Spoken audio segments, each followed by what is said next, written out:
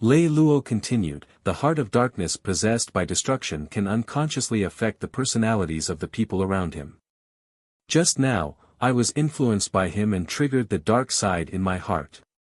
Yuna nodded and suddenly said hurriedly, then could the girls around him have been influenced?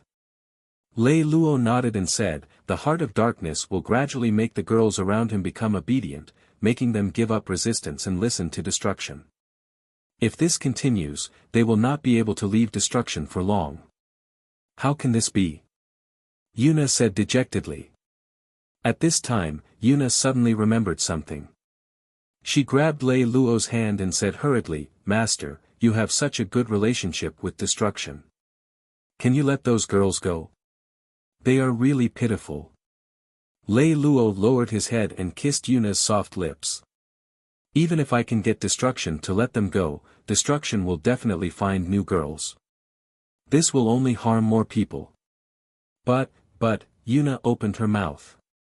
She found that she really could not refute Lei Lou's words. But she could not do anything. She felt very uncomfortable. Yuna, you can follow me from now on. I'll take good care of you. Lei Lou kissed Yuna's lips. Lei Lou really liked this gift from the magic dragon. Yuna nodded blankly. So what if she didn't want to? Right now, her fate couldn't be controlled by herself. Lei Lou continued to say to Yuna, you and Lang Mei can be my guardian knights from now on. Yuna nodded again. She had no other choice. At this moment, she suddenly thought of her somewhat cold father. She wondered how he was doing now. All right, you can get up. Go and eat first. Lei Lou patted Yuna's round buttocks and a light flashed in his hand. A long dress appeared on Yuna's body. Yuna looked at Lei Lou with a complicated gaze. Then she thanked Lei Lou in a low and inaudible voice. Lei Lou and Yuna walked out of the room together and then went to see Sith and the others. They had a hearty meal together. Then, they used the teleportation magic array to let them return to the continent. Lei Lou looked at the continent with relief and silently recalled everything that had happened in the past 6 years. Lang Mei and Meng both quietly thought that Lei Lou had it. Behind them were Yuna and Michelle. The two of them had already become Lei Lou's job-changing maids. All right, we'll meet again in the future. There's no need to be too sad. Lei Lou looked at Meng's red eyes. Meng also quietly leaned on Lei Lou, closing her eyes to feel the warmth of her lover. All right, let's go and prepare. We have to set off for the Blue Moon Empire, Lei Lou said to Yuna and Michelle who were behind him. The two of them nodded, turned around, and went back to pack their things. Lei Lou turned around and walked into the castle. In the hall, he saw destruction. In the hall, there were two naked women holding short swords in their hands. They were constantly exchanging blows. Watching their fight and the faint spring light that was unintentionally revealed, they also felt that it was really interesting. Are you ready to leave? Destruction sat on his throne and raised his cup to Lei Lou from afar. Lei Lou nodded and said, then I'll leave this place to you. Destruction didn't say anything. He nodded and continued to enjoy the fight between the two women below. Yuna and Michelle quickly packed up. Lang Mei and Meng also came to Lei Lou's side. Lei Lou put on his mask again. With a flash of silver light, a teleportation magic array appeared under his feet. They soon disappeared into the magic array. A valiant-looking female knight said, Your Majesty, the troops of the Blue Moon Kingdom are all guarding the city. They can't be breached in the short term. The most important thing is that the orcs are constantly attacking our rear supplies. This has caused us a great loss. In the large tent sat a very young man. He was Yen, the current first prince of the Kingdom of Blue Moon. The second prince, Lei, had died at his hands. Yen thought about it in distress and said, General Alice, what do you think we should do now? Right now, we are short of rations, and the morale of the army is somewhat shaken. Moreover, we have just started, and we can't collect taxes in the territory. If things go wrong, there will be riots. When that happens, it will be even more difficult. Alice was one of Yan's 4 great generals. She could not help but have powerful martial skills and was very military-minded. It was all thanks to her that she was able to defeat Prince Lei. Alice thought for a moment and said, "Your Majesty, I know of a plant that can mature quickly. We can send it to some idle troops and let them be self-sufficient. This way, we can save a large amount of provisions." Yan was overjoyed when he heard this. He said excitedly, "General Alice, you have full authority to handle this matter. I will send people to assist you. Also, have the 2nd and 4th Legions speed up and try to take down Huck City as soon as possible. That way, we can head straight for Blue Moon City and there will be no more cities that can stop me on the way." "Understood, Your Majesty." Alice turned around and walked out. But they hadn't expected that a large amount of help would appear out of thin air for the Blue Moon Kingdom. At this moment, Lei Lou was already on his way to Blue Moon City. He hadn't returned for 6 years, and he missed his women in Blue Moon City very much. For the people in Blue Moon City, today was a very special day. In the Blue Moon City, one of the 3 beauties, Little Moon, arrived at the city gate early in the morning as if she was waiting for something. And the most attractive thing was a beautiful little elf sitting on her shoulder. This elf was 1,000 times more beautiful than all the beauties in the city. They were also very curious, so they all gathered here. More and more people also gathered at the city gate. They all stopped nearby and looked at the beautiful elf with infatuation. However, Little Moon still looked into the distance without moving, as if she was waiting for something. She just kept waiting for 3 hours. Just when the people were still infatuated with the elf's beauty, a strong sense of oppression put everyone on probation. Everyone looked up and saw a black dot in the distant sky flying toward Blue Moon City. Gradually, the people who were standing still could not hold on any longer. Their bodies started to retreat involuntarily, and the black dot was about to reach the people. Everyone looked at the majestic black dragon in a daze. Immediately, everyone's nerves were shocked again. Because 5 people jumped off the black dragon's back, the others were all shocked when they saw this. This was a dragon knight. A true dragon knight. This dragon was obviously a high-level dragon. At this time, little Yuer, who was at the door, ran over happily. The elf on her body directly transformed into a young girl's appearance as she threw herself into the arms of the silver-masked man on the dragon's back. Although this kind of luck was not shallow, the surrounding people all saw the terrifying destructive power of the elf throwing herself into the man's arms under the man's feet. The ground was filled with cracks that looked like a turtle shell. They were at least 5 to 6 to 7 meters long. Everyone shrunk their necks. If this was an ordinary person, they would probably be knocked to death. Lei Lou caressed the elf in his arms and said softly, "Alanis, long time no see." Meng looked at this beautiful elf in surprise from behind. She did not expect that she was not the first elf that Lei Lou knew. "Master, I missed you so much." With just these words, Lei Lou could feel Alanis's longing for him.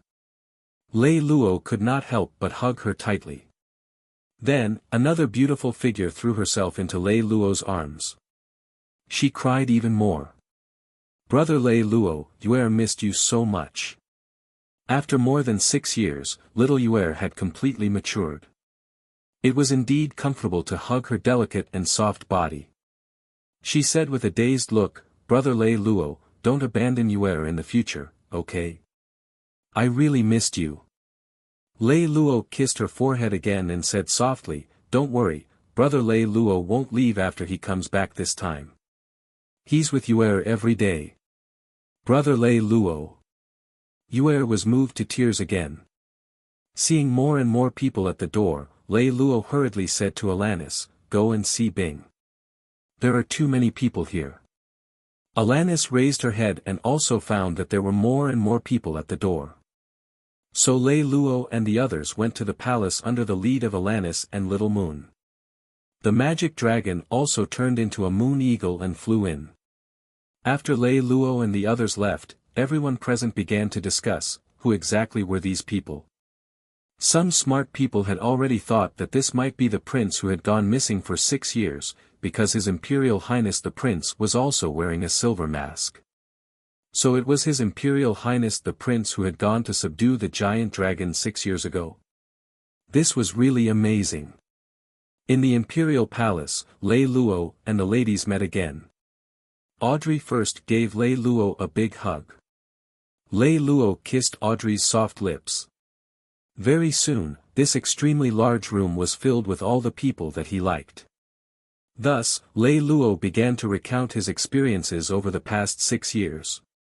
Although he understood that he was very powerful, he was still able to control his emotions.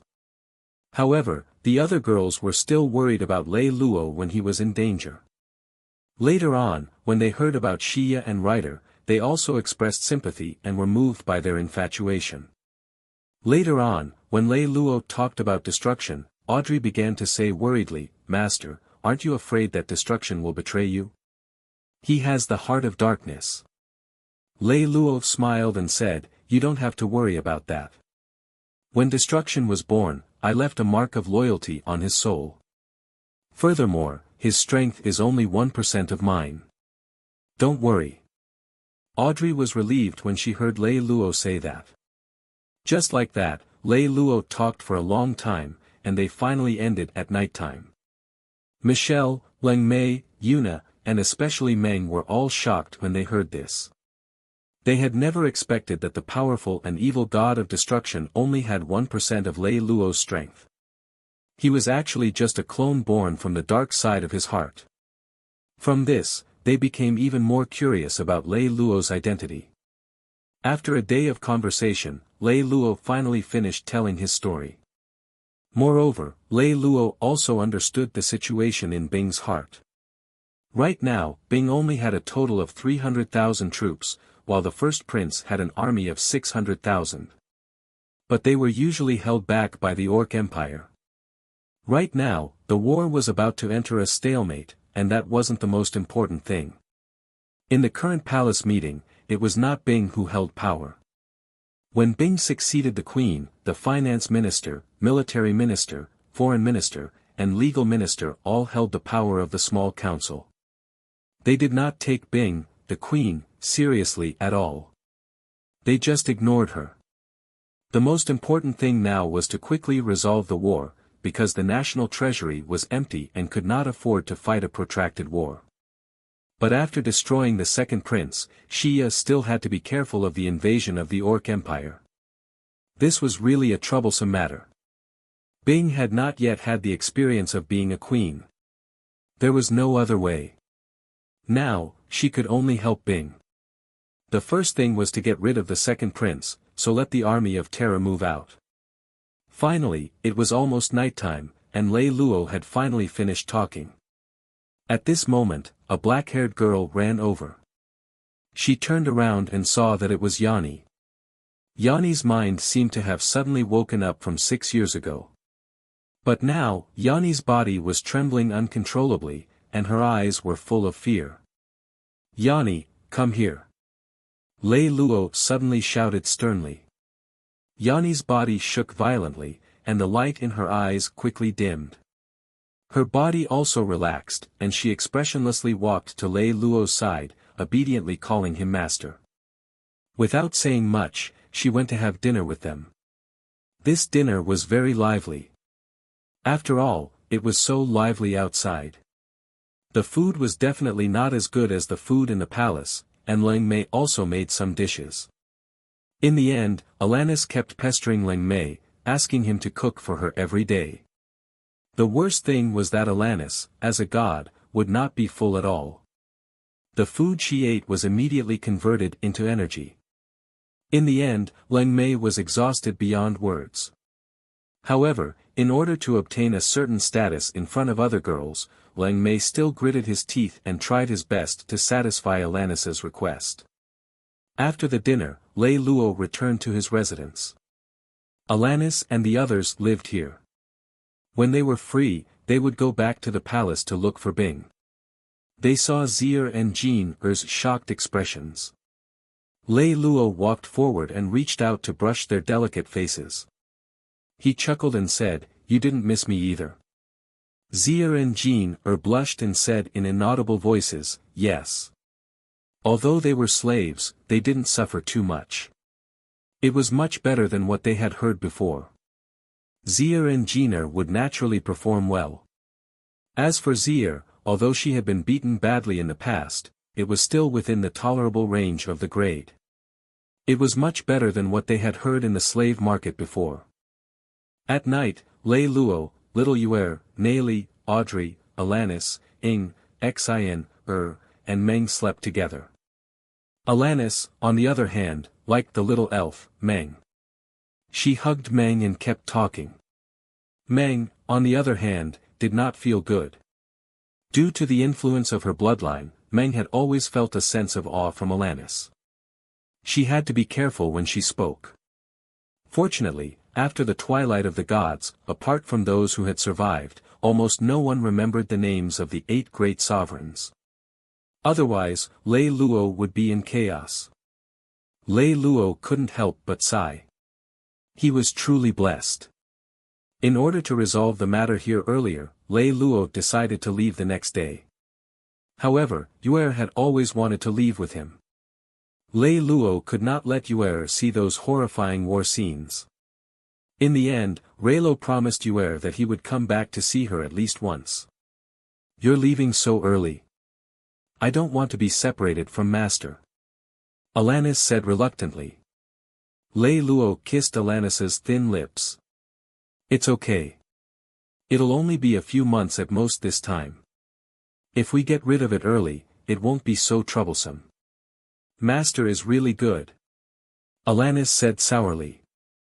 Lei Lou smiled and said, "Don't you like her?" Although Alanis was not convinced, she still said truthfully, "She's not bad. She's very calm when doing things, but sometimes she's too kind. Otherwise, she wouldn't be so passive now." After chatting for a while, it was already afternoon. Lei Lou was basking in the sun in the courtyard alone. Looking at the girls playing not far away, he could not help but feel that he was addicted to women. He also decided to leave tomorrow, so he would spend more time with them. The next day, Lei Lou went to Huck City. Yesterday, he received urgent military news.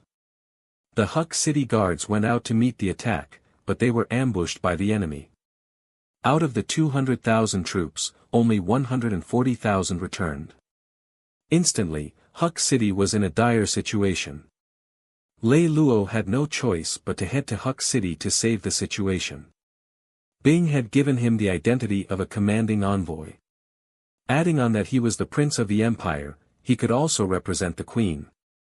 However, Lei Lou did not know the exact location, so he used teleportation to move forward. At this moment, Huck City was under siege. "Brothers, hold on. Reinforcements are coming," a general shouted loudly. He continued to cut down the people who had climbed up the city wall.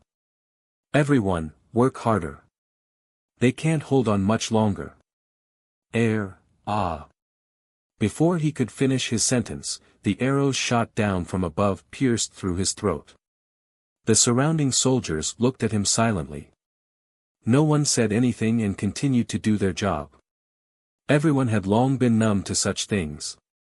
For 7 days in a row, they continuously attacked, allowing the others to adapt to such a death scene. Following the sound of a horn, the enemy also abandoned several corpses and retreated. The ground was dyed red.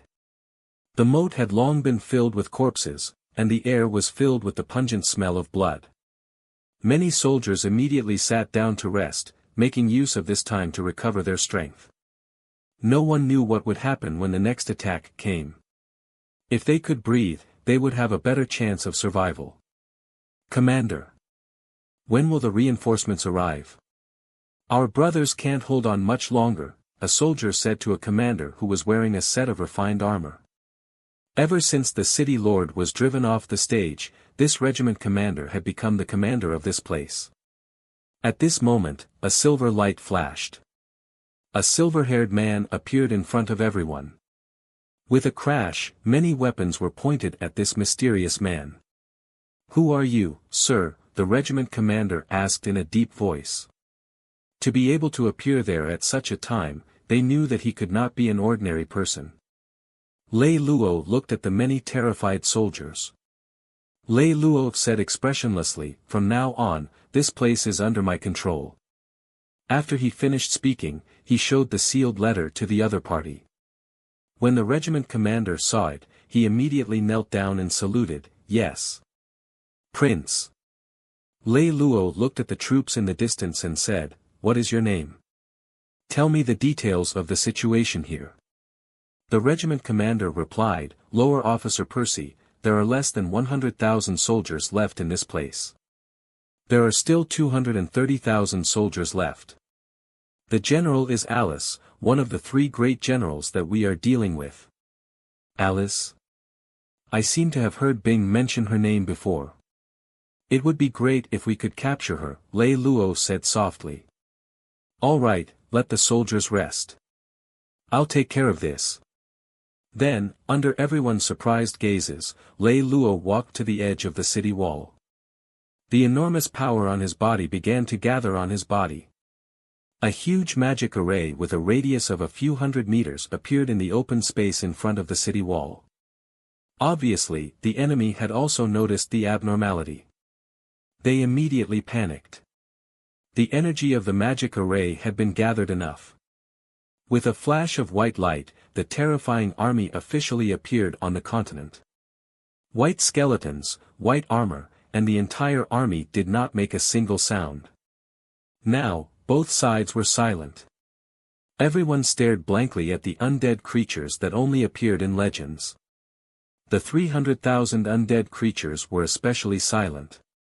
Everyone was in a daze, but Lei Lou wasn't. He pointed with his finger, and the 100,000 death knights began to charge forward. Then, the skeleton bow and arrows began to fire. The densely packed bone arrows all poured into the enemy's camp. Countless screams rang out. Only then did the enemy react. They hurriedly raised their shields to block, but sadly, they discovered that the enemy cavalry had already arrived in front of them.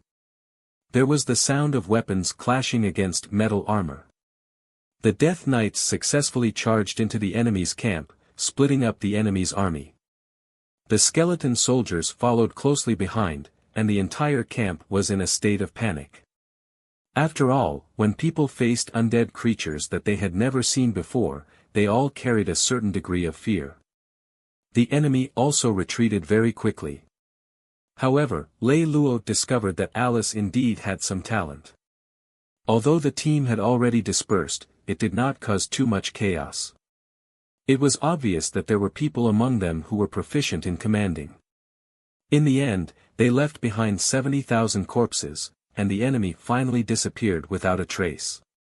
The surrounding soldiers immediately cheered. At this time, they did not care about any evil undead magic. As long as they could obtain victory, it would be their greatest success. 3 days later, reinforcements finally arrived. Lei Lou led the 100,000 people who had been reorganized and began to recover the lost land. Along the way, it was simply unstoppable. Wherever Lei Lou went, all the cities surrendered. The reputation of the undead army slowly spread. Hearing it made people feel terrified. They didn't want to be treated as skeleton soldiers. At this time, Lei Lou was even more aware of Alice's talent. She used guerrilla tactics to gradually erode many of Lei Lou's undead troops. Lei Lou could not make a move personally, so he could only continue to summon the bloodthirsty army. Under the pursuit of 600,000 undead creatures, Alice gradually began to have no way to fight back. Because the skeleton soldiers could not eat or drink, their marching speed was far faster than Alice's army. In the end, they were caught up. There were only 50,000 soldiers in front of them. The other 100,000 soldiers had already retreated. These 50,000 soldiers were the army that had been left to stop Lei Lou. Lei Lou did not have any tactics either. It was good as long as there were many of them. They directly charged from both sides. There was a buzz. Dense arrows covered the entire sky. Then, there was a bang. The knights on both sides came into contact. The people in the center area were immediately knocked over. It seemed that these people were really desperate. A soldier had half of his shoulder cut off, but his mouth was tightly biting a skeleton soldier. The soldier behind him immediately went forward and smashed the skeleton soldier into pieces with a hammer. The intensity of this battle was far beyond Lei Lou's imagination. From morning till dusk in the afternoon, the entire hillside was dyed red with blood. Lei Lou's skeleton soldiers actually lost close to 40,000. At the last moment, the potential that a person could unleash was really huge. Skeleton summon. The soldiers that died in those places began to break out of their bodies one after another. 000 skeleton soldiers and 30,000 death knights stood up one after another. Now, it was time to continue the chase. Lei Lou did not believe that he could not catch up with her. Right now, there was only a group of skeleton soldiers here. There was not even a single person who spoke. Lei Lou had heard that Alice was very beautiful. If it really did not work out, he would look for her to come over and have fun. Lei Lou looked at the retreating team in the distance like a tide. After he calmed down, Lei Lou also discovered his own flaws. Lei Lou and the other two had great strength, but they weren't good at strategy. It seemed that if he could recruit her, it might be beneficial to him. How boring. Lei Lou felt bored as he looked at the group of liches in front of him who were constantly repairing themselves. Looking at these skeletons who couldn't think or speak every day, anyone would feel a headache. Now, Lei Lou wanted to find someone to talk to, but who? A figure suddenly flashed through his mind. The angel, Ace, was pretty good. It had been a long time since he had seen her. But as a blazing angel, her sudden disappearance would probably cause a lot of trouble. Then it was better to find Angela. In my name, summon. Lei Lou said softly, and a spacetime door suddenly opened in the void. A white figure was bounced out with a cry of surprise. Lei Lou opened his hand and took Angela into his arms. With a cry of surprise, Angela hurriedly struggled away. Seeing that it was Lei Lou, she heaved a sigh of relief and said with slight dissatisfaction, "You scared me to death. Why didn't you tell me first?" Lei Lou didn't say anything but just looked at Angela up and down. Angela was at a loss for what to do under Lei Lou's gaze. She blushed and said, What are you looking at? Is there anything wrong with admiring your beauty?" Lei Lou smiled evilly. Angela wanted to say something, but she couldn't say anything. Her face turned even more pink. "Didn't you miss me?" Lei Lou also rarely saw Angela's good looks, so he couldn't help but tease her. "You, scoundrel." Angela couldn't help but say it. But after saying it, she felt regretful.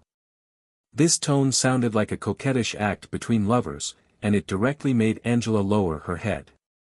"Haha." Lei Lou also laughed happily. Come here." Lei Lou reached out and pulled Angela into his arms. Angela could only come to Lei Lou's arms. Lei Lou's hand gently caressed Angela's white cheeks. "You." Angela's face was red, but she still could not say a word. Lei Lou kissed Angela's soft lips.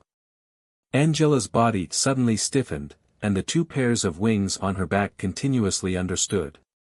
Gradually, Angela's body also softened, and her eyes slowly closed. Lei Lou hugged Angela and gently caressed her white wings, enjoying the warmth of this moment. Gradually, Angela finally came back to her senses. She was very shy and kept lying in Lei Lou's arms, not daring to raise her head. "Okay, don't be shy. We will be together for a long time. Just stay by my side." Lei Lou kissed Angela's forehead. Angela's lips moved slightly, but she didn't say anything in the end. Right now, Lei Lou and Angela were lying side by side on a white cloud. After Lei Lou's modification, this white cloud could bring people along. Lying on it felt soft and comfortable. Angela lay next to Leroy tiredly. She was completely naked and had already fallen asleep. Her face was flushed after the storm. Lei Lou looked at Angela's beautiful sleeping posture. He unconsciously compared her to Michelle. Lei Lou then realized that their personalities seemed to be completely opposite. One was soft on the outside, hard on the inside, and soft on the inside. It was really very interesting. Divine domain, insight. Lei Lou's spiritual power spread out like the sea. Soon, he locked onto Alice's position, and she had no way to escape. At this time, a 500-man cavalry team was running toward Lei Lou. They were carefully lying in ambush near the bend. If Lei Lou hadn't found them, they would have suffered great losses. But they had already been discovered, so the ambush was meaningless. Lei Lou's troops gradually arrived at the ambush location. This was indeed a good place for an ambush. The hills blocked their vision, and the jungle blocked their view, making it suitable for hiding. As soon as they reached the hill area, Lei Lou gave the order to stop the troops. Then, thousands of skeleton soldiers quickly moved forward, forming a square formation. Buzz! There was a sound. Immediately following them were bone arrows that blotted out the sun, pouring into the back of the hill. Instantly, a series of human screams could be heard. Lei Lou even cast a quicksand spell. Behind the hill, there were countless screams again. The people lying in ambush there probably couldn't run even if they wanted to. The rain of arrows shot into the sky for a full 10 minutes before the screams gradually stopped. Then the army moved on, and sure enough, behind the hill, there were bodies. Lei Lou didn't bother with them either and just kept going. On the other side, Alice was in a bad mood. Less than 100 of the 500 cavalrymen had returned. It seemed that the enemy had known about their ambush in advance. Could it be that there was a mole in his own team? Lei Lou shook his head in distress. He walked out of the tent and looked at the exhausted soldiers around him. At this time, the morale of the soldiers had fallen to the lowest point. Was it rare that these hundreds of thousands of soldiers would lose their lives here? This war had already failed. 600,000 undead creatures were absolutely unimaginably powerful on this continent. Now, she should think about how to keep these soldiers alive. She couldn't just watch these generals who lived together day and night lose their lives, right? Thinking of this, Alice sighed again. She looked ahead uneasily. Could they really get out of the predicament there? At this moment, right in front of the team, a huge magic array was operating. An endless stream of undead creatures was appearing from the magic array. Reporting, General. The place is only 5,000 meters away from us now, a scout said to Alice in a panic. What? How can it be so fast? Alice said in surprise. Then, she understood. What should we do? The skeleton soldiers don't need to rest at all, but the soldiers need to rest. What should we do? Give me the map. Alice made a prompt decision and spread out the topographic map of the area. The map clearly showed that the army was at the intersection of 3 gorges. Alice looked at the road in front of the army with worry. It was easy to be ambushed there. Alice was a little hesitant and immediately ordered, "Get all the scouts out immediately. Make sure to check the terrain in front and see if there is an ambush." "Yes, General."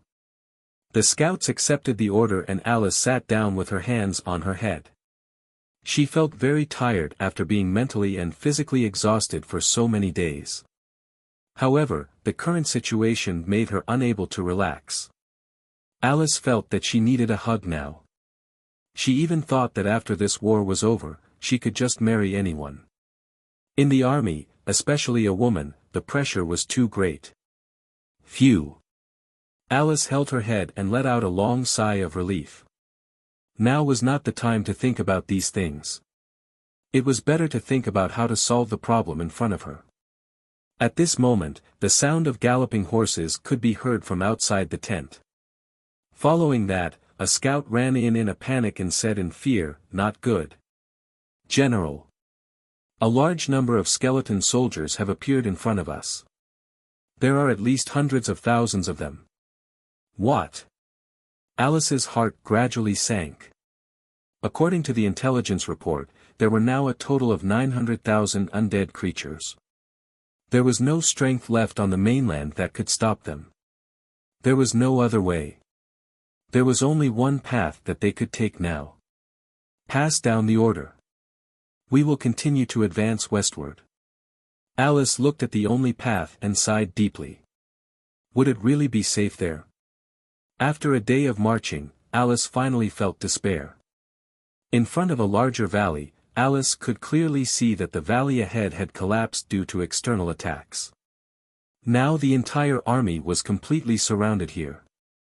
Alice looked at the exhausted and desperate soldiers around her, and for the first time, Alice had the impulse to cry. But Alice knew that she had to endure it. Once she showed her weakness, the morale of the team would collapse. There was no other way. Alice quickly ordered the team to rest and then find an opportunity to attack. Although Alice thought that the success rate of doing so was almost zero, in order to stabilize the morale, Alice could only quickly give orders. 3 days later, Alice still could not do anything to them. In the 3 days, the troops broke through the encirclement countless times. However, each time they suffered heavy losses. The other party did not seem to be in a hurry to attack. They only blocked her in front of the mountain pass. What exactly were they planning to do?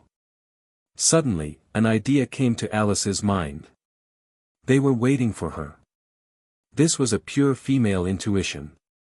Looking at the low morale of the soldiers, Alice gritted her teeth and decided to go to the enemy's camp alone. Looking at the densely packed skeleton soldiers in front of her, Alice took a deep breath and carefully approached them. Suddenly, all the skeleton soldiers looked at Alice. Alice was so shocked that she did not dare to move. Once she was attacked, she would definitely die without a burial ground. Caw, caw. Such sounds continued to ring out. All the skeletons retreated to both sides. A wide road appeared in the middle. Alice took a deep breath. It seemed that she had guessed correctly. Looking at the tent in the distance, Alice walked forward step by step. The more Alice walked, the more frightened she became. From just now until now, she had never seen a single tinder. Could it be that these nearly 900,000 undead creatures were all controlled by the same person? Alice knew that the necromancer's spiritual power was in direct proportion to the undead creatures he controlled. If he could control so many undead creatures at the same time, his spiritual power would be unimaginable. Cold sweat broke out on Alice's forehead. Looking at the tent in front of her, she took a deep breath and stepped in. The tent was not big. The moment Alice arrived at the door, she saw a silver-haired man wearing a mask sitting by the bed. There was a beautiful blonde girl lying on the bed. "You're finally here." Lei Lou chuckled. "Let me introduce myself. I'm the husband of the Ice Queen and the Prince of the Blue Moon Kingdom." Alice sighed and kneeled on the ground. "Your Highness, please let my troops go."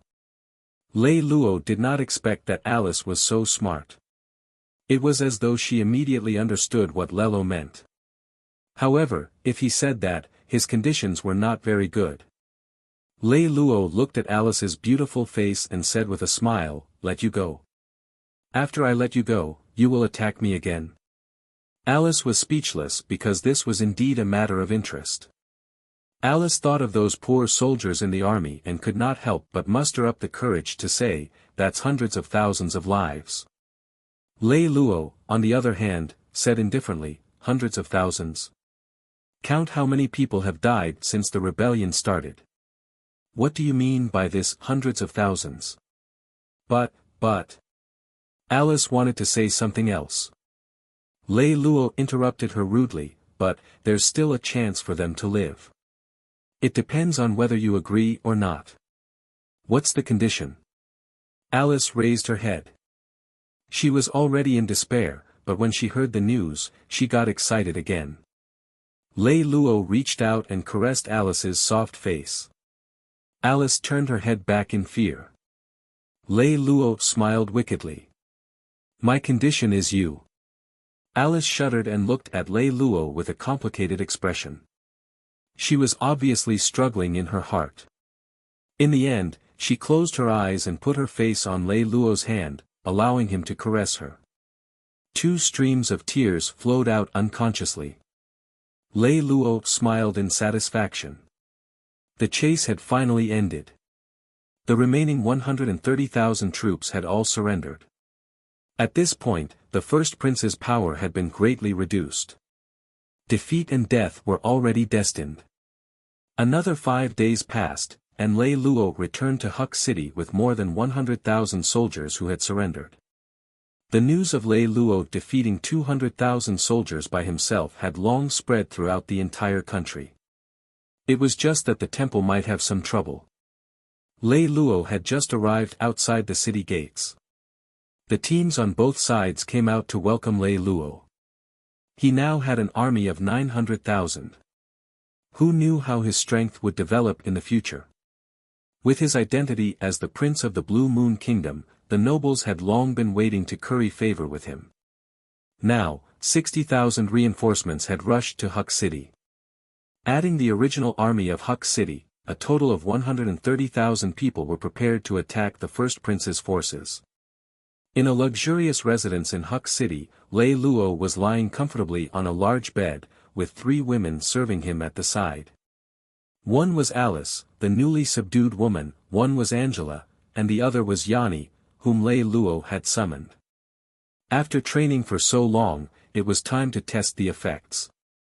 Angela had already retracted her wings. She didn't dare let others know that she was an angel. Otherwise, it would be a huge loss of face.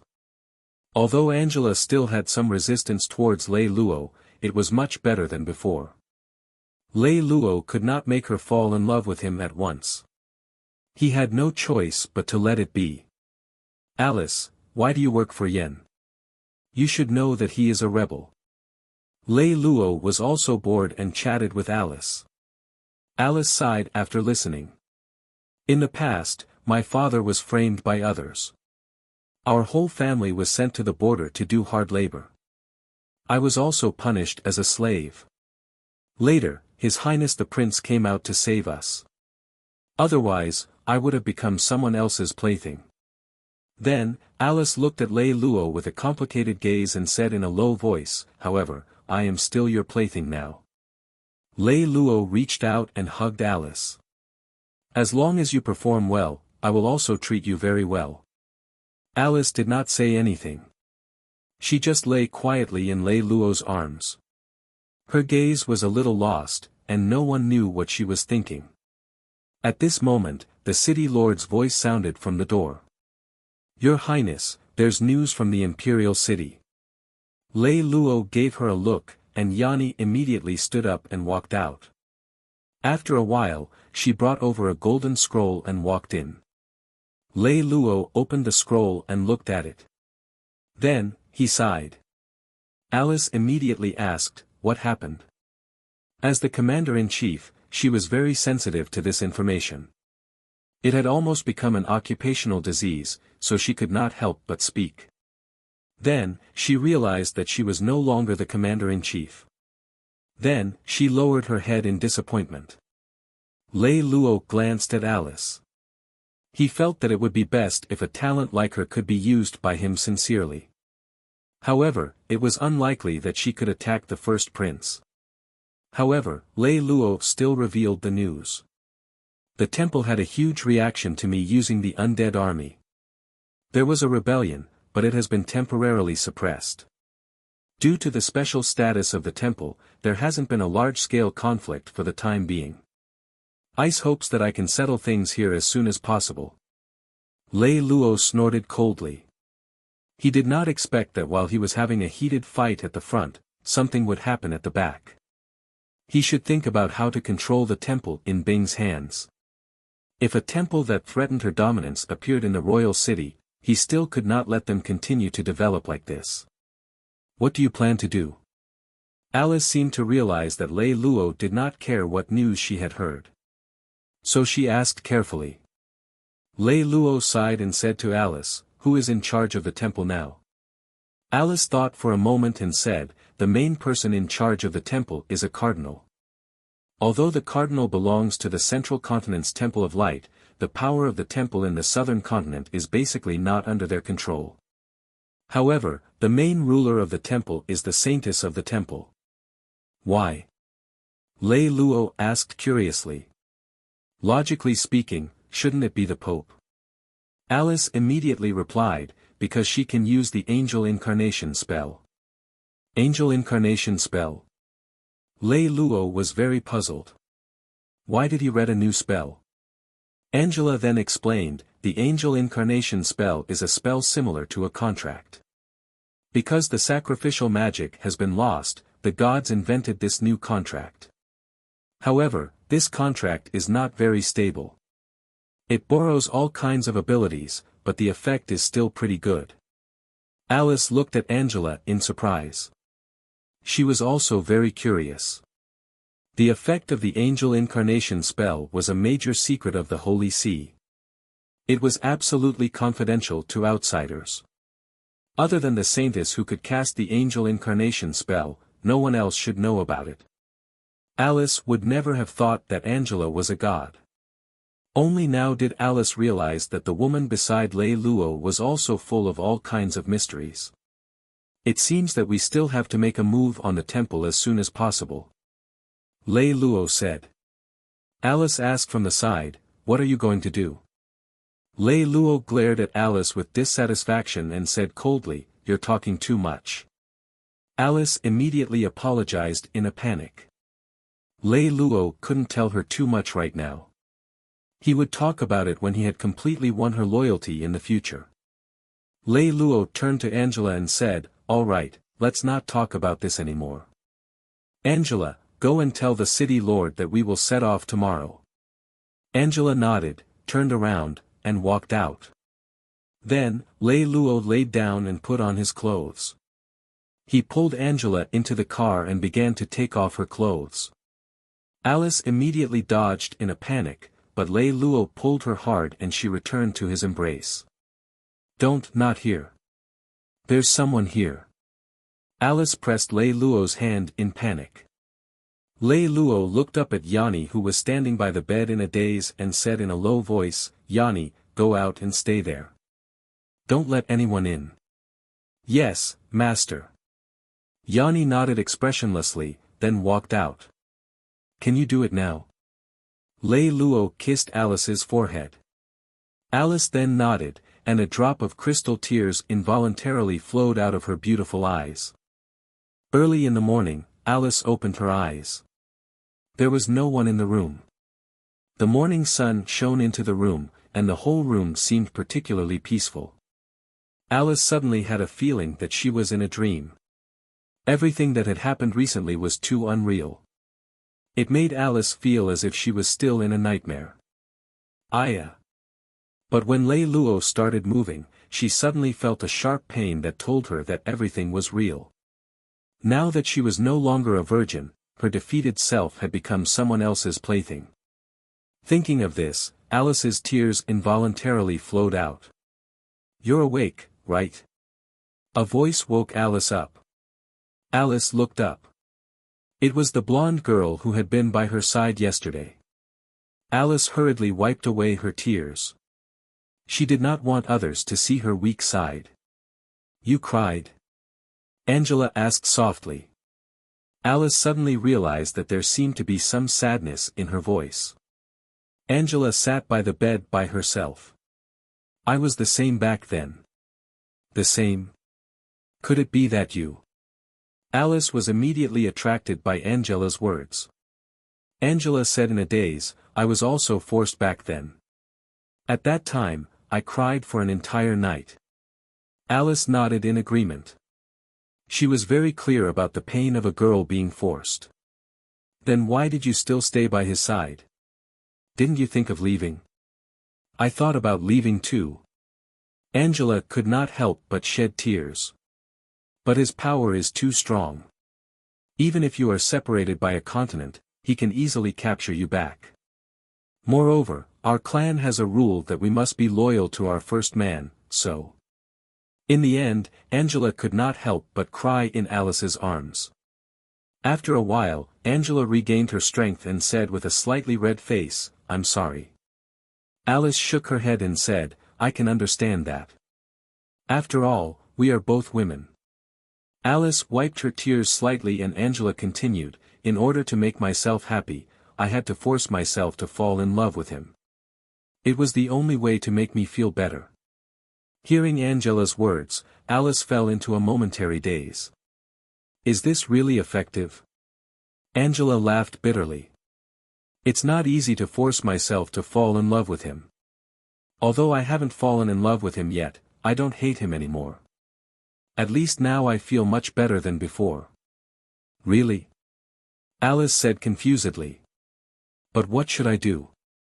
I can see that he still likes you, but what about me? I'm just his plaything.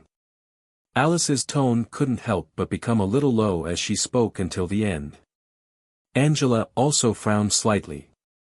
She thought for a moment and said, "There's no way for that at the moment. You can only think of a way to get his attention and make him fall in love with you." Is that so? Alice muttered in a low voice. There's no other way. For your own sake, you should at least try. Angela nodded with a smile. But none of them noticed that Yanni, who was standing at the door, was listening carefully to their conversation. At this moment, Yanni was no longer in a listless state. Her eyes were already filled with brilliance. And if one looked carefully, they would notice that there were faint traces of tears under her eyes. Suddenly, Yanni's expression changed, and her eyes became dim again. However, she gently knocked on the door frame. Although the sound was not loud, it was enough for the two people inside to hear. Alice and Angela heard the noise and immediately stopped talking. Just as the two of them were puzzled, Yanni's emotionless voice sounded from the door, "Master." Alice and Angela immediately separated and carefully wiped the tears off their faces. Although they didn't understand why Yanni had to remind them, it was obviously not the time to think.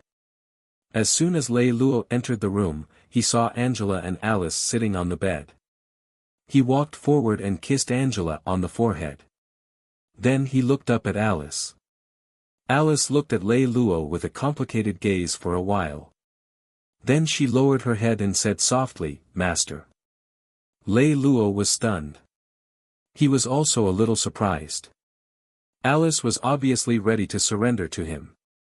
After all, a few days ago, she still refused to take the initiative to call him "Master."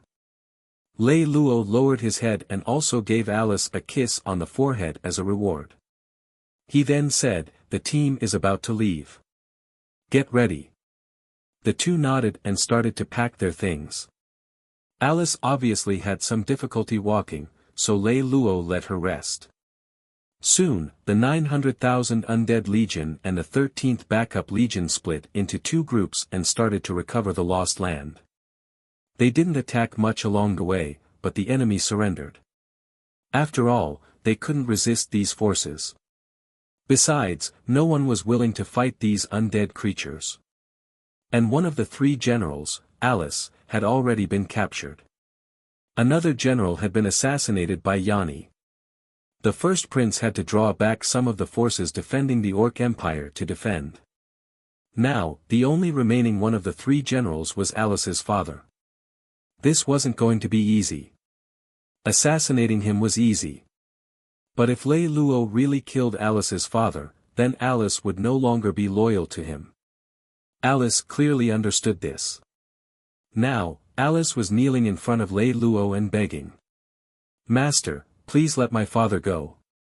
Alice knelt in front of Lei Lou and begged bitterly. Lei Lou thought about it and said, "But your father, if he doesn't become my enemy, then it doesn't matter. But now, he can't let the tiger go back to the mountain, right?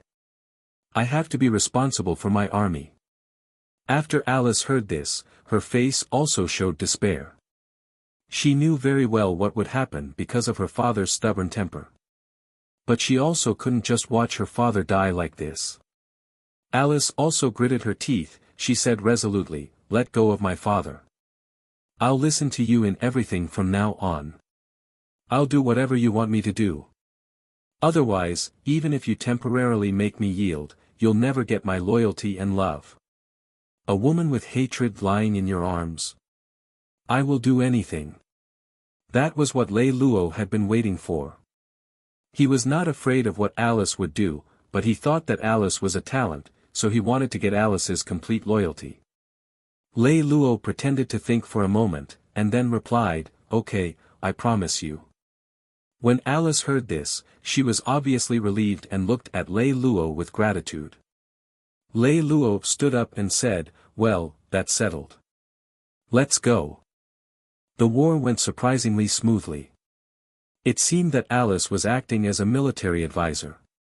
The few generals whom she met later were not so smart, but they could understand after thinking for a while. There were still a few talented generals like Alice. Soon, it was time for the final battle, but they encountered trouble at this time. It was said that the situation at the temple was getting more and more serious. The battle at Lei Lou's side had to end as soon as possible. Now, there was only Versailles Fortress left. This was the second military fortress of the Blue Moon Kingdom. The city walls were nearly 1,000 meters tall. The thickness was also 6 to 7 meters. It was too difficult to break through. Lei Lou looked at the military map of Versailles Fortress and said worriedly, "What should we do?" In the past 10 days, they had failed to attack the fortress several times. This fortress was too sturdy. The city walls were not only thick, but there was also a strong defensive barrier. What should we do? Lei Lou looked at the military map of the fortress and was a little worried. Angela and Alice were also watching from the side. "Forget it, I'm tired of fighting this kind of war. I'll do it myself this time. After fighting, I'll go back and rest." "You'll do it yourself?" Alice asked doubtfully. Angela, on the other hand, opened her mouth wide in surprise. "Don't tell me you're thinking of blowing up the entire fortress." Lei Lou shook his head and said, "I just need to blow a hole in the fortress." Alice, who was listening by the side, was dizzy. Just how powerful was her master? The next morning, all the troops were ready to go. Lei Lou, Angela, and Alice came to the front of the troops. They looked at the tall city wall in front of them. Lei Lou nodded to Angela. Angela quickly turned back to the general behind her and said, "Order all the soldiers to lie down." Although the general behind them was somewhat dissatisfied with a woman's order, they did not know why. However, they had no choice but to obey because of Lei Lou's power. Thus, the order for everyone to lie down was passed down layer by layer. Although none of them could understand why, they still did not disobey the military rations. Lei Lou jumped up and countless fire elements gathered towards him. A white-hot fireball gradually formed above Lei Lou.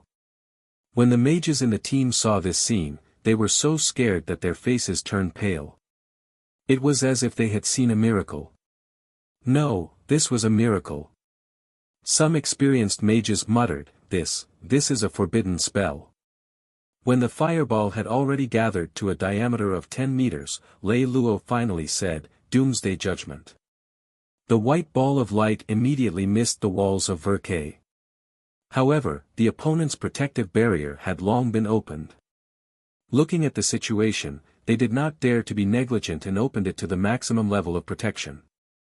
Rumble. There was a loud sound. A powerful shockwave swept over. Now, the soldiers finally understood why they were allowed to arrive. If they did not lie down on the ground in advance, they would have been blown to God knows where by now. After a while, the smoke dispersed. The defensive barrier of the city had been completely destroyed. Even the city walls had many cracks. However, they were still able to withstand the attack. It had to be said that this fortress was indeed an explanation. Alice looked at the intact city wall and asked Lei Lou, "Should we attack now?" Lei Lou shook his head and grabbed at the void with both hands. Countless light elements gathered in his hands. Two huge golden light swords that were dozens of meters long appeared in Lei Lou's hands. He held one light sword in each of his left and right hands. Lei Lou waved his hand and shouted, "Sword of the Sun." Looking at the defensive line of the forbidden spell, Alice's eyes narrowed. Because on the city wall stood a figure that she was extremely familiar with. No! Alice screamed in fear, but it was too late. Boom! This attack was not aimed at the defensive barrier. Instead, it hit the city wall. The entire city gate was smashed into pieces.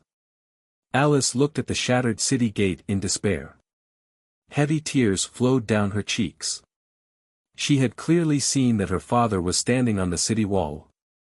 She should have thought that as the commander-in-chief, how could her father not defend the city gate? Alice's heart was filled with incomparable regret. But at this moment, a voice pulled Alice back from hell. "Don't worry, your father didn't die under my protection." At the same time, a figure flew up from the ruins. Alice saw clearly that that person was her father. Soon, a middle-aged man flew to Lei Lou's side. This was Alice's father, an old and strong man with grey sideburns. "Lock him up first. We'll attack the city first." Lei Lou waved his hand, and countless undead swarmed into the fortress.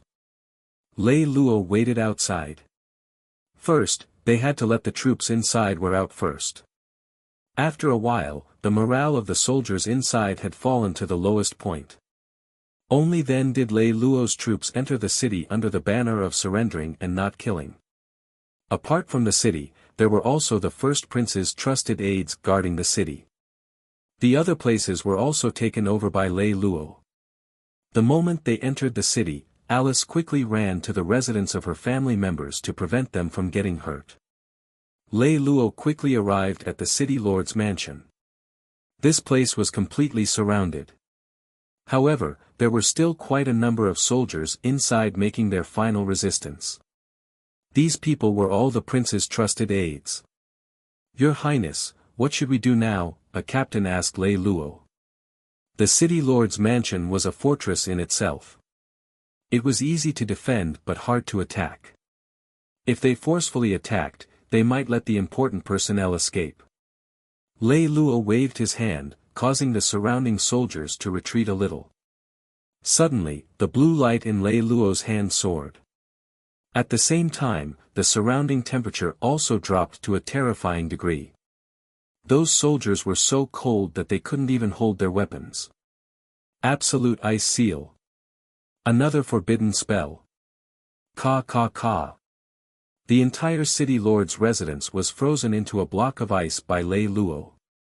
There was no need to mention the people inside. They were definitely all dead.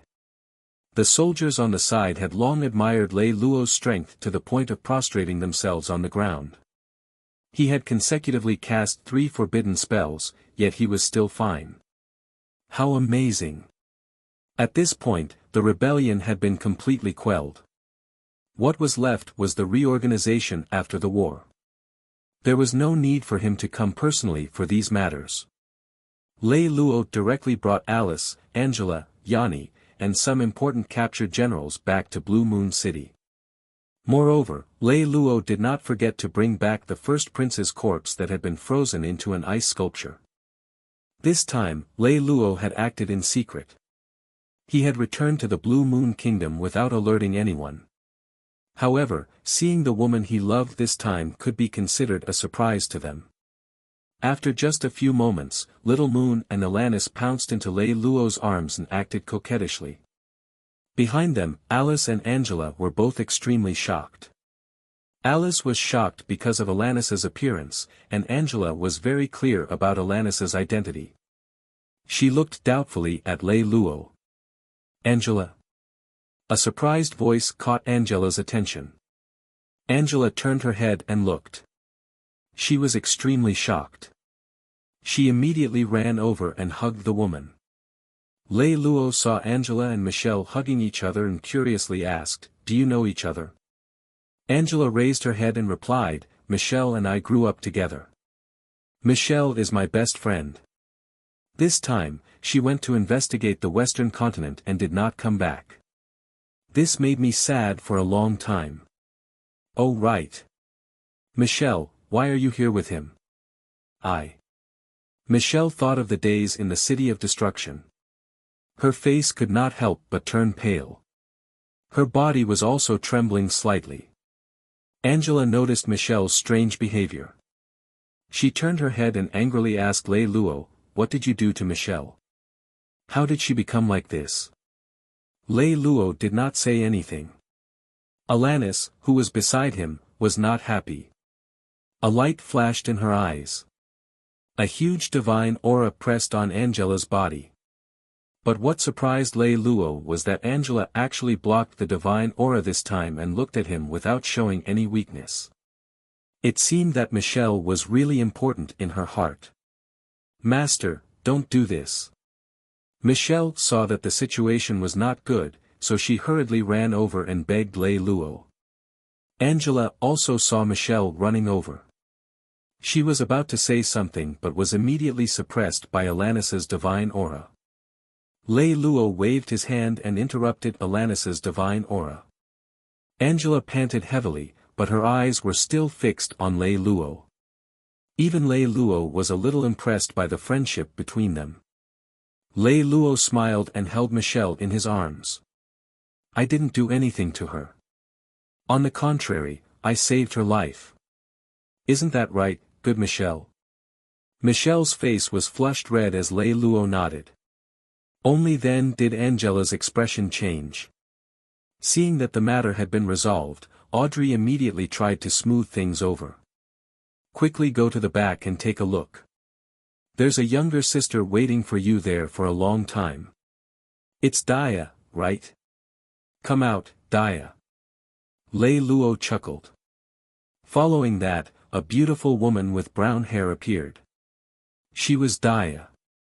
Daya stood quietly behind Lei Lou and looked at him with infatuation. Tears gradually welled up in her eyes.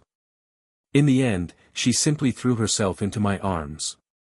Lei Lou also quietly hugged Daya's soft and delicate body, feeling how much Daya missed him. Among the four goddesses, Daya was the most docile and gentle. At the same time, her skin was the thinnest. When she reacted, she found that many people were looking at her. Daya's face quickly turned red. Fortunately, the goddesses knew Daya well and did not say anything. Daya quickly recovered from her shyness. From the back of the room, she brought out a very beautiful girl with brown hair. This girl looked very similar to Daya, and Lei Lou also understood that this person was also Daya's spokesperson. "This is the spokesperson I trained. Her name is Zhai Xing, and she is a gnome." Daya smiled and introduced her to everyone. The gnome's face was red as he bowed to everyone in turn. "Zhai Xing greets all the sisters." Then, he knelt down to Lei Lou and said, "Zhai Xing greets the godly king." Although this girl's skin was thin, she was still quite smart. She knew what she should and shouldn't do. But for Alice, who was behind Lei Lou, this had a huge impact on her. This was a god. Her master was actually a god. But then, Alice felt very confused. Weren't gods not allowed to interfere in human affairs? Although she was puzzled, Alice also thought about it and was very clever not to ask. "Well, get up. Let's go eat first, it's almost noon." Lei Lou stroked the soft hair of the picking star and looked at all the girls. At this time, they also realized that it was already noon. Then, Lei Lou also had a meal with everyone. Then, he began to understand the current situation. "How is the situation in the temple now?" Lei Lou asked Bing. Now, all of Lei Luo's women were here. They also knew their identities as god kings. No one dared to betray them. Therefore, Lei Lou had nothing to worry about. Bing sighed and said, "The situation is not very good. The temple sends out holy knights to cause trouble at the entrance of the palace every day." Clearly, she was frustrated at her inability to do anything. "Bing, inform me immediately the next time such a situation occurs. Also, send out troops to trap them. I will quickly occupy the temple and try to control the temple in my hands." Bing thought for a moment and agreed without any problems. The most important thing was to consolidate the rear. Lei Lou also needed to prepare to start. He heard that the saintess of the temple was a good-looking person. After another 3 days, the temple finally had a bit of the Dong clan. The temple army of the temple came out to cause trouble again. Lei Lou asked Bing to think of a way to stall the holy knights while he went to the temple to take a look. "Angela, let's go together." "Huh? Me?" Angela asked doubtfully. Lei Lou nodded, and Angela did not say anything else. After spending 3 days together, Angela also vaguely knew who Lei Lou truly was. But she did not dare to say it out loud, so she kept the status quo. Lei Lou and Angela came to the entrance of the temple. At this time, the streets were empty. The ordinary people had already hidden away. The temple was also a little deserted because the elites of the temple had all gone out. The rest were the ignorant nobles who wanted to sneak into the temple. "Stop! The temple doesn't accept guests today. Get lost!" The 2 gatekeepers at the door stopped Lei Lou and Angela loudly. Lei Lou ignored them. He glanced at them, and if there was any substantial spiritual power, he would blast them into the sky. "Cough cough, you dare to hit the people of the temple. Just you wait." After saying that, they ran away. Both Lei Lou and Angela were stunned. This person was too fast. Soon, the alarm of the temple sounded. A small team rushed over with weapons in their hands. But under the intense mental impact of Lei Lou, they were all sent flying. After they landed, they felt dizzy and didn't have the ability to stand up again. Angela watched from the side, trembling in fear. She watched Lei Lou and found him a little scary. His eyes turned silver, and from time to time, there were silver electric sparks flashing from his eyes. This was the sign of his spiritual power's materialization. Lei Lou's strongest strength was spiritual power, so he was naturally adept at using it. After that, some people were also sent flying by Lei Lou. This was too simple. Lei Lou and Angela walked straight to a square, which was already the backyard of the temple. Sure enough, Lei Lou saw an old man and a blue-haired girl there. This was probably the cardinal and the saintess. "Who are you, sir? Why did you come to the temple to cause trouble? Aren't you afraid of being punished by the gods?" the old man said sternly. However, the old man muttered in his heart, "If not for your terrifying spiritual power, I wouldn't have bothered with you." Lei Lou did not answer him directly. Instead, he said mockingly, "It's nothing, but why are all your holy knights gone? Has the temple fallen to the point where there is no one to defend it? We holy knights have something to do outside. Naturally, we are not in the temple." The old man still had a dignified look on his face. Lei Lou disdainfully said, "Something to do? Are you going to cause trouble?" Hearing Lei Lou's words, even Angela, who was beside him, could not help but laugh out loud. "You." The old man's face was flushed red, and he was so angry that he could not speak. When did someone dare to talk to him like that? At this time, the blue-haired masked woman behind him took 2 steps forward and said, "I believe that you are the prince whose reputation has risen." This voice was clear and melodious. It seemed that this saintess was indeed not an ordinary beauty. Not bad. You have much better taste than this old man," Lei Lou said with a light smile. The red-robed bishop almost vomited blood when he heard this. He waved his hand and a holy light cross slashed in front of him. The blue-haired woman had already sensed that something was wrong when the other party spoke just now. The other party clearly wanted her to make the first move, but now, she had no choice but to make the first move. Angel Incarnation. As the blue-haired woman silently chanted the incantation, 3 illusory wings appeared behind her, and a powerful divine might burst forth. This was the divine might of a level 2 god. Angela took a few steps back in succession before she stabilized her body. Although it was only the divine might of a level 2 god, it was not something that a mere little angel like her could withstand. This is the Angel Incarnation spell. This time, it seems to be the divine might borrowed, but it shouldn't be, right? Since when can the Angel Incarnation spell borrow its own power? Divine might? All right. I'll return the favor.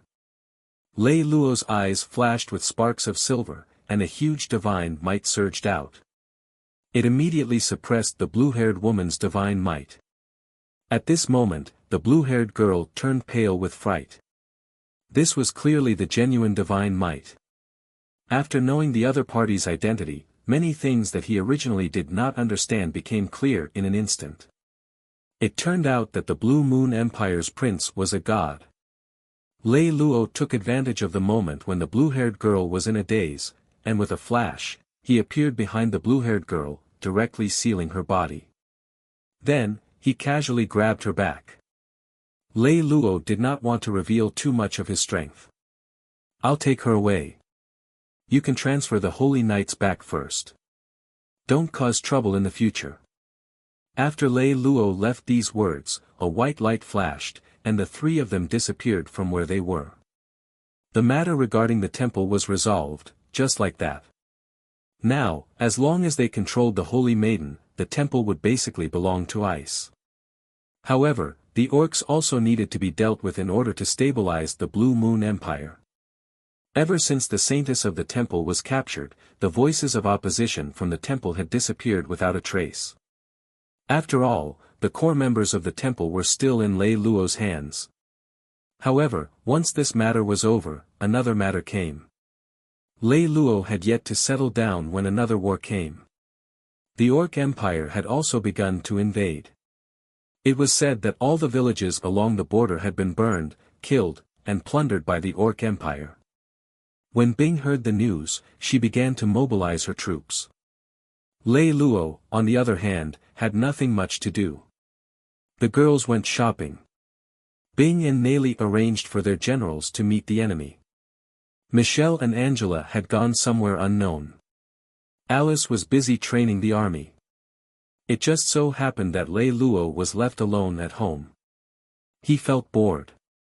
He was very bored and wandered around the palace alone. Before he knew it, he had arrived at the place where the saintess of the temple was imprisoned. Ever since he had captured her last time, she had been imprisoned. This place was protected by Lei Luo's divine power. Her angel incarnation was unable to communicate with the outside world. Her own power was also sealed by Lei Luo. Now, she was a weak woman. Lei Luo walked into the room. The saintess of the temple put her hands on her knees and sat quietly on the bed. She looked out of the window in a daze until Lei Luo walked in and walked straight to her side. She gently moved her body to the side. She put some distance between herself and Lei Luo. At this moment, the veil on her face had long been removed. What was revealed was white temporary skin, thin lips, and bright blue eyes. The saintess was also a great beauty. Nana, what are you thinking about? Lei Luo asked the stunned Kalina. Kalina frowned slightly without him. Don't call me Nana. And how long do you plan to lock me up? Forever. Lei Luo leaned on the side and softly said, I haven't decided yet. Who asked you to be the saintess of the temple? In a low voice, Kalina said, the temple is not in power now. It's useless even if you capture me. Don't assume that I don't know that the bishop of the temple dotes on you very much. He practically treats you as his daughter. Ever since he locked you up here, he's been much quieter. Hearing this, Kalina couldn't help but sigh. She knew that she still couldn't get out. At this time, Lei Lou suddenly said, "It's not impossible to get out." Kalina couldn't help but ask, "What? Is there any way?" She was locked up in this room alone every day. It was really too lonely. Lei Lou chuckled and said, "There's only one way. Marriage." After hearing what Lei Lou said, Kalina lowered her head again and said, "Just give up. I won't agree to it." "Don't be so sure. You'll agree to it sooner or later, and—" Lei Lou deliberately stopped. As expected, Kalina's attention was attracted by Lei Lou. "And I don't necessarily need your consent." Kalina was shocked after hearing this, but before she could dodge, she was hugged by Lei Lou. "Let go of me. Let go." Kalina struggled desperately. But now, she had no strength at all, so how could she struggle away from Lei Lou, who was a strong god? Instead, it was the constant rubbing of her delicate body that made Lei Lou feel very excited. In the end, Kalina also knew that there was no hope for her to struggle, so she simply turned her head and didn't say anything. But her eyes were also red. Lei Lou tightened his hands, and Kalina's entire delicate body was pressed against his body. Let go of me." Kalina struggled again, and tears couldn't stop falling down. "I only respected you before, so I didn't force you.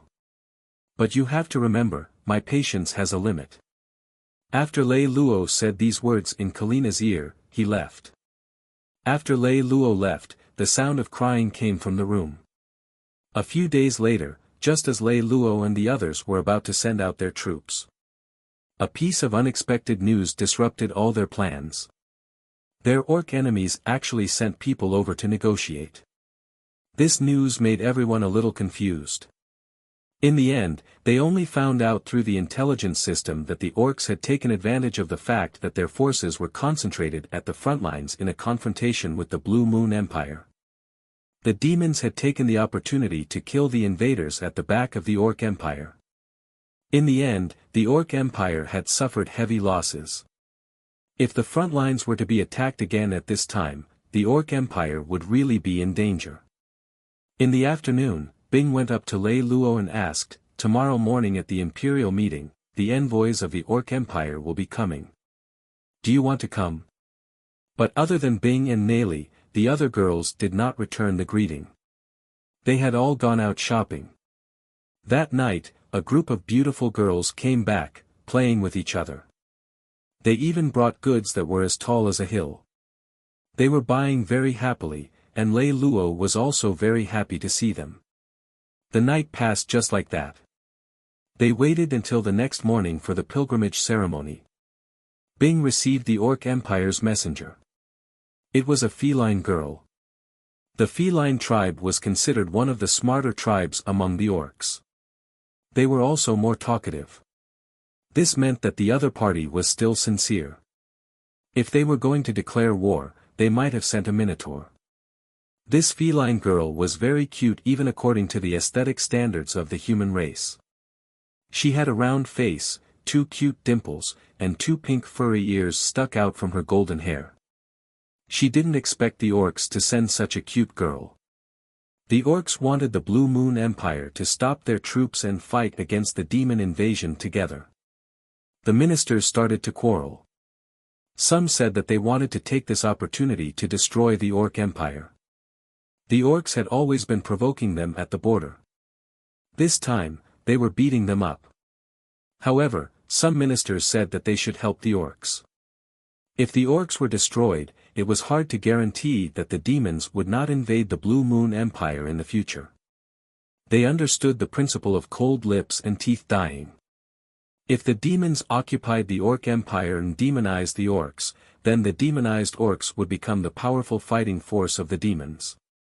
At that time, the Blue Moon Empire would never be able to defeat the demons. However, a few important ministers remained silent.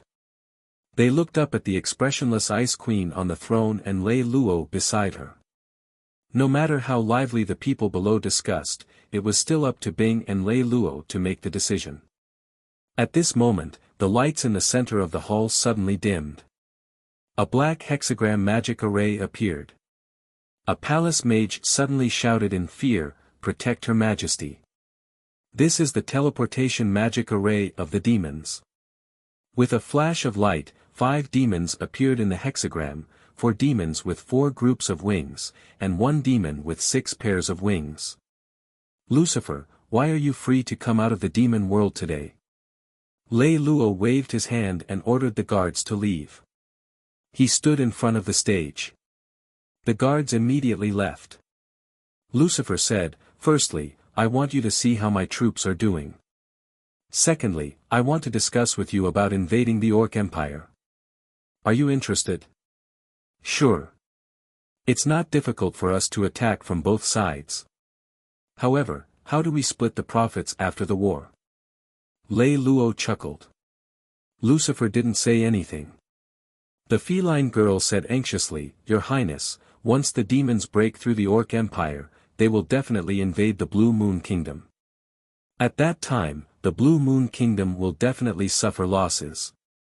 Lucifer didn't leave her and said directly, "We will take half of the Orc Empire. The other half of the empire will be yours. Isn't it fair to split it 50-50? Lei Lou shook his head and said, "You can only take 1/3 at most. Then let's use this decision." Lucifer raised his hand and Lei Lou also raised his hand at the same time. Everyone felt that the atmosphere instantly became heavy. Both sides stared at them. The atmosphere in the hall also gradually became heavy. Scissors, cloth, stone. Hee hee. I won. Lei Lou shook his fist and laughed. Lucifer had no choice but to shake his head and say, "Then I will give you 1/3. I lost to you again. This is my token. I can mobilize any demon forces and give it to you." The token that Lucifer threw to him disappeared in a flash of black light. Just like that, the plan to invade the Orc Empire was officially set. The setting sun shone on the earth. Michelle and Angela sat side by side on the roof and looked at the setting sun. "It's so beautiful, there is no such scenery in the divine realm." Angela looked at the red setting sun and sighed. Michelle looked at the setting sun in confusion. No one knew what she was thinking about. Lei Lou looked at Michelle, who did not say anything. Angela could not help but ask, "Michelle, what are you thinking about?" Michelle shook her head gently and sighed. Angela also looked at the setting sun in a daze. She muttered, "Fate is really changeable. I didn't expect that we are all his women." Michelle's gaze finally changed a little, as if she was recalling something. In the end, she said softly, "I originally thought that I would always live the same life, so that I could spend 1,000 years of my life." "That's right. We are all orphans. There are no forces in the deity world, and anyone can bully us. If it wasn't for the fact that our strength isn't low, we would have long." Angela sighed softly. "When I was born, I thought that our god race was the purest race, but I didn't expect that this seemingly pure god race also hid so much filth and filth." "Oh, right. Michelle, why did you go to the Western continent? Don't you know that it's very dangerous there?" "I know," Michelle's voice was a little low. "When my sister wasn't around, an angel kept harassing me. Although he wasn't as strong as me, he had quite a bit of strength. He forced me to be his woman. In the end, I secretly joined the Western Continent's investigation team and left the divine realm." Sigh, Angela sighed. "Michelle, do you still want to return to the God's realm?" Michelle shook her head. "Although the God's realm is my hometown, I don't have any good memories left there. So I just want to stay here. At least here, no one can bully me. I can't go back either. It's good to stay by Lei Lou's side. The sisters treat us quite well too. Being here is much happier than being in the God's realm. Although I was forced to give it to him in the beginning, I don't care anymore. As long as he has me in his heart, it's good." At this moment, a rare gentleness appeared on Angela's face. "Yeah. Michelle nodded as well, and a smile appeared on her face. Hey, you two. Are you looking at the scenery? A voice suddenly sounded in Angela and Michelle's ears. It scared Michelle and Angela so much that they both stood up at the same time. When they turned around, they saw Lei Lou smiling behind the two of them. Angela blushed and asked shyly, when did you get here? Just now. What were you guys talking about? Hearing Lei Lou's words, Angela heaved a sigh of relief. You scared us to death just now. Let's go. It's pretty boring now anyway. You guys can accompany me. After saying that, Lei Lou hugged the two red-faced angels in his arms. Then, he teleported into the house. He made love with Michelle and Angela for a while. Then, he pulled all the other girls in. It was a wonderful night. Recently, the situation on the mainland was getting more and more chaotic. There were two alliances in the central continent, the God Alliance and the Demon Alliance. Now, Lucifer also learned the methods of the God clan. He recruited many believers and established the Demon Alliance. The western continent was still in chaos, but the northern continent had temporarily stabilized. The Star Glory Empire became the #1 empire in the northern continent. The God clan was a bit unlucky these years. The matters on the continent hadn't been resolved yet, but there seemed to be some problems within the clan. They were very busy. Lei Lou was on the way to the front line. At this time, all the troops had been mobilized. They began to officially attack the Orc Empire. This time, the troops were divided into 3 groups. Lei Lou was in charge of the main army in the middle. There were 50,000 soldiers in total. Lei Lou's terrifying undead army was the main force. There were 200,000 soldiers on the left and right sides respectively. In addition, the demons were invading from the rear. This time, they might be able to completely swallow the Orc Empire. This time, Lei Lou only brought Michelle, Angela, Leng Mei, and Alice. Lei Lou realized that he liked Michelle and Angela more and more.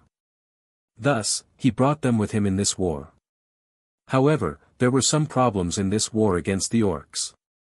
Out of Lei Lou's 3 armies, apart from his middle army, everyone else was defeated.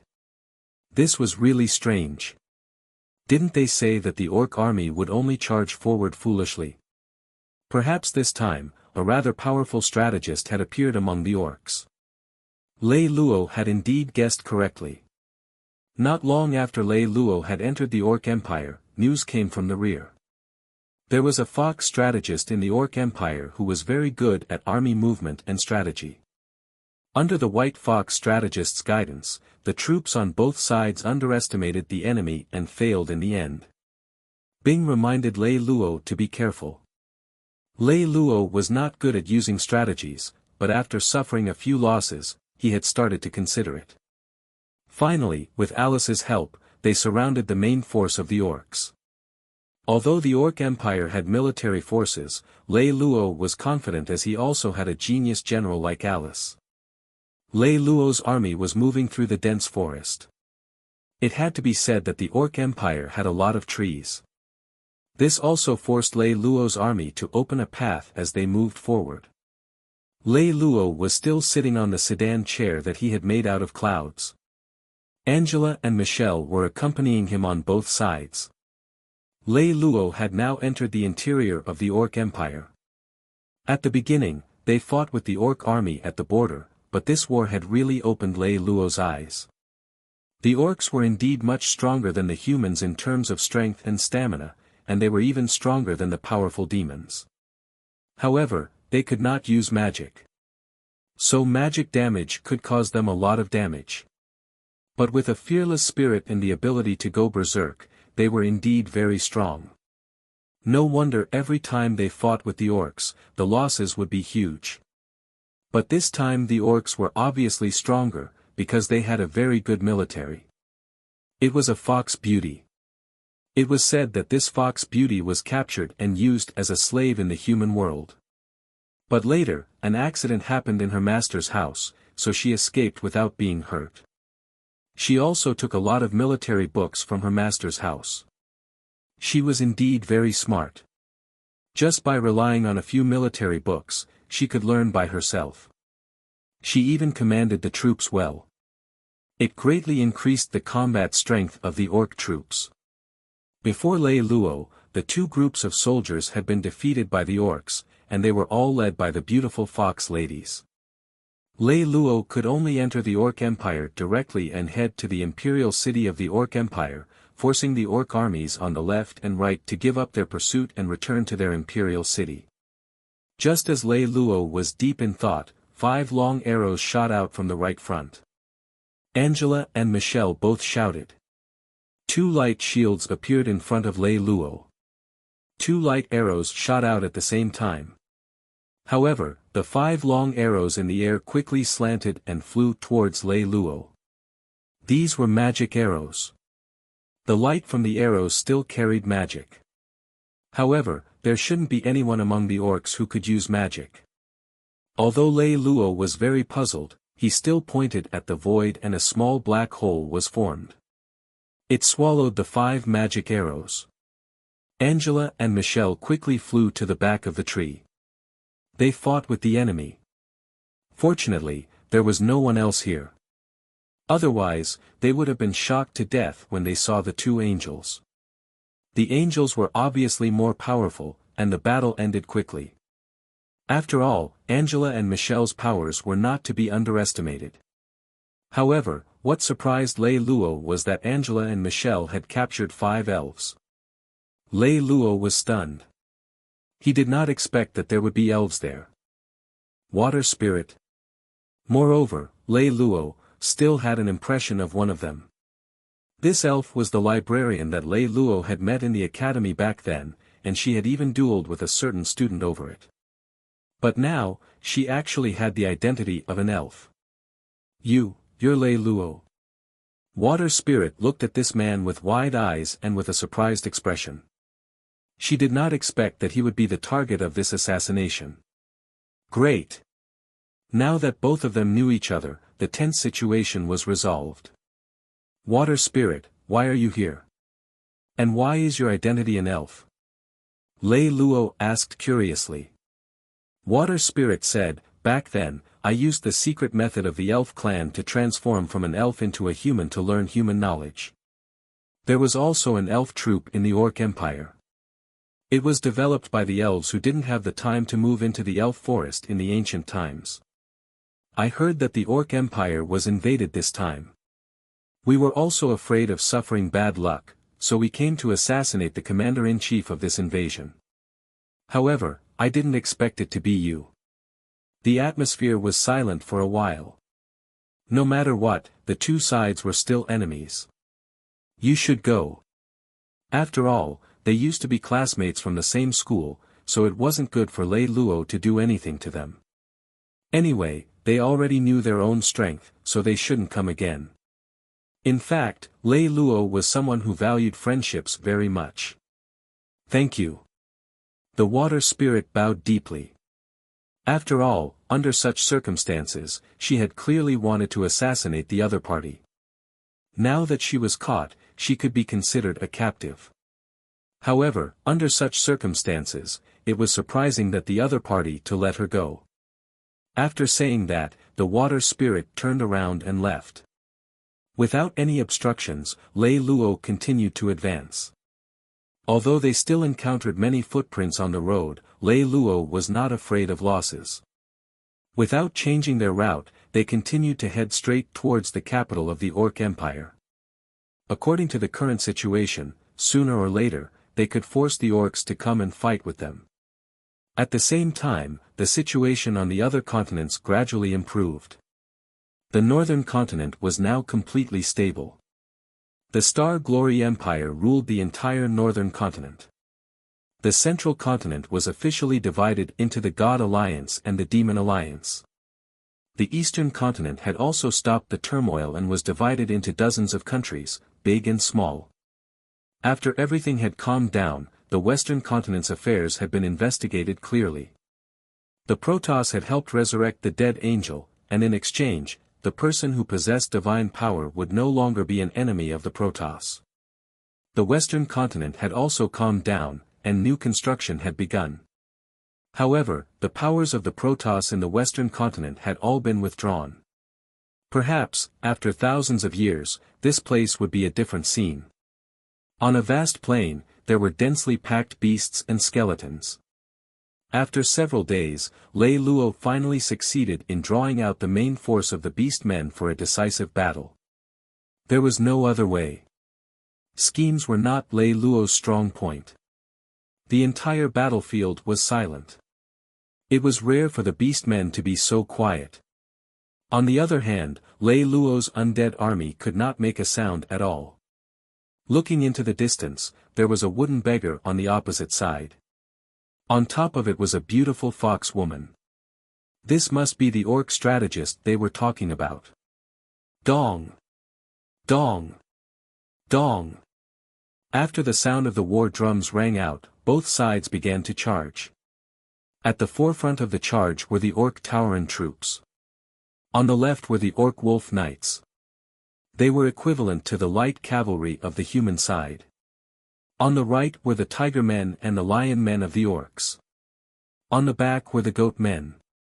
Compared to the two armies, the orcs had a huge advantage over the humans.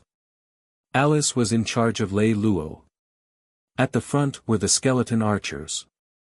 In the middle were the death knights, on the left were the skeleton spearmen, and on the right were the zombies. Behind them were a large number of liches and skeleton soldiers. Flying axe throw. The minotaurs at the front waved their hands and threw out an axe. The overwhelming axe was thrown into the middle of Lei Lou's skeleton archers formation. With this flying axe attack, half of Lei Lou's skeleton archers were destroyed. Although the skeleton archers also shot out a lot of bone arrows, they didn't deal much damage to the beastmen who had strong defense. The skeleton archers immediately retreated. The death knights in the middle charged forward, and the left side also began to advance. Javelin throw. With Alice's order, the skeleton spearmen on the left side also shot out a sky full of javelins. 1/3 of the orcs' wolf cavalry was directly killed. But it wasn't over yet. The orcs' goat-headed men also shot out a lot of javelins, causing a lot of casualties among Lei Lou's death knights. Bang! The orcs' minotaurs collided with the death knights. With a series of crackling sounds, a large number of death knights and minotaurs wanted to cross the border between death and death. The 3,000 human mages behind Lei Lou began to chant the level 8 spell, Fiery Rain Meteor. A large number of fiery rain meteors rained down on the orcs, minotaurs, and minotaurs. At the same time, Lei Lou also used the level 5 earth element spell, Earth Regret. An earthquake immediately occurred in the area where the sheep-headed orcs were. In addition to the fiery meteors in the sky, the sheep-headed orcs were still basically taken care of. The skeleton spearman on the left wing stabbed his spear into the ground. Although the wolf knight's speed was not bad, he still suffered quite a number of casualties when he crashed into the spearman. The right wing was even more depressed. Neither the zombies nor the tiger men could do anything to each other. Although the zombies were not that agile, their terrifying defense gave the other party quite a headache. On the other hand, the other party should have been able to easily parry the zombies' attacks. Now, the battlefield was completely in a deadlock. Lei Lou looked at the opponent's strategist. With a flash of silver light in his hand, a heavy attack appeared in Lei Lou's hand. He immediately drew his bow full. It was a bow made of fire, water, and thunder. Buzz! There was a loud sound. The 3 magic arrows flew across the battlefield towards the Fox Beauty, leaving a long trail of flames behind them. However, just as they were about to reach their target, countless beastmen jumped up and used their bodies to block the magic arrows. The Fox Beauty also sensed the danger and jumped down from the high platform. Boom! A composite magic spell made of 3 elements exploded. The entire platform was engulfed in flames. How was it? Did you hit it?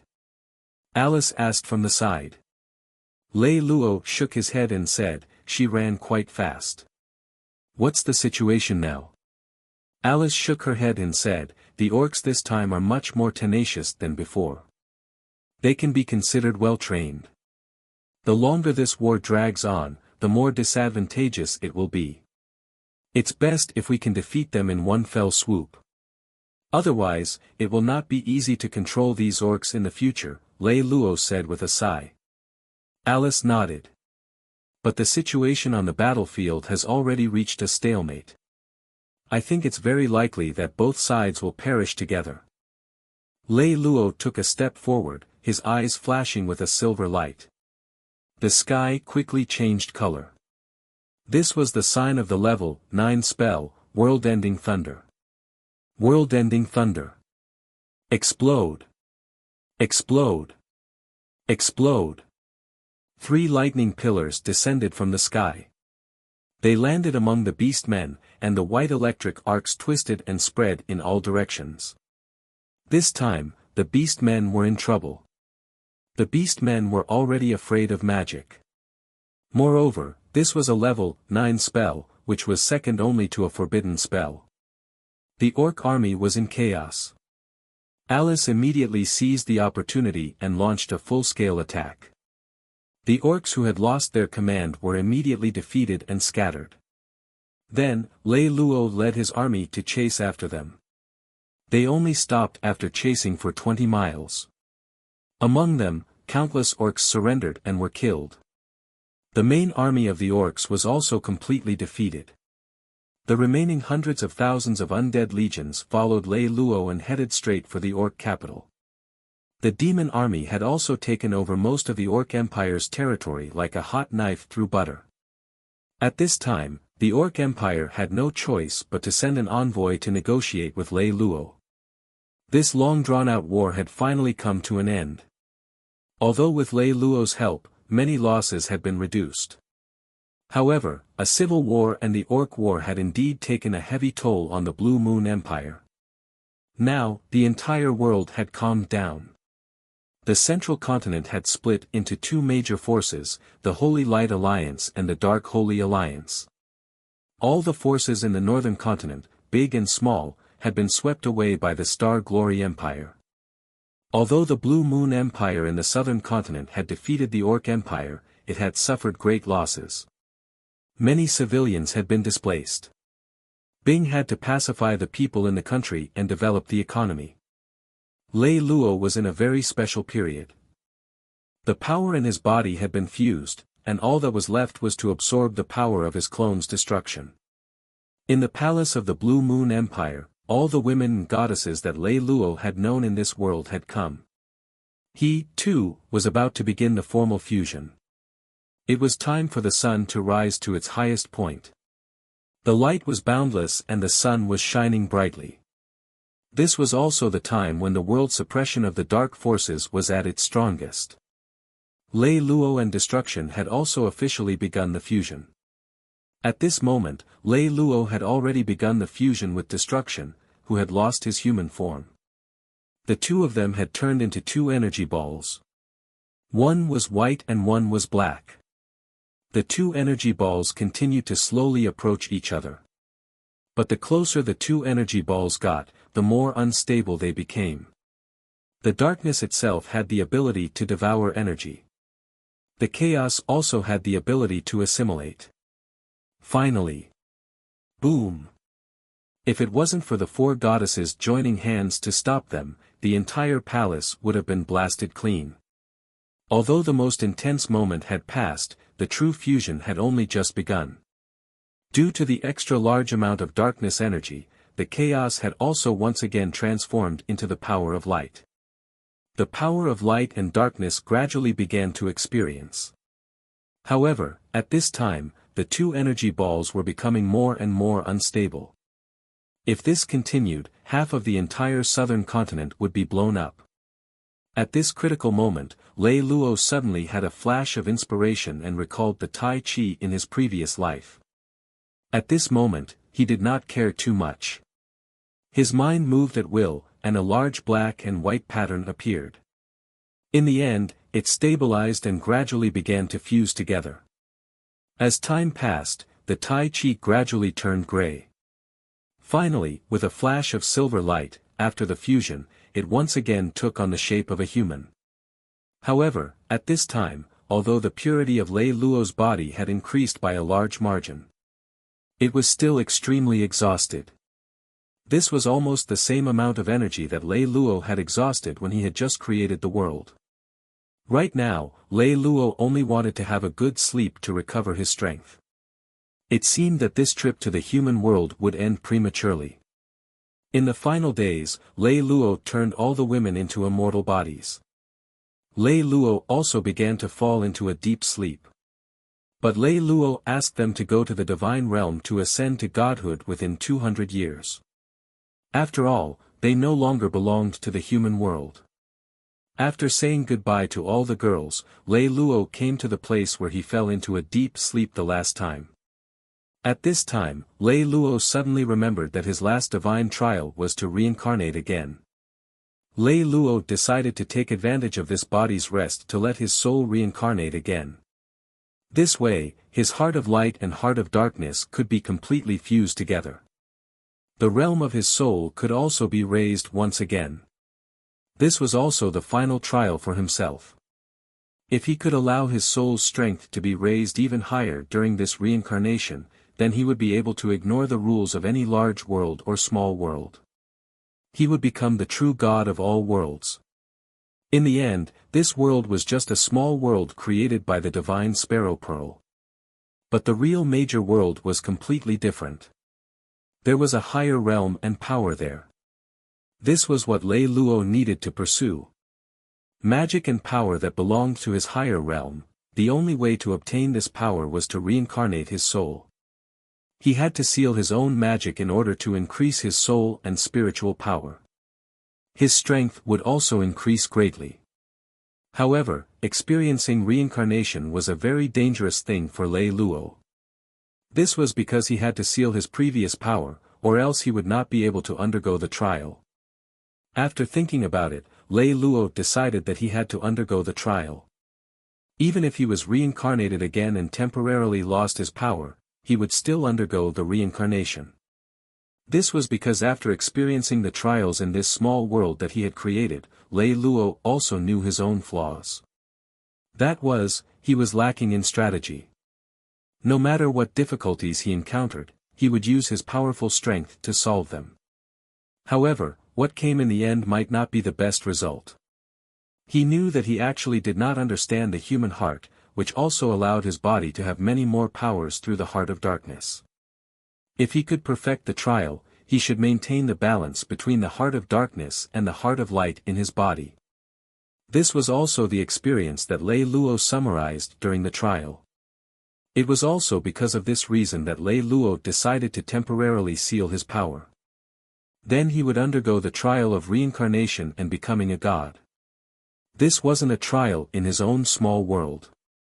It was a sublimation, a trial in a higher plane and in a higher space-time. If he could successfully reincarnate, his power would definitely increase again. Lei Luo had to do the same. Otherwise, the heart of darkness in his body would constantly devour him. There would definitely be no balance between the two. But in the end, the perfect state would be one of each. There is light in the darkness. There is darkness in the light. Only in this way can the strongest heart of a god be created. Lei Luo also temporarily sealed his own power and sent his soul into the 3,000 worlds. He didn't know how many reincarnations he had experienced or how many worlds he had witnessed. In the end, all his memories and power turned into fragments and rotated in the 3,000 worlds. In the end, they reassembled together. Reincarnation. Reincarnation. Rebirth. The soul was once again molded and sublimated. Finally, the strongest power that burst out from the spirit was about to appear in Lei Luo's body. "Sir, this is your own son.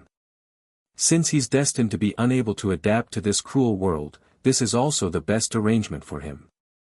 But as for Madam, don't tell her anything. Just say that she died prematurely. Sir, do you want to reconsider? After all. There's no need to say any more. I've made up my mind. Go. There was a long silence. Then, there was a sound. Yes. A servant dressed in a face-covering robe picked up a baby in front of a sleeping pregnant woman. He quickly walked outside as his master had instructed. He got into a carriage and soon drove out of the castle. Without the protection of the magic barrier, the wilderness revealed its original appearance. Darkness, silence, and cold sweat. This scene, coupled with the cold words of his master just now, made the servant feel a chill in his heart. Under the cold night sky, the carriage flew for a long time. Then, the light from the oil lamp on the roof of the carriage shone. The servant saw a deep valley. This was the best place to discard it. The servant slowly stopped the carriage. The moment the carriage stopped, his heart shook along with the entire carriage. He turned his head and looked at the eyes that were still closed. The baby was only the size of a kitten. After a long time, the servant raised his head and let out a long sigh. In this world, a husband and wife can actually harm their own son for the sake of their power and fame. What's the point of living? It's good that he's dead. After saying that, the servant put on his black clothes, picked up the baby, and walked out of the carriage door. He stood outside the carriage door, and the air around him was extremely cold. For a baby, it was extremely cruel. The baby's rapid breathing and uneasy squirming seemed to be stretched infinitely. With a spasm in his heart, he picked up a piece of clothing from his horse and wrapped the baby up. Then he walked out and placed the baby on a high rock. After half a day, the baby opened his eyes. When he found that he could not see anything but darkness, he cried out in fear. The baby had been crying alone and loudly, and his cries could not even be heard in the air-poor wilderness. After a long time, he seemed to understand his situation. The baby began to stop crying. Through his clothes, he opened his eyes and looked at the endless starry sky. When he used all his strength, his incomplete vision helped him to find the light in the darkness, which was a star in the distance. The baby had been looking at the star greedily. The faint starlight shone on him. It was like a ray of God's light shining into the baby's lonely heart. This sight lasted for a day and a night. The baby was hungry. At this time, he should have been taken care of carefully. He only needed to snort slightly and someone should have brought him enough food and care. However, the truth was that no matter how much he cried, no one would pay attention to him. Because there wasn't even a living creature around him. Although he was still in a period of ignorance, the baby seemed to understand his situation and didn't cry. He just opened and closed his mouth weakly a few times. This seemed to be a different kind of sigh and he closed his eyes silently. At this time, because of the excessive temperature of the outside world, there were many tiny droplets of water on the leaves outside. These tiny droplets of water kept merging with each other on the leaves. Finally, a big drop of water fell down and dropped on the baby's lips. The baby instinctively pursed his lips and sucked the drop of water into his mouth. The days passed, day by day. Other than the droplet of water on the leaves, the baby could not absorb any other nutrients. During these days, carriages with various purposes kept speeding past, but not a single carriage stopped for him. It was not until 29 days later that a pure white horse finally stopped about 10 meters away from the baby. A man dismounted from the white horse. What was unbelievable was that he walked in such a cold field without any protection. His entire body was covered in a black body-hugging coat. He was thin and long, and his face was thin. He looked like he was in his prime, but his expression was tired and gloomy. However, his back was straight. Although the headlights on the carriage were very bright, his strength did not seem to be affected. His eyes were still open to the most natural state. It was a pair of bright and reserved eyes, as cold as a full moon in winter, reflecting the entire world with indifference. The only thing that made him feel warm all over was his long, fiery red hair. He also had a black wine bottle tied with a red string on his left wrist. On the wine bottle, there was a fire dragon that was the same color as his hair. This long hair, together with this wine bottle, all revealed this person's identity, Habaka Techen. Not many people knew this name.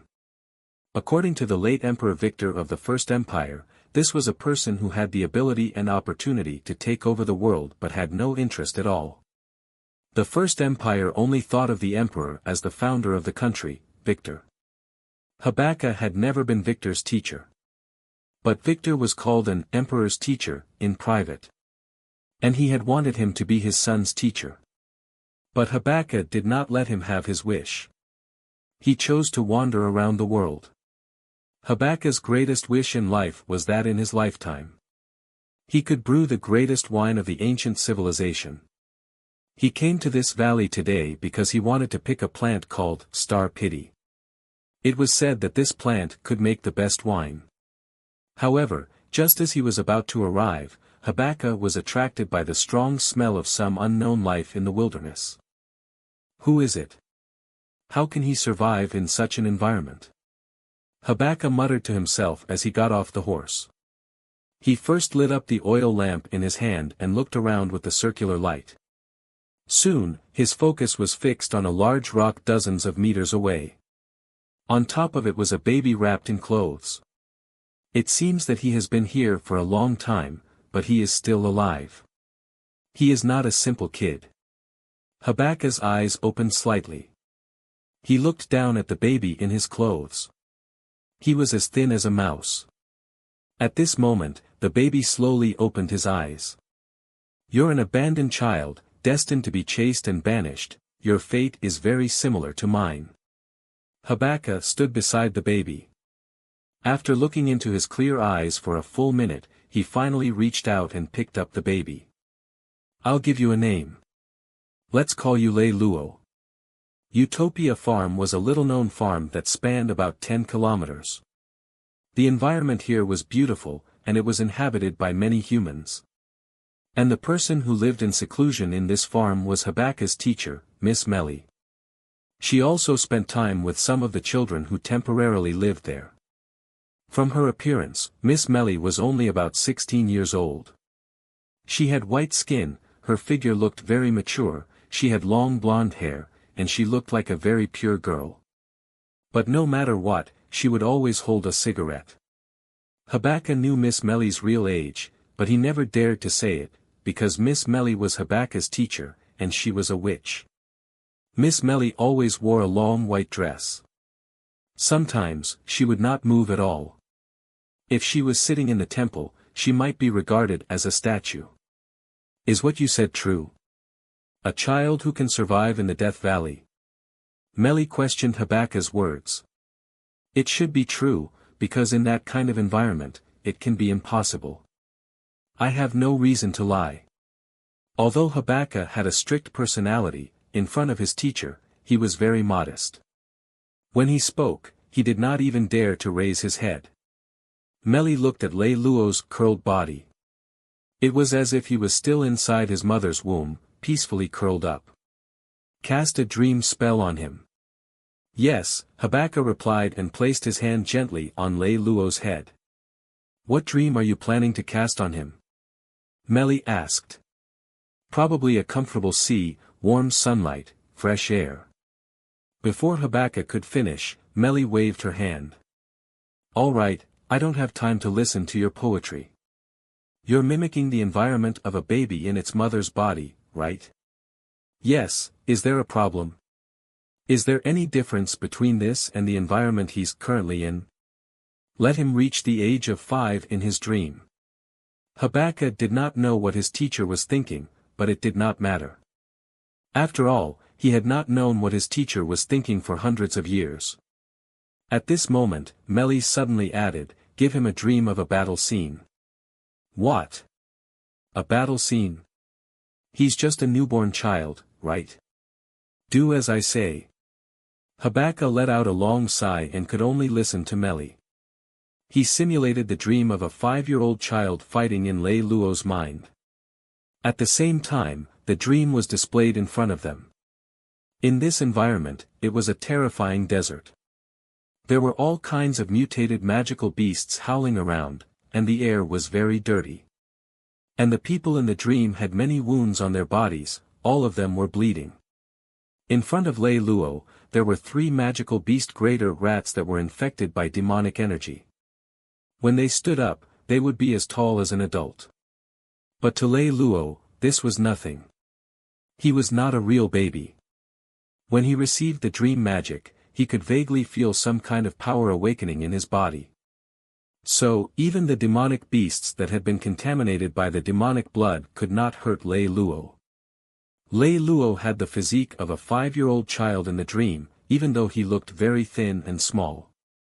But his fists had extraordinary strength. Those greater rats were not Lei Luo's match at all. After he killed those greater rats, he even revealed a strange smile. "This child is very talented," Habaka muttered. Even if he entered this dream as a 5-year-old, he might not be able to do better than Lei Luo. Continue to strengthen the magical beast. Meli continued. Change the magical beast to a higher level magical beast. Higher level magical beast. Teacher, this will kill this child. Even for a 15-year-old child, facing a higher level magical beast was a rather difficult challenge. Lei Luo's body had just been born not long ago, so how could he withstand such a dream? Even if it was a dream, if he died in the dream, it would cause considerable damage to his spiritual power. If the damage was too great, he would also die instantly. An infant who has survived in the dark for such a long time in an environment of hurting food won't die so easily. But Habaka was about to say something when Meli waved her hand impatiently. She frowned and looked at Habaka. Do I have to decide my own birthday? Habaka sighed helplessly and could only do as Meli said. In the dream, Lei Luo was placed in a transparent box. Then, he was thrown out of a carriage. This was still a transparent box, and it did not keep him warm. Once thrown out of the carriage, the temperature dropped rapidly. In the box, there were 7 or 8 baby blue-toothed tigers. This was a mutated magical beast that had been contaminated by the blood of a magical seed.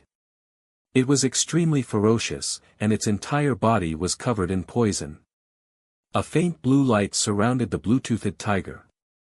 After the dreamscape was set up, Habaka still hesitated for a long time before he cast the layer of dreamscape magic on Lei Luo.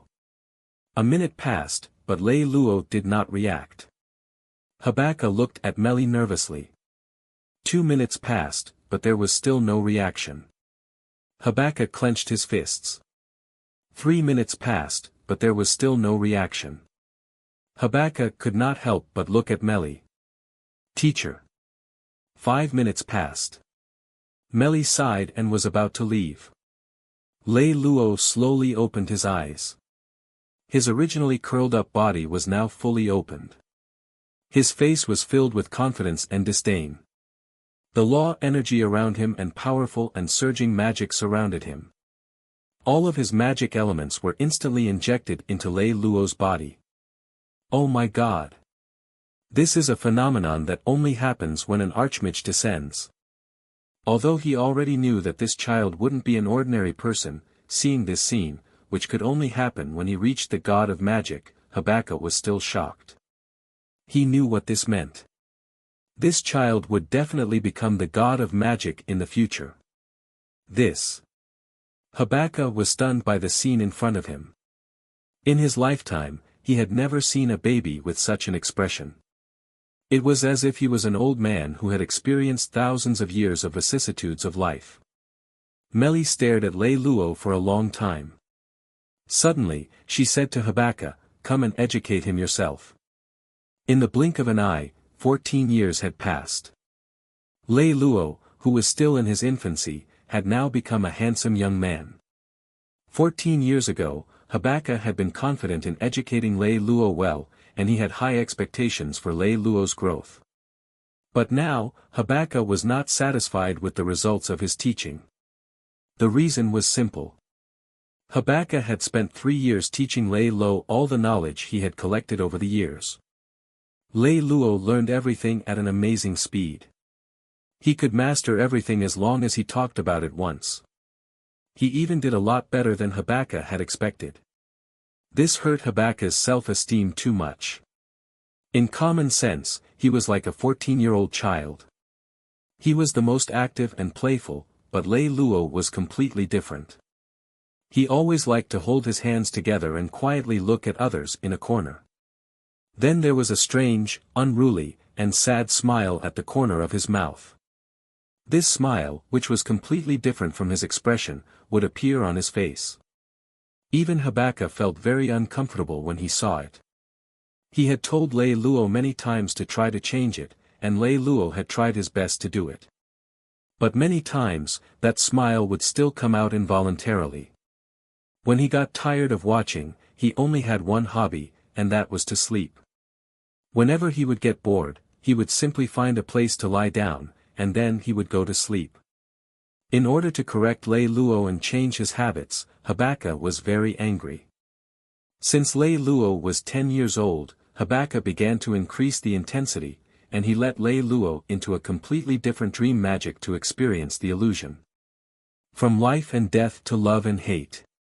The cruelest and gentlest. The happiest to the most desolate. The kindest to the ugliest. The strongest to the weakest. Habakkuk poured all the experiences he could possibly think of into Lei Lou's dreams. However, even if it did not have much effect. Only Lei Lou, who was just 14 years old, was able to endure it. And he was still able to maintain a normal mind. This state of mind was so strong that Habakkuk couldn't do anything about it. Meli saw all of this, but she didn't say a word. Whether it was Lei Lou or Habakkuk, it was the same. But even so, Habakkuk's original plan of using 20 years to impart all his knowledge to Lei Lou was completed 10 years ahead of schedule. It only took you 10 years to completely store all the knowledge that you've learned over the past 700 years into your mind. Is that so? Meli's expression was as cold as ever. It's all basic theories and knowledge. It's all things that can be learned by rote.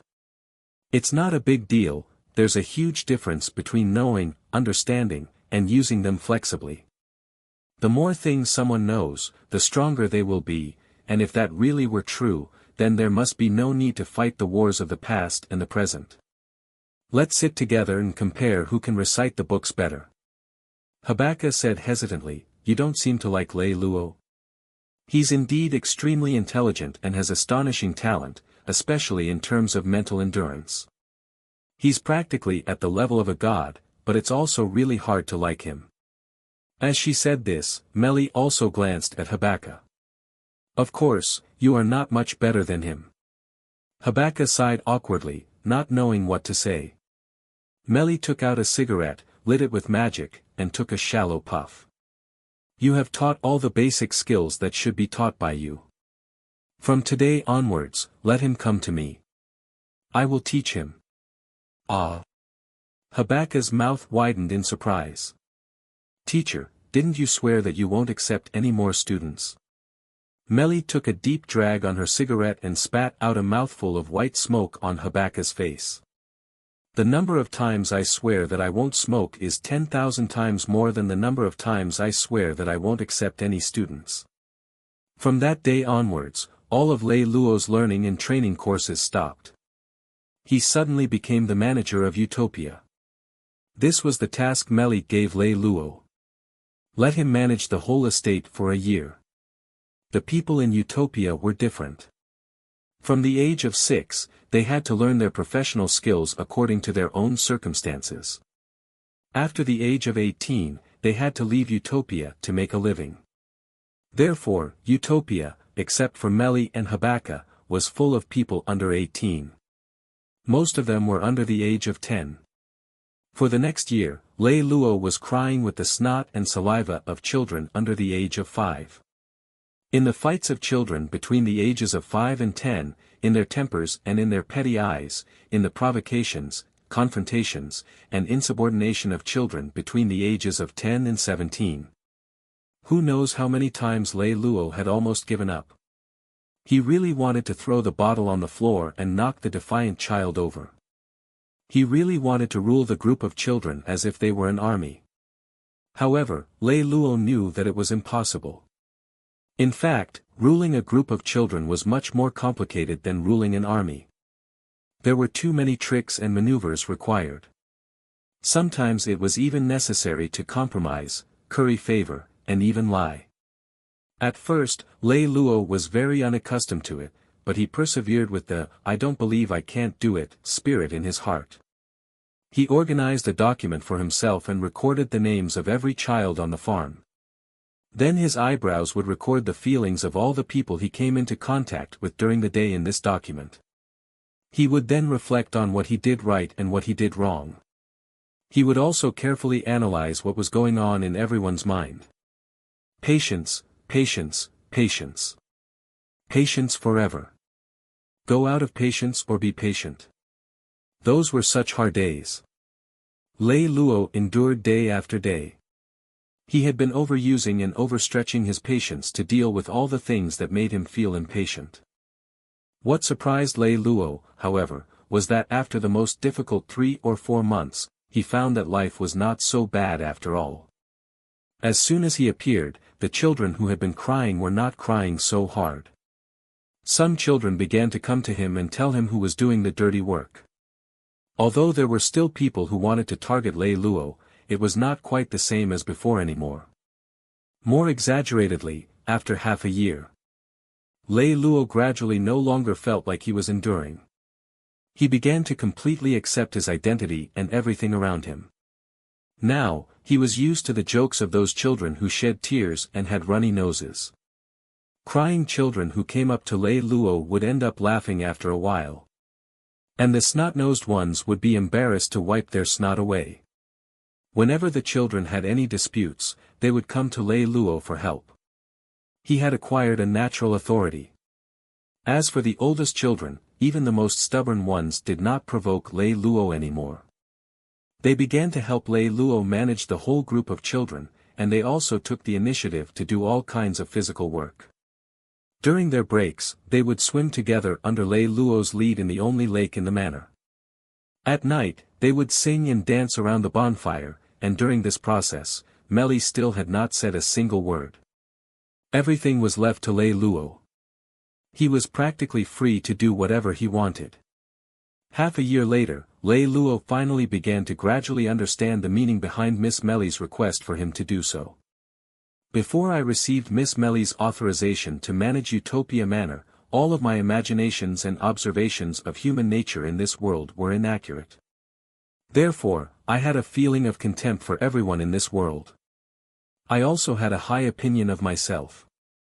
I believe that even though I'm young now, it won't be long before I can easily obtain what I want. After all, the most outstanding human beings in the historical records only seem to be so. And all my conceit makes it easy for me to fall into all sorts of self-obsessed fantasies and deviate from reality. However, when I was unexpectedly arranged to manage the first manor in my life, my arrogant and ignorant pride was completely shattered. Instead, it was replaced by a more authentic and reliable confidence. I finally understood that in this world, there is something much greater than defeating an enemy, which is to gain friends. And through this, I also discovered the truly great power in myself. Those are tolerance, understanding, and sincerity. I think this is the original intention of Miss Melly giving me the authority to manage this manor. 1 year later, when Lei Lou was called to the room by Melly, Lei Lou had already completely integrated into his current life. Your first lesson has ended. From now on, I've arranged a new learning plan for you. As Melly spoke, she threw a thin piece of paper in front of Lei Lou. At a loss, Lei Lou simply picked up the paper. There was a series of detailed learning plans on the paper. A year ago, you were very smart, but you lacked a little bit of humanity. Now, you've finally completed what you lacked. This is very good. However, that's all there is to it. There can't be any more. You'll overcorrect yourself and become a woman of mercy. From now on, you will enter the second stage of learning. I have divided this stage of learning into 7 parts. The first 6 will be taught by me and Habakkuk personally. The last one will require you to teach yourself. From now on, you will be completely separated from the work of managing the farm. You will have 15% of your time to rest every day. The remaining 50% will be used to learn from me, 20% will be used to learn from Habakkuk, and the final 15% will be used to teach yourself. Lei Lou nodded, but he did not say anything. He knew that nothing he said would be of any use. Meli was only informing him, not asking for his opinion. In this world, the knowledge base was extremely vast. Anyone who idly spent their entire life would not be able to understand everything. And the cruel reality was that anyone who wanted to find their place in this world would have to do their best to have an irreplaceable role in a certain position. Therefore, many professions were divided to the extreme. Mages were divided into various elemental magic. Warriors were also divided into warriors who specialized in various weapons. Even archers were divided because of the different use of bows and arrows. All professions were divided very carefully. Even those who were in the ruling position knew very little in other aspects besides what they knew. Most of the world's top military commanders are no different from civilians in other areas. This is because those at the top of the world also compete with stronger people. Just as they don't excel in their own areas of expertise, they can be killed at any time. Just as business and war require strategy, no one sees these two strategies as the same ability. The reason is simple. Whether you can survive in this world doesn't matter how many talents you have. It's what your strongest talent is. But under Meli's arrangement, Lei Lou did the opposite. He had to know a little bit about everything. And Meli had created an environment for all the knowledge he needed. He didn't know where Meli had collected so many books. They were all hidden in an underground library in a manor. This library alone was no smaller than a manor. And the knowledge contained in it could cover all fields. If it was something Lei Lou wanted to study about, Meli always found a way to give him the books related to that field he was interested in. Lei Lou began to learn on his own. He was exposed to all kinds of knowledge, from technology, communication, etiquette, combat, and business. When he reached a certain level of learning, Lei Lou became more and more aware of why Meli wanted him to go against the mainstream of society and choose this method of learning. Because even though the specialization of this world was limited to a narrow degree, it would still bring about high efficiency. However, it would also bring about a very important flaw. That was the loss of inspiration.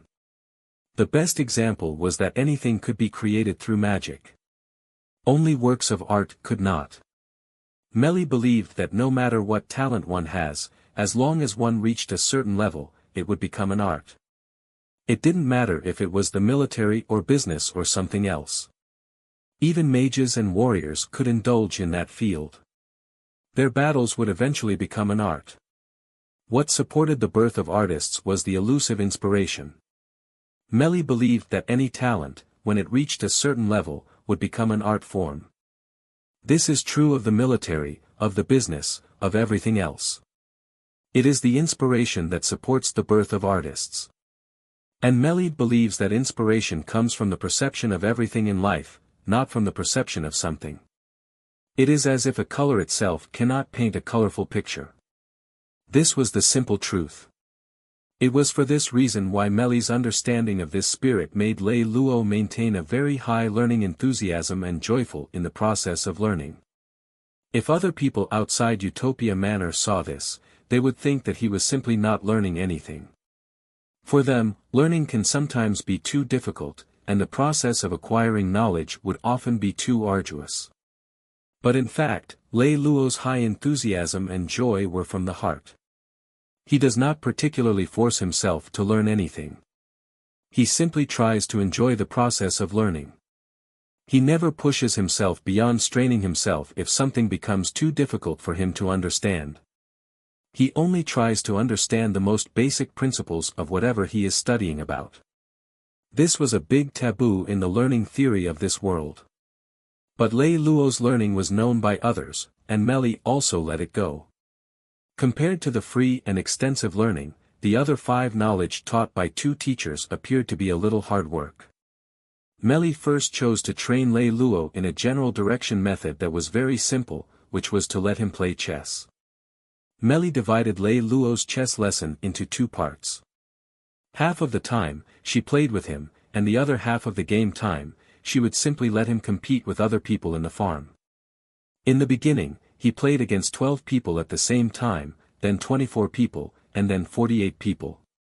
After learning to practice in 3 rounds, Lei Luo's win rate against Meli had increased by 70%.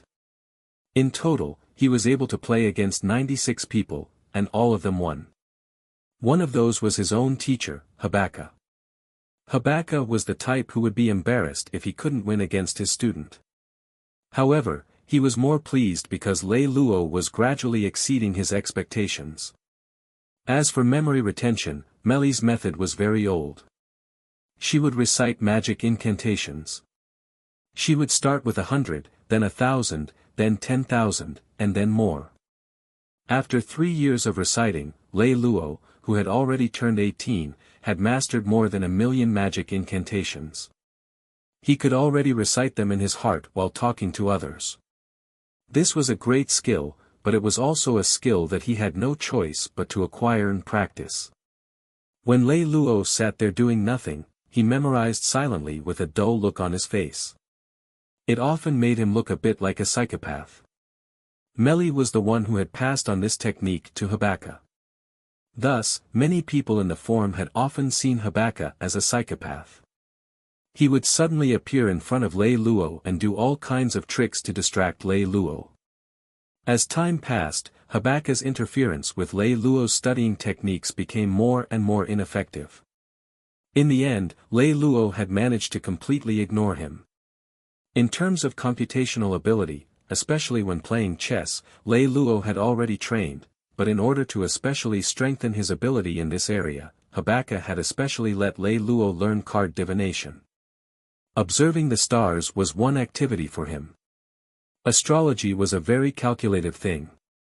There were countless stars in the sky, but to accurately calculate the rules of each star, the amount of calculating ability required was even greater.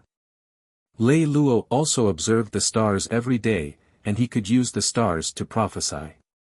The success that came from this was that Lei Luo had already somewhat predicted his own fate, as well as the fate of others. This kind of calculation ability was something that could not be expressed in words. The extent of this ability could only be felt when someone met Lei Luo on the battlefield in the future. What Lei Luo needed to learn next was the ability to adapt and withstand pressure, as well as the ability to manipulate others. This all converged into a learning method. This method was also the oldest thing in human history, gambling. Although it sounded incredible, in fact, in the next 2 years, Lei Luo spent the most time on the subjects that Meli assigned to him. There was a small problem with gambling. The reason was simple. A true gambling expert would definitely not gamble for fun. And Lei Luo did not have the capital. Another important reason was that all the casinos in the world belonged to the officials of the gambling union. This was a union directly under the control of the Empire General Assembly. Anyone who wanted to open a casino, as well as those who participated in gambling, had to be recorded at the Empire General Assembly. Otherwise, it would be considered a violation of the Empire's laws. Although Habaka had prepared the identity certificate of Lei Luo, there was no doubt that he could not reveal his identity now.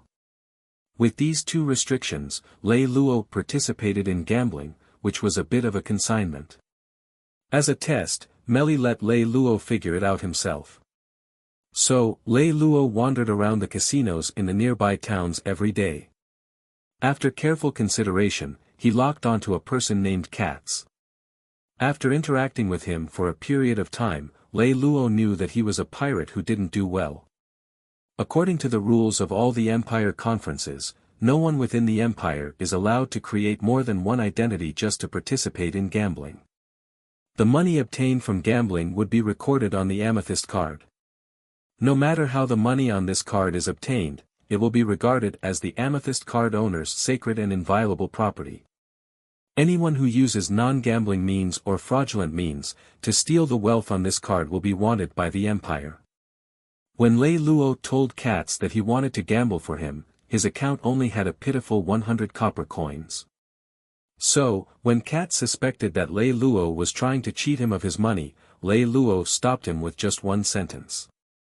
Do I have to risk being wanted by the Empire for 100 copper coins? Katz believed that it was the case, so he gave the amethyst card used for gambling to Lei Lou. After that, the two of them went to the casino where Katz was a regular. This was a casino without stars.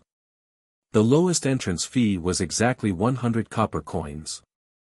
The limit of a single bet was 20,000 copper coins. Any amethyst card with more than 10 million copper coins would automatically be converted into 100,000 silver coins. At this time, they would refuse to enter this casino. This was also to prevent these low-level casinos from being turned into ATM machines by those gambling experts. Lei Lou had used facts to prove how meaningful this setting was. Lei Lou had only used a short half a year's worth of earnings, and he had used 100 copper coins to earn 106,000 silver coins from those poor fat sheep. This was the speed at which Lei Lou often deliberately lost money in order to reduce the attention of others. If it wasn't for the disguise, Lei Lou could have won the same amount of money at a much faster speed. Even so, Lei Lou could still stay there. The reason was that before Lei Lou took over this account, Katz had already lost 6,000 silver coins in his amethyst card. According to the laws of the Empire, all the money on this amethyst card belonged to Katz. So, of course, this guy was ecstatic. He also suggested that at this time, Lei Lou should continue to slaughter the fat sheep. And Lei Lou, of course, refused his suggestion. The money was not his. Making money was meaningless to him. What did he need so much money for? What was important was to train his ability. Why would he need to get rid of them? Thus, Lei Lou left this low-class casino and went to look for the next one to go out. According to the rules of the Empire's gambling union, high-class accounts were not allowed to gamble in low-class casinos. However, as long as the low-class casinos had money, they could gamble in high-class casinos. Therefore, Lei Lou directly skipped 3 stars and directly went from the lowest to a 4-star casino that required 10,000 gold coins. Although Lei Lou was very confident, after all, Katz, who had spent his whole life in a 1-star casino, could not imagine what kind of people were in a 4-star casino. Therefore, Katz still cautiously left only the 10,000 gold coins that Lei Lou just had enough to enter the door. The remaining few million were all taken away by him. And after a year, Katz almost vomited blood with regret. He had spent 10,000 within less than 2 years. Katz had automatically become the owner of a 5-star amethyst card. If I didn't take 6 million, it wouldn't be 1 billion now, but 1.6 billion. Pig. I'm really the Lord. From then on, this phrase had become Katz's catchphrase.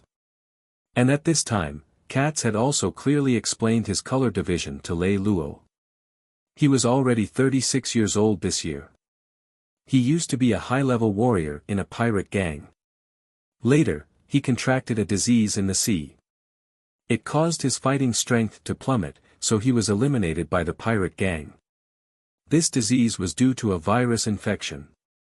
Katz didn't remember what kind of virus it was, and it was very difficult to treat. According to the market price, it would take about 2 years to cure the disease, and the cost was about 200,000 to 300,000 gold coins. At that time, Katz's inventory was less than 100 gold coins. Besides fighting, he had no other skills. After he couldn't fight, he became useless and could only rely on his savings to survive. Hence, Katz gave up on himself. He wandered around the world for almost 3 years until he met Lei Lou in the casino. When he learned about Katz's past, Lei Lou did not say anything else. He only comforted him, everything will be fine. Magic calendar year 1569, Utopia Farm. You want to earn enough for Katz's medical expenses? On this day, when Lei Lou was about to go to the casino again, he found that Habaka had appeared behind him. In the past year, both Meli and Habaka had actually stopped caring about him. He was basically self-taught. Therefore, when Habaka appeared, Lei Lou was a little surprised. "Yes, teacher. What's wrong?" Habaka looked at Lei Lou and said, "You only have one chance." Why? Compared to Lei Lou's previous battle results, this goal didn't sound very good. Therefore, Lei Lou was a little puzzled by Habaka's sudden words. "More and more people are paying attention to you. If it wasn't for your excellent camouflage skills, your identity would have been discovered long ago. Although this kind of situation is also beneficial to train your reaction and resistance to pressure, it's not a good thing in the long run. To be on the safe side, and at the same time, to overcome the pressure that you can face and overcome difficulties, my teacher and I have decided to give you the goal of earning 200,000 gold coins in one go. This is a good opportunity. It is an excellent exam opportunity." An excellent exam opportunity? Yes, this is your last gamble. Gambling is like this.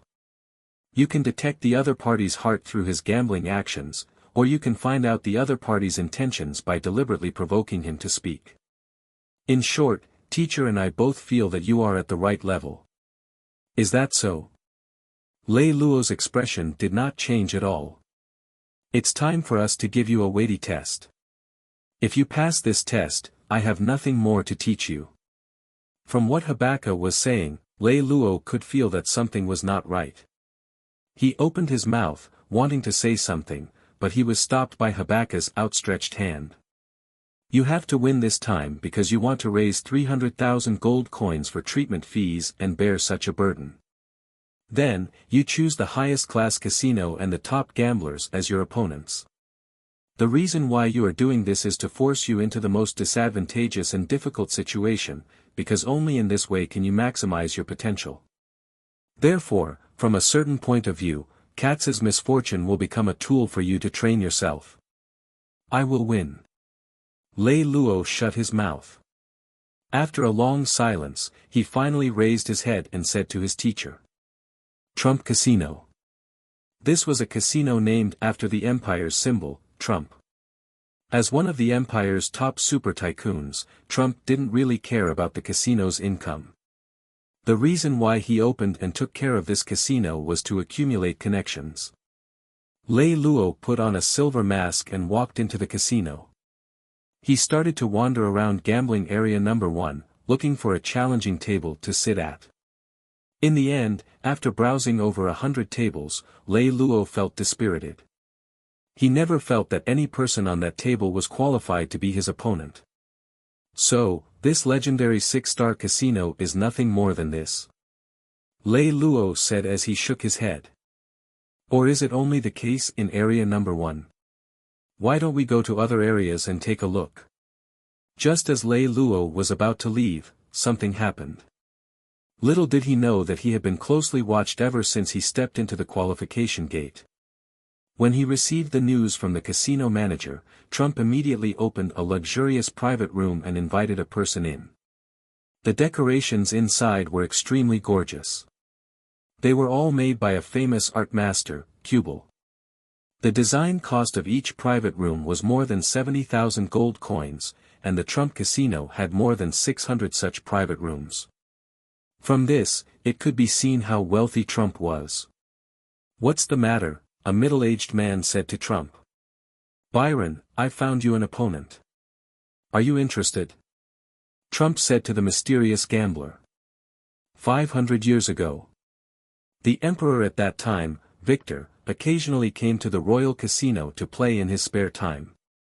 Victor played 9 games at the same time with 9 people. Within 16 hours, Victor won all the money of more than 400 super gamblers, until no one dared to step out of the ring.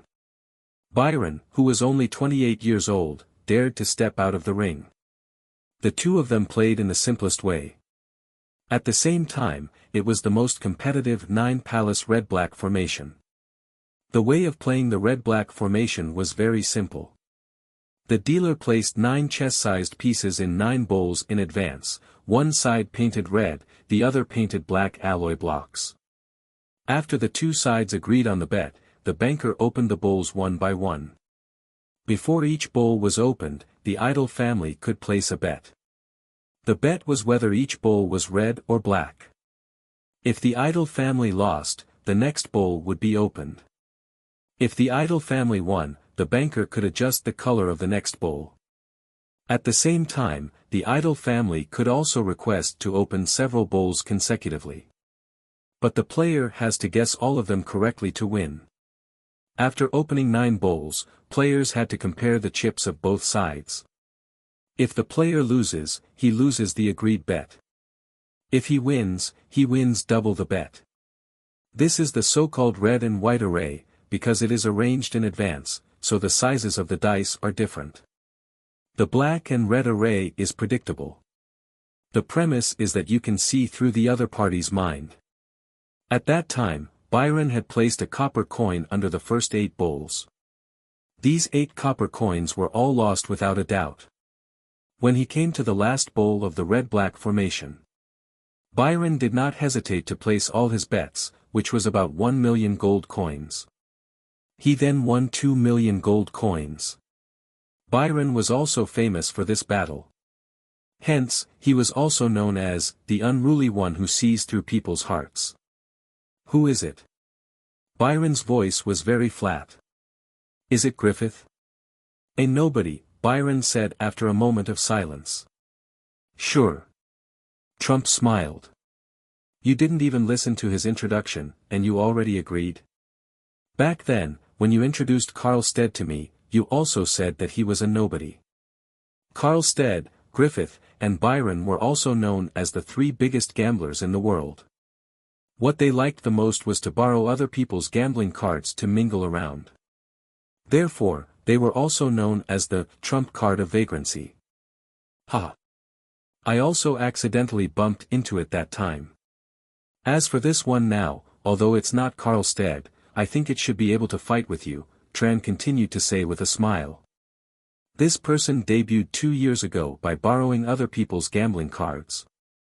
In these 2 years, he participated in more than 1,500 gambling games, and was promoted from a 1-star gambling card to a 5-star account.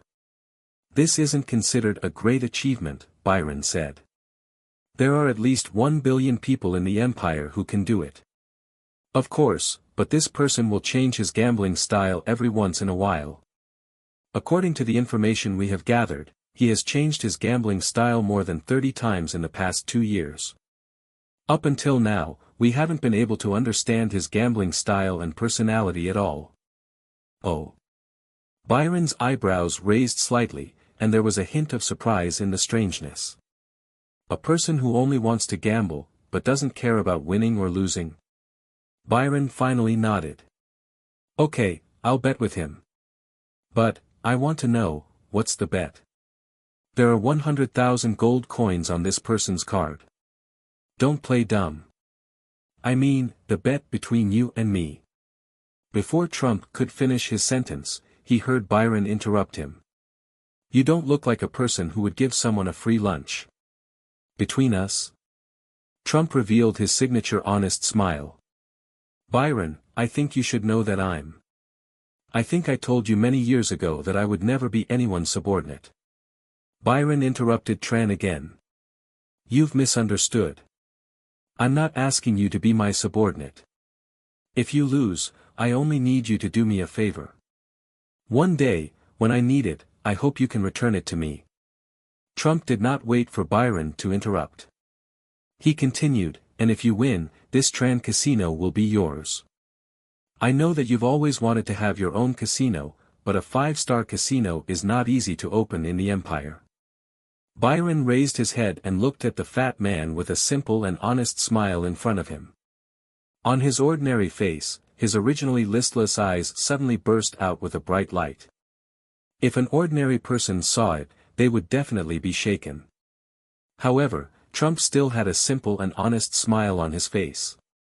You seem to have a lot of confidence in him. Perhaps, it's just that I have too much expectation for you. When Trump said this, his eyes narrowed into slits as he smiled. This person is here to collect the medical expenses for that down-and-out pirate, so he came here to gamble?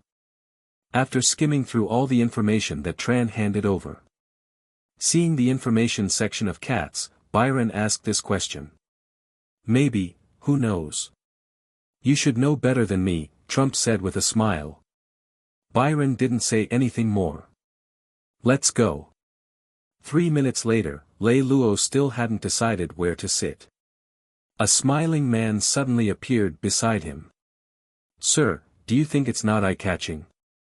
Lei Lou looked this person up and down. Just as he was about to ask a question, the smiling man said, My name is Trump, and I own this little casino. Although Lei Lou had studied hard day and night, he didn't know much about common things. So he didn't know who Trump was. He didn't look too surprised. He just nodded. Oh. What do you want? Trump looked at Lei Lou, and from his clothes and voice, he couldn't get any more information. But he made his own judgment from Lei Lou's unhesitating answer. Lei Lou was either an inexperienced teenager or a high-class man who didn't take him seriously at all.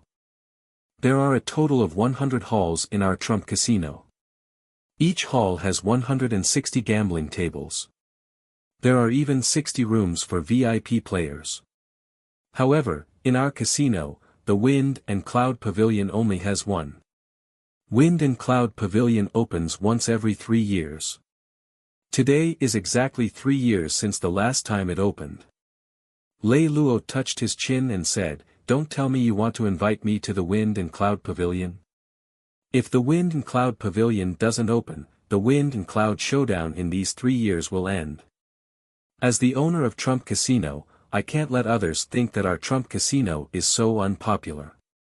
Lei Lou was silent for a while and asked, Who is my opponent?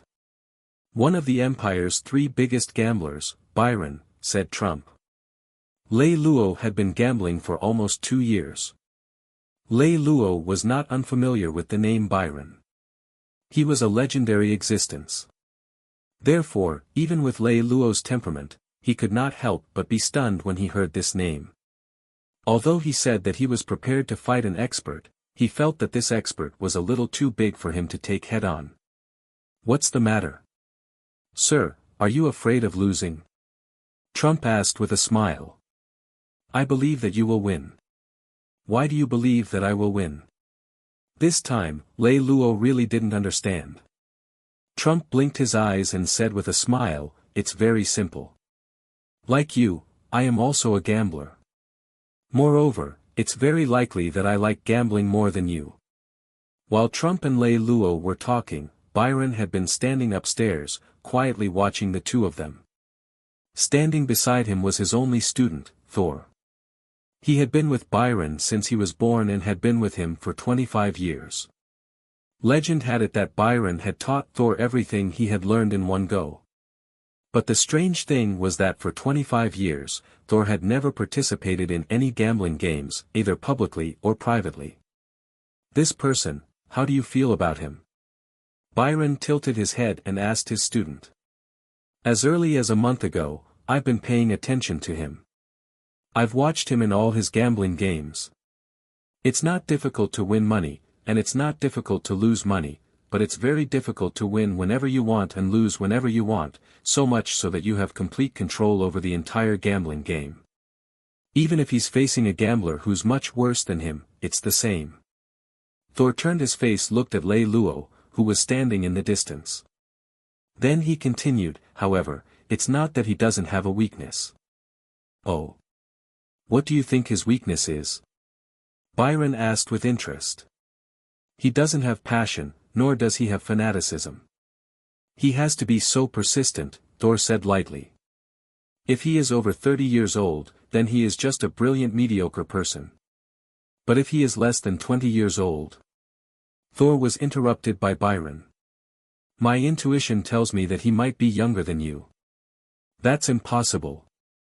Thor shook his head almost immediately.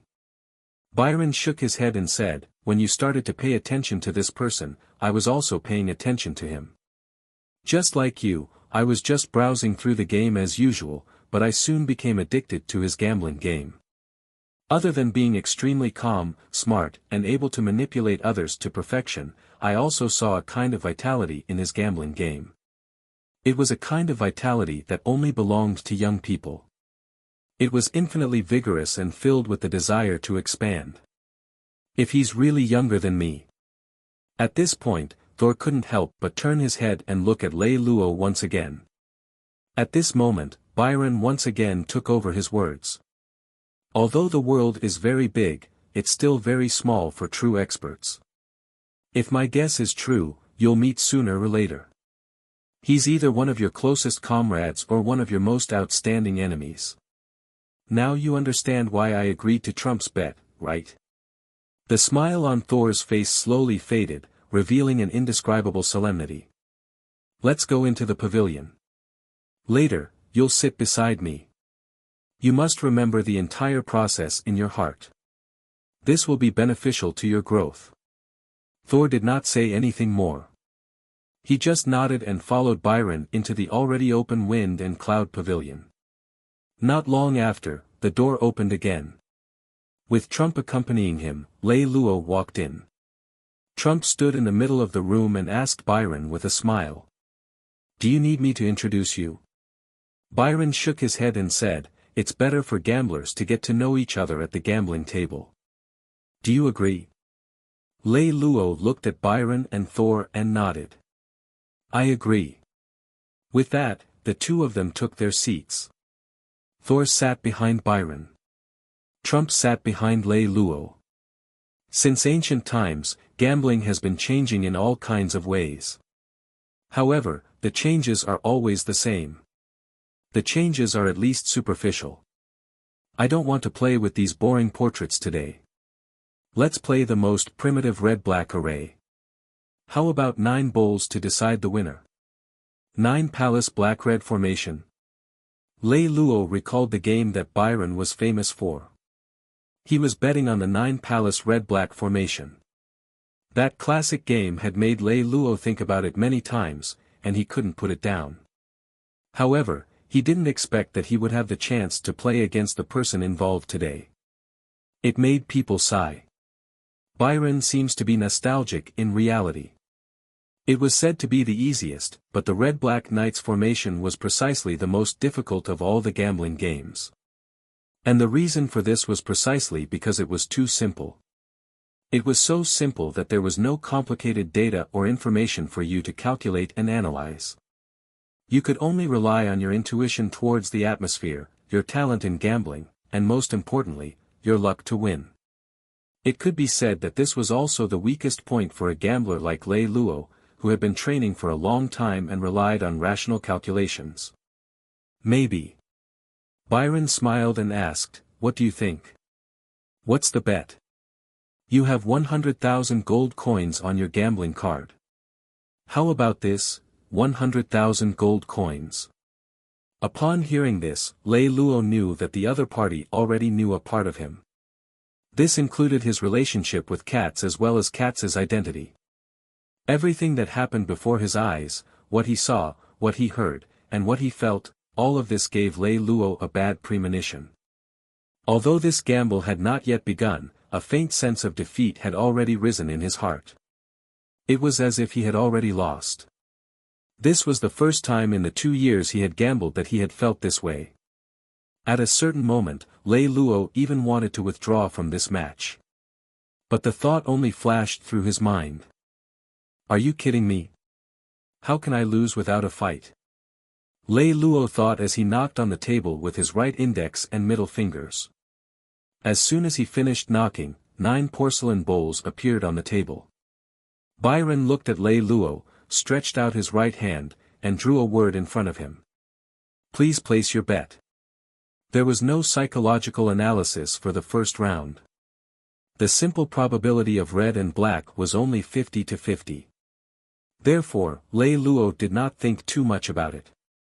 He turned around and asked Trump, what is the lowest bet of Wind and Cloud Pavilion? 500 gold coins, Trump answered. Lei Lou frowned slightly. Without any hesitation, he threw down the chips that represented 500 gold coins. Black. Your luck doesn't seem too good.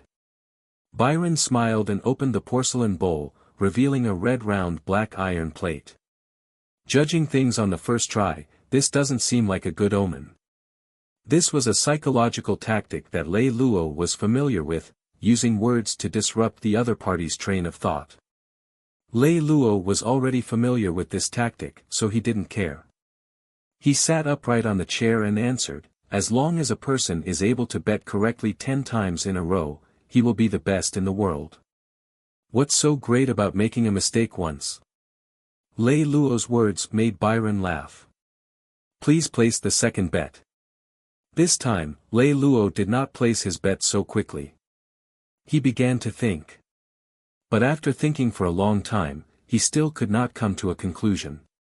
The reason was simple. There were too few directions to choose from.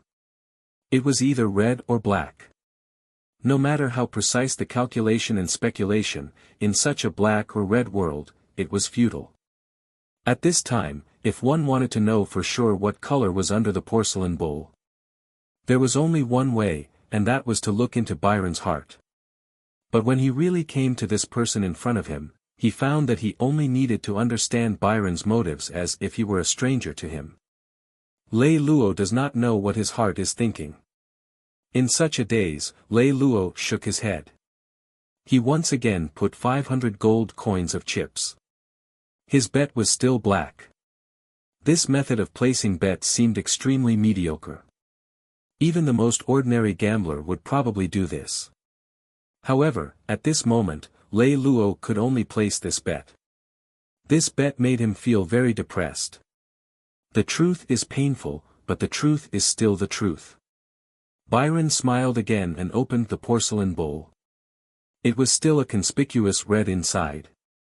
Lei Lou silently looked at the second red iron plate and did not speak for a long time. Gamblers were divided into two types. One was betting according to reason and logic. The other was betting according to his own feelings. There was no doubt that Lei Lou was the former.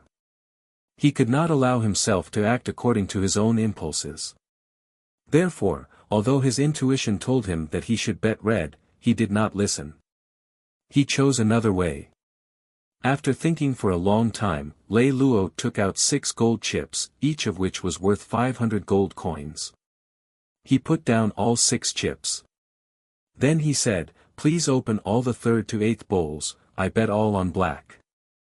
If each bowl was opened, there was a 50% chance that each bowl would be red or black. But the chance of 6 bowls expelling black at the same time was less than 2%. It was a simple probability. It didn't seem very clever.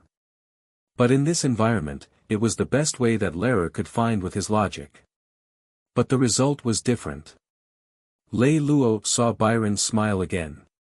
He smiled and opened the remaining porcelain bowls one by one until there was only one left. Even though the probability of this happening is less than 2%, once it happens, the blow to you is still 100%. 6 red lights appeared in front of Lei Lou's eyes again. What rang in his ears were Byron's philosophical and somewhat mocking words. At this moment, Lei Lou had a very deep feeling of being controlled by someone. He began to regret it. He regretted that he went there in the first place. This has been an unfair gamble from the start, Lei Lou thought to himself. From the opponent, the gambling venue, the gambling method, and even the lowest bet amount, I have been led by the nose by others. The opponent already had the advantage from the start, so how can I win? Just as Lei Lou was pondering on his fate, Byron seemed to see through his new life. He smiled and placed the 8 golden chips back in front of Lei Lou. Any smart gambler knows that the outcome of a gamble does not depend on the gambling table, but on the outside. The secret to winning a gamble is never to defeat a powerful opponent, but to pick an opponent that is easy to defeat. This is also the so-called gambler's strategy, so you have lost from the beginning. Young man, you should go back. You and I will consider it a draw.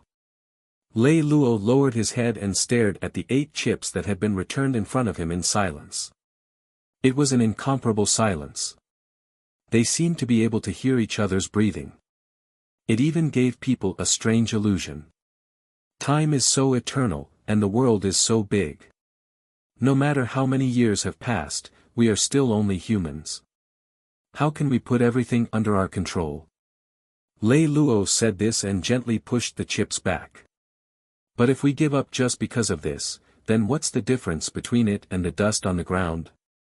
Lei Lou's words stunned everyone present. The smiles on Trump, Byron, and Thor's faces slowly disappeared. They each revealed a different body. Trump had an expression that should have been like this. Thor's thoughts were exceptionally profound and solemn. Byron, on the other hand, was slightly surprised as he lamented. Lei Lou pushed out all his chips. 60,000 gold coins, I'll bet all on black. Byron sat there, his face facing Lei Lou. The two of them looked at each other. This situation was really strange. But Thor, who was beside Byron, didn't find it funny. The expression on his face was even more serious than before. On the other hand, Trump, who was sitting behind Lei Lou, smiled even more brightly than before. Finally, Byron sighed. You win. Lei Lou stretched out his hand, wanting to open the porcelain bowl, but was gently blocked by Byron's hand.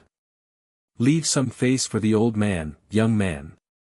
Lei Lou's hand paused for a moment, then he turned his head to look at Trump, who was behind him.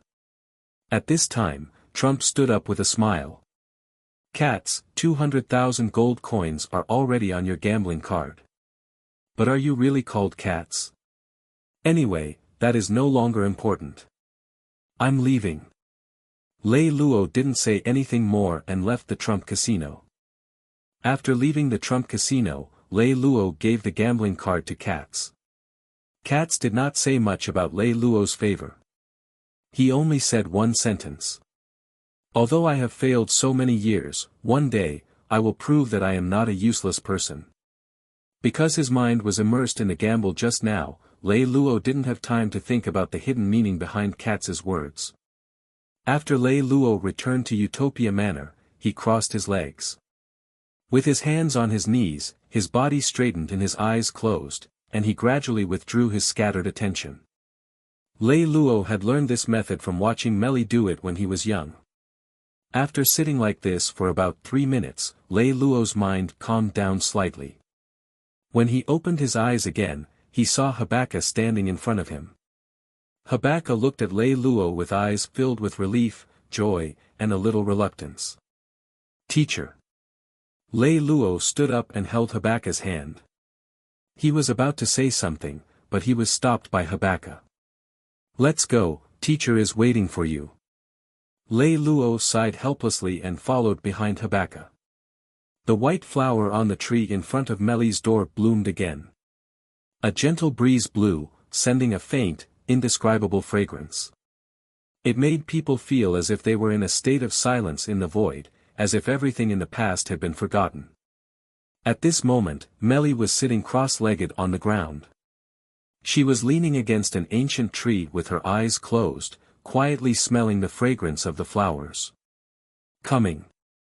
When she sensed that Lei Lou was coming, Meryl opened her eyes. Okay. Lei Lou quietly came to Melly's side and sat down. You should know why I called you here, right? Melly smelled it. Yes, but I don't think I'm strong enough. I think. If you want to fly into the sky without a pair of wings, it's just a waste of effort. But if you still want to stay in the nest with a pair of good wings, you'll degenerate into a poultry. As Melly said this, she looked at Lei Lou. Although it's only been 4 years, I've basically taught you everything that Habaka and I can teach you. The current you, Sunshine, is cunning when necessary, kind, but insidious when necessary, normal, but shameless when necessary. Of course, you still have many flaws and imperfections, but this is no longer something that can be improved through teaching. You must go into the vast world and improve yourself. Meli pointed at a crystal ball that did not exist in the room. This crystal ball was a spell. It simulated the environment of the Battle of Karlan. The Battle of Karlan was one of the most important battles in Emperor Victor's life. It was through this battle that Emperor Victor unified the 7th Interstellar Administrative Region. It was now the 72nd to 83rd Interstellar Administrative Region. At that time, there were a total of 4 forces in this region: Pirate King Selklef, Black Sea Mercenary Association, Manhwa United Trust, and Emperor Victor. This is the simulation magic of the Battle of Karlan. In the past history, the entire battle took a total of 3 years from preparation to completion. You can enter the body of Emperor Lucifer through this crystal ball. You can freely adjust the simulation environment and progress, but you only have 2 weeks to complete it. Meli stood up as she spoke. During this time, you stay in the room. I will get someone to bring you food and water. Lei Lou did not say anything because he knew that it was useless to say anything. After Meli left the room, Lei Lou immediately dived into the simulation environment that Meli had set for him. He began to fully understand all the data and information, such as military data and economic data, as well as the potential data of each city. The surrounding environment of the forces, the personality of the main commanders, and so on. This time, Lei Lou didn't dare to be negligent, nor did he dare to be anxious. He only activated this magic crystal after understanding it for a whole week. This magic would completely restore the war from more than 1,000 years ago.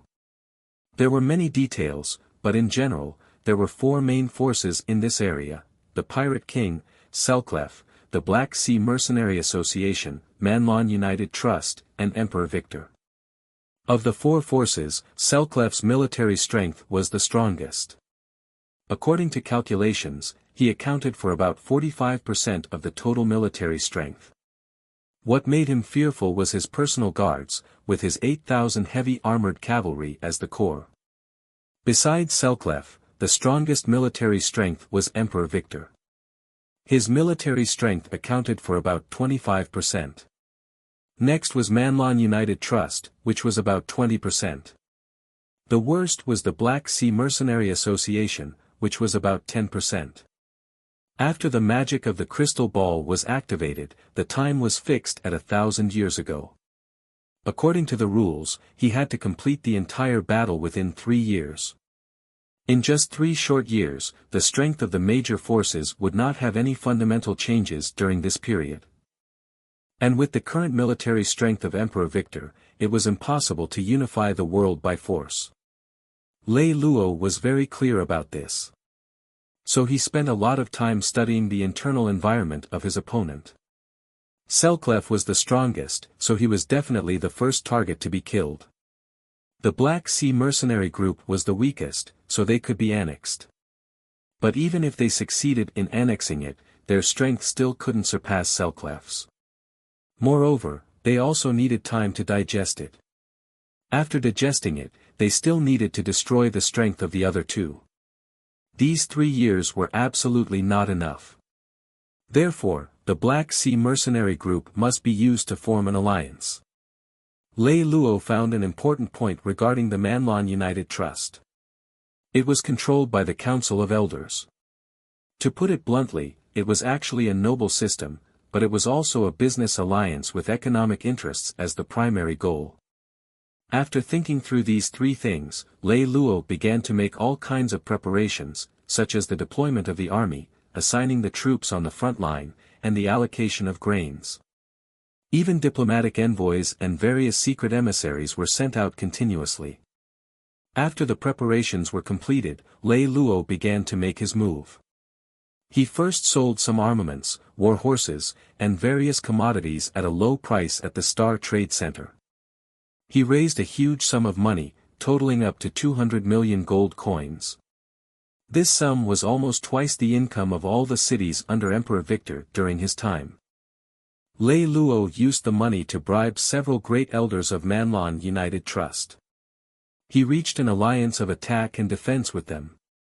They also agreed to attack the Black Sea Mercenary Association together. Because the capital was really big enough, Manhwa United Trust agreed to all the requests. They immediately sent troops to the capital of the Black Sea Mercenary Association. Such a huge army was naturally impossible to keep as a secret. After receiving this news, the Black Sea Mercenary Association immediately asked for help from Selklef. Selklef also immediately sent troops to support them. However, the Black Sea Mercenary Group said that in order to obtain reinforcements, they were willing to pay a huge amount of war aid. However, they said that the army that asked Selklef to help defend their capital should not exceed 70% of their strength and that more troops should be used to attack the back of Emperor Victor and Manhwa United Trust. History also proved that Selklef did exactly as he was told. During this period of time, Lei Lou had been staying in the magic environment of the Crystal Ball. Emperor Victor's army and Manhwa United Trust's army had already started their attack according to Lei Lou's plan. All the armies were approaching the capital of the Black Sea Mercenary Guild at full speed. The reason why they chose this place was that Lei Lou looked at the map of the entire continent. He discovered that there was a small mountain range on the way to the Black Sea Mercenary Guild. The entire mountain range was the key to this battle. It was in this small mountain range that Emperor Victor's army and Manhwa United Trust's army under Lei Lou's command were ambushed. The ambushers were the Black Sea Mercenary Guild and the reinforcements from Selklef. Caught off guard, the Manhwa United Trust army was thrown into chaos. In an instant, the losses were huge.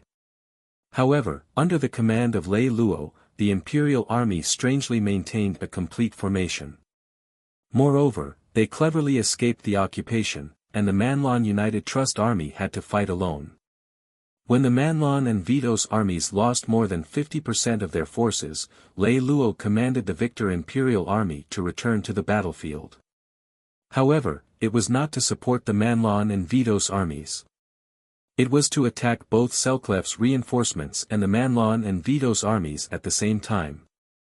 The best part was that at this time, the Black Sea Mercenary Guild's armies also attacked both armies at the same time. This was an attack without any warning.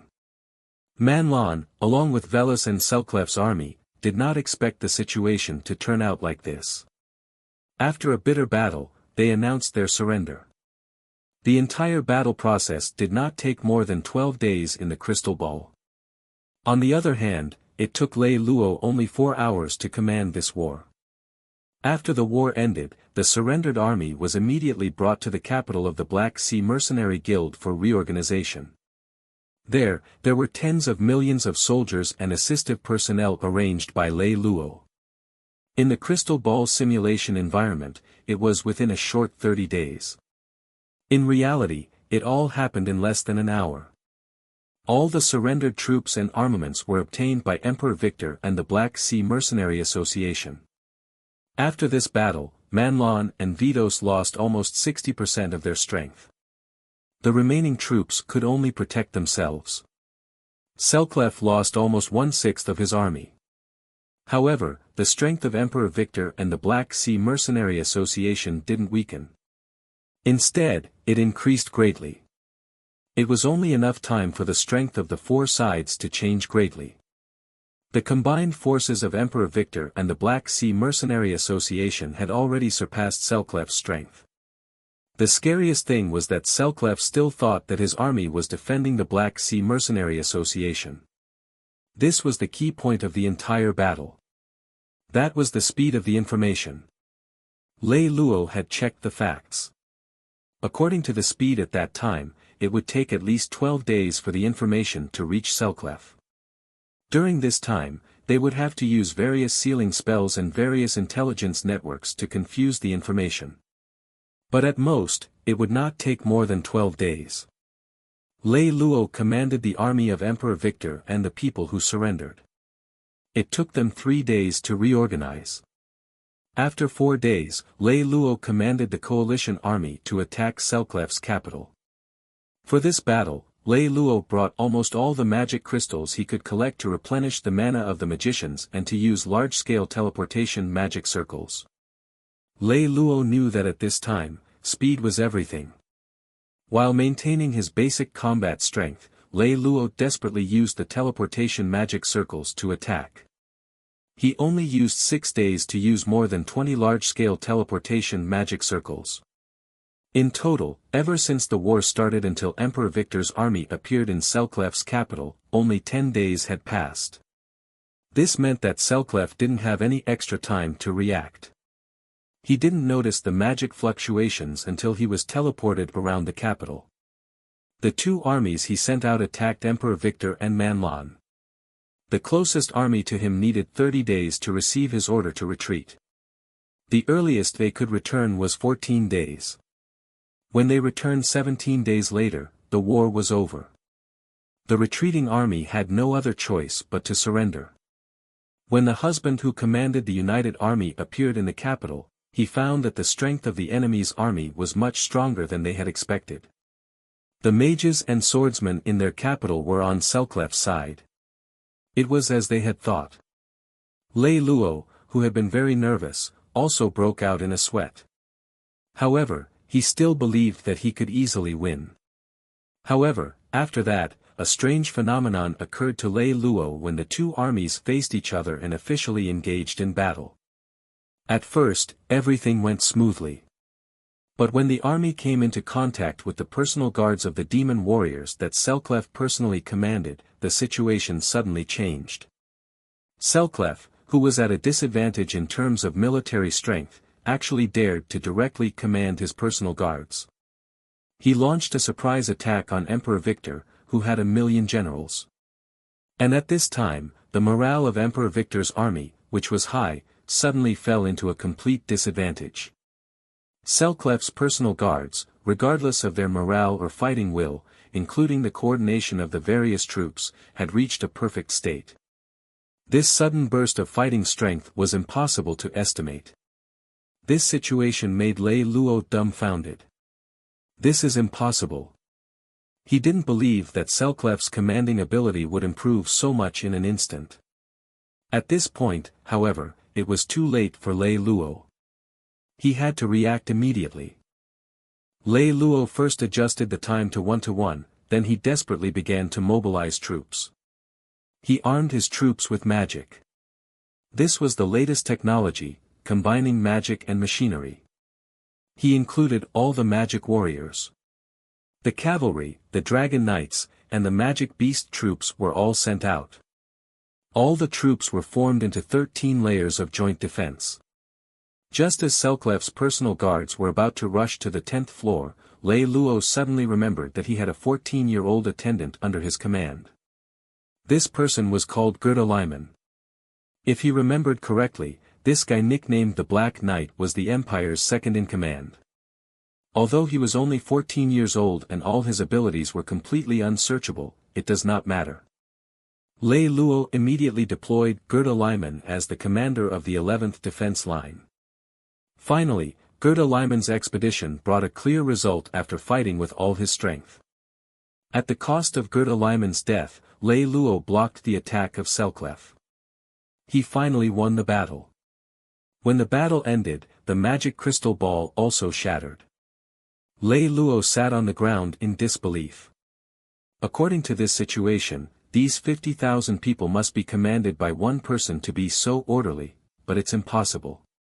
In Selklef's camp, the strongest person is himself. His commanding ability isn't that strong. At most, he can only personally command 10,000 people.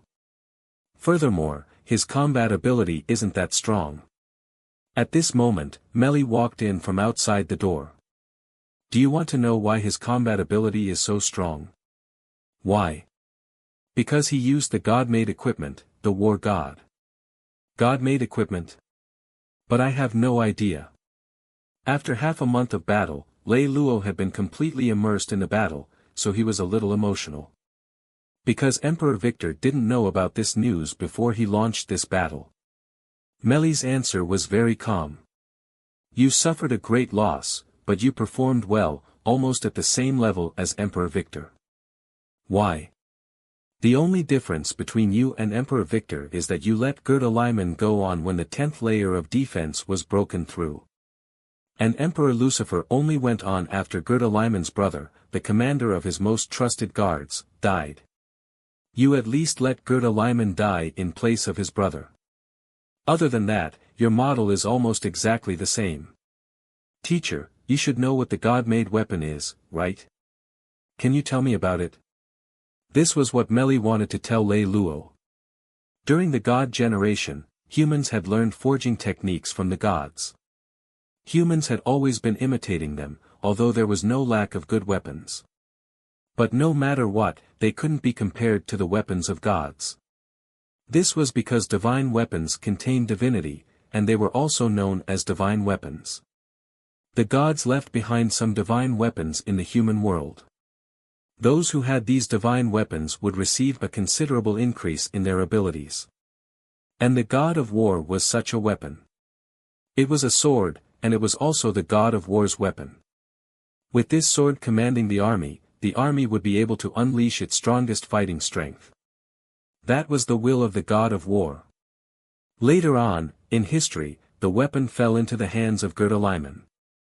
He once used the old, weak, and disabled of the 100,000 reserve troops to withstand the fierce attack of the 600,000 magic guide troops of the famous General Maverick for 3 months. Thus, the strength of this army was enough to determine the outcome of the main battlefield. Until the end, they were unable to join the White Orchid battle that decided the fate of the world at that time. And at that time, Gerda Lyman had used the deity-armed war god. Teacher, what exactly does the deity-armed war god look like? It's a sword, but it's a very special sword, and it has a very ordinary sword. What does this mean? The power of this sword is so powerful. However, I've seen with my own eyes how Gerda Lyman used the deity-made equipment on the war god when he was at his peak. On the surface, that sword looks like a cross-shaped sword. Moreover, it seems to be 2 swords, and it's the same sword. What does that mean? I can't describe it. You'll understand when you see it with your own eyes. However, if you're not the one who uses this sword, you'd better avoid it. Meli sighed. If Gerda Lyman used the god of war after he killed Emperor Victor, then the 12 kings of the Alliance army wouldn't be able to defeat him. When Meli said this, she let out a long sigh. Then, she shook her head. She didn't continue. Teacher, are you with Gerda Lyman? Before Lei Lou could finish, Meli immediately said, I don't know him. When Lei Lou saw how excited Meli was, he quickly shut his mouth. He thought to himself, there must be a connection. Do you know where the deity-armed god of war is now? Meli asked after calming down. Lei Lou knew that Meli would not ask such a question for no reason. Hence, he immediately became very interested. He opened his eyes wide and looked at Meli, waiting for an answer. The deity-armed god is now hidden in the imperial palace, but that is only an empty shell. The most important sword slot is no longer on that sword. As Meli said this, she sat there silently for a long time. After a long while, she slowly stood up. Then, she took out a cross from her clothes. This cross looked very ancient. It seemed to have traveled through thousands of years of time. This is the god-made equipment, war god. Hearing Meli say this, Lei Lou almost instinctively wanted to ask, why is the god-made armed god of war in your hands? But in the end, Lei Lou still did not have the courage to ask this question. Isn't the god-made armed god of war a sword? How did it become a cross? Lei Lou had just finished speaking. The surface of the cross suddenly flashed with light. As if a tree had suddenly grown up, an illusory shadow was projected from the cross. The illusory shadow turned out to be a woman, a beautiful woman. No matter how you looked at it, her appearance, temperament, and figure were perfect, so much so that she was just an illusory shadow. However, it still made Leroy feel a sudden sense of loss. This is. In the entire world, only she knows where the deity-armed war god is. How can I make him tell me the whereabouts of the deity armed war god? This crusader has a special device. It recognizes its master.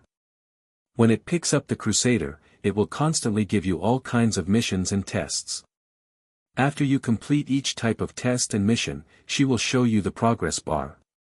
When the progress bar reaches 100%, she will tell you the whereabouts of the deity armed war god. Teacher, I really want to know how much you have completed. 60%. Lei Lou was surprised, but it also made him think seriously. Are you sure that I can make this progress bar reach 100%? It's not hard for me to be sure, but I'm looking forward to seeing you. Lei Lou raised his head. He gazed longingly at the perfect woman. Lying in the void, he couldn't help but mutter. If only she were real. Bastard. When he saw Lei Lou's expression, Meli suddenly flew into a rage. Lei Lou didn't understand why Meli was so angry, so he quickly raised his head and didn't say a word. I've already arranged for a carriage. The carriage will arrive in an hour. I've already helped you pack your things. It's time for you to venture into the outside world. Teacher, Meli suddenly said, don't make a wrong judgment. I didn't make this decision because you angered me, but because of another reason. Lei Lou, what do you think of the current empire? Lei Lou said without thinking, without a doubt, the chaotic world is about to arrive. From today onwards, how long do you think the world will be in chaos? Although the Dark Night riot was very short, the intensity of the war was unprecedented. Moreover, it was an internal conflict. The dukes were not prepared, so they could only bring their own personal guards. Everyone went to the front line in person. Even though the dukes went to the battle formation in person, they would have all kinds of protection. But things were rushed, and the war was in full swing. It was impossible for the dukes to not be affected by all kinds of magic. In 100 years, half of the princes and princes have died, and that is proof. I don't think the rest of the princes will last more than a few years. Dukes and kings are not affected by the law of succession, all the first sons of the first wife to inherit the throne. This method is peaceful and has a magic heritage, so it's not that bad. However, the present chaotic world is coming, and to be able to sit on such a high-dimensional arena, what is needed is not only the strong, but also the exceptionally strong. Based on this standard, I'm afraid that none of these new dukes are qualified. Moreover, among their brothers and sisters, there is no lack of heaven-gifted talents. In addition, there are so many cases of father and son killing each other and brothers killing each other in order to seize the throne in the empire. I believe that it won't be long before there are people who can't stand the loneliness. When that time comes, the world will be completely thrown into chaos. Such an acid. If my guess is correct, it will still take another 10 years for the world to fall into chaos. It will probably take another 30 years for the world to completely collapse. For so many years, while Lei Lou was learning by himself, he was also continuously understanding the changes in the empire's general situation. Hence, when he heard Meli's question, he immediately began to speak with assurance. However, who knew that just as he finished speaking, he heard Meli sigh softly. With your intelligence, if you had stayed in the circle of commoners for a longer period of time, you probably wouldn't have thought this way. Lei Lou listened attentively. In fact, there are already signs of unrest in the upper echelons of the nobles. This person with insight in the upper echelons knows that everyone is also making preparations. But what they don't know is that compared to the unrest of the nobles, the unrest in the lower echelons of the empire is even more terrifying. Teacher, are you talking about the commoners? Lei Lou shook his head disapprovingly. The qualities of the commoners are extremely limited. The knowledge and magic that they can come into contact with are all restricted to the point of death. Although there have been many incidents of commoners revolting since the establishment of the empire, there has never been a single one that could cause any major waves. Because the difference in power between mages and commoners is too great, and the difference between humans is too great. I don't think that relying on commoners can change the universe. You're right, but you have to know that there is no lack of geniuses among the commoners. There is no lack of world-shaking geniuses among the talents of the Empire. Besides these, there is another very important reason, and that is the demon contract. If it is difficult to obtain great power by relying on one's own talent and cultivation, but if one signs a contract with a demon, one can instantly become powerful. However, as a price, the soul after death will belong to the demon. Apart from that, this world is actually very big. Not only is magic the only way to become stronger, if one can recruit all these powerful people, one can also become an overlord. But the empire is too vast. These people are spread across the 11 provinces of the empire. Some are pirates, some are hermits, and some may even be ordinary farmers. To collect these people is like finding a needle in a haystack. It's easier said than done. Although these were words from Meli herself, Lei Lou still felt that the loophole was too big. Thus, he also argued. Searching one by one will naturally exhaust them to death, but how do you know that they won't gather together by themselves? Let them gather together. Just because of a commoner uprising? No, the people who can cause a world storm aren't commoners. Although they suffer discrimination, they can still live on. Only those who have nothing, other than pain, and who have nothing to lose, are enough to cause a world storm that will change everything. You mean, the magic conductor? Lei Lou suddenly thought of this and suddenly opened his eyes as if he had thought of something. The magic conductor was a newcomer, created by magic technology. This was a human that was created entirely by magic and alchemy. They were like puppets from the beginning. They were without consciousness. They gradually applied magic control and advanced with alchemy materials. They became people with learning ability and complete intelligence. This kind of person created by magic and alchemy was also known as a magic conductor. This technology was also one of the achievements of the development of magic conductor technology. The status of a magic conductor was almost the same as a slave, and they were also the most loyal and useful soldiers on the battlefield. Although most of them were used as cannon fodder, their advantage was that they could quickly create replicas. The loss of a batch would create more and more magic guides. This kind of war technology and labor force would be created infinitely by one magic guide, and it would be ultimately useful. Even some merchants who sold magic guides would make a fortune out of it. There are too many magic conductors.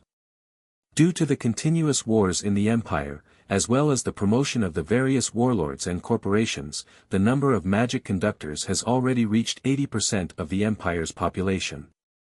What? 80% of the people in our empire are magic conductors? When Lei Lou heard this news, he was also very shocked. He didn't dare to believe it. That was to say, 8 out of 10 people walking around on the streets were magic conductors. So you can understand. Most of the magic conductors are slaves, and slaves are the main labor force of this empire. It can be said that our empire is a slave empire, and all the slaves added up may be more than 90%. This means. Lei Lou suddenly thought of something and widened his eyes. You're right. There are too many slaves. There are too many sorcerers. When they all awaken and are twisted into a rope, it can be imagined how much shock it will cause. I'm afraid the entire empire will fall apart. Lei Lou sighed. That's right, that's why the empire is about to collapse. The empire was built because of the war, but the world is still so big. When you have no more places to conquer, you can't keep adding new slaves, and you keep using magic to create magic conductors. And all the nobles and civilians are gathered in a few huge cities. This means that the ordinary people are being surrounded. They are surrounded by 80% of the magic conductors in those big cities. And if someone can make use of these magic conductors, then how can this less than 20% of the human population resist the attack of 80% of the magic conductors? But it's not easy to gather all the magic conductors, is it? Lei Lou said. It's not easy, but it's not difficult either. After all, they are slaves. As long as there is inequality, there will be resistance.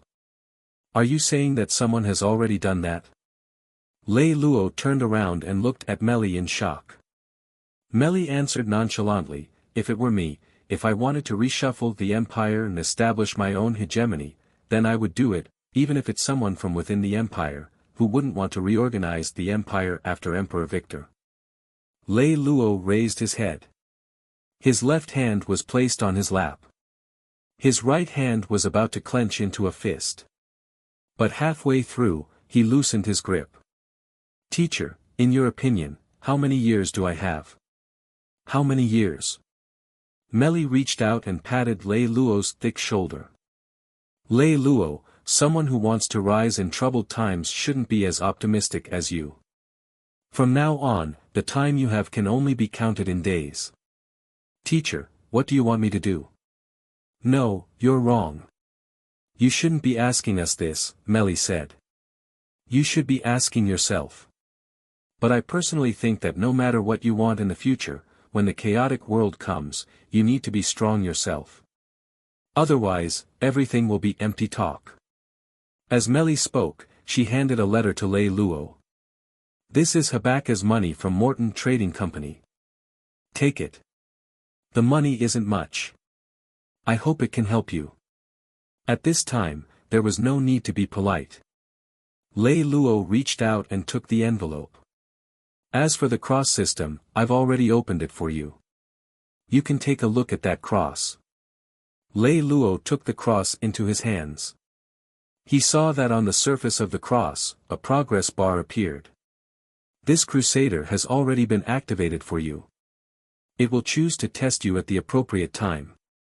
When you pass all of its tests and progress to 100%, you will be able to obtain the deity-made equipment, the War God.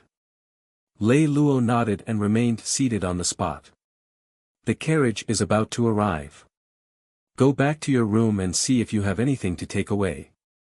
Once you are ready, you can leave. I understand. Where is Teacher Habaka? He went fishing. You don't have to say goodbye to him. He has never liked the scene of saying goodbye. Teacher, then I have to leave.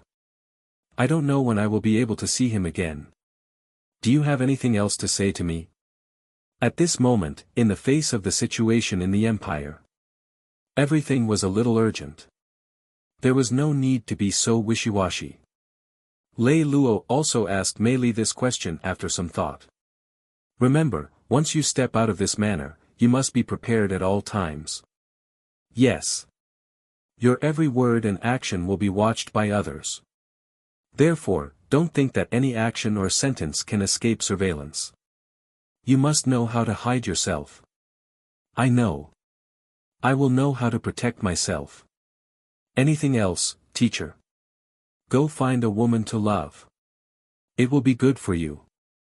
He sat cross-legged on the ground as if he had thought it over carefully. That was what Meli said. Lei Lou nodded his head as if he understood something. At this moment, the sound of horse hooves approached from outside. Go, Meli said. Lei Lou bowed respectfully to Meli. After all, this was the teacher who had taught and raised him for 18 years. More words were said. Lei Lou left the room and sat in the carriage heading to the Utopia Manor. The first place he was going to was a city called Shida City. Shida City mainly relied on a magic crystal mine to carry out import and export trade. Magic crystal mines were a very high-intensity source of magic power. They could be repeatedly compressed, refined, crystallized, and finally purified to a relatively high level of pure magic power.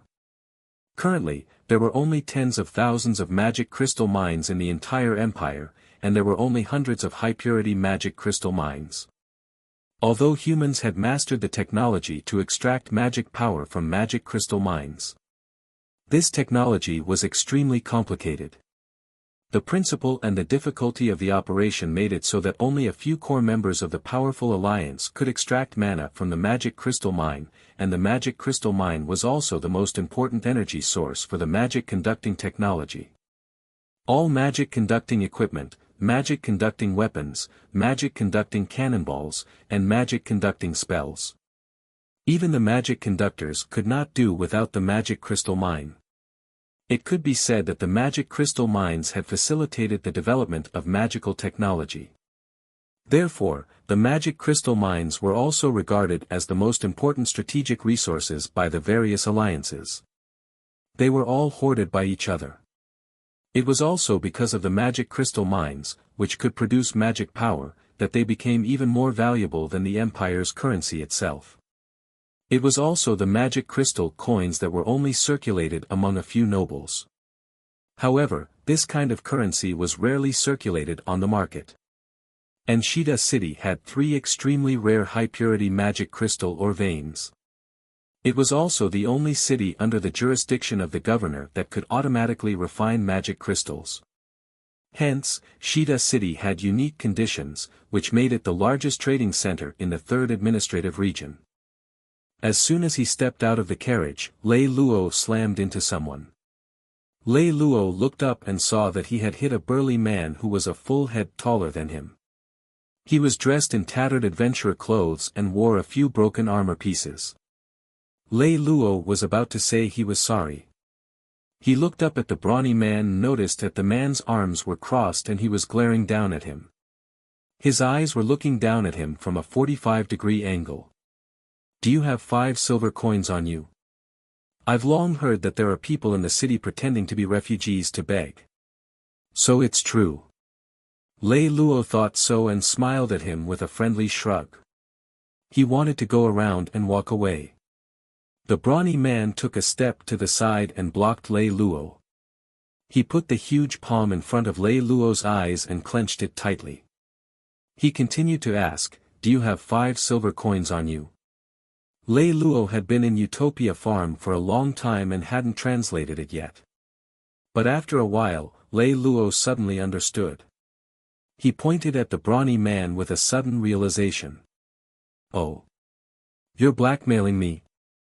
After understanding the situation, he reacted as quickly as possible.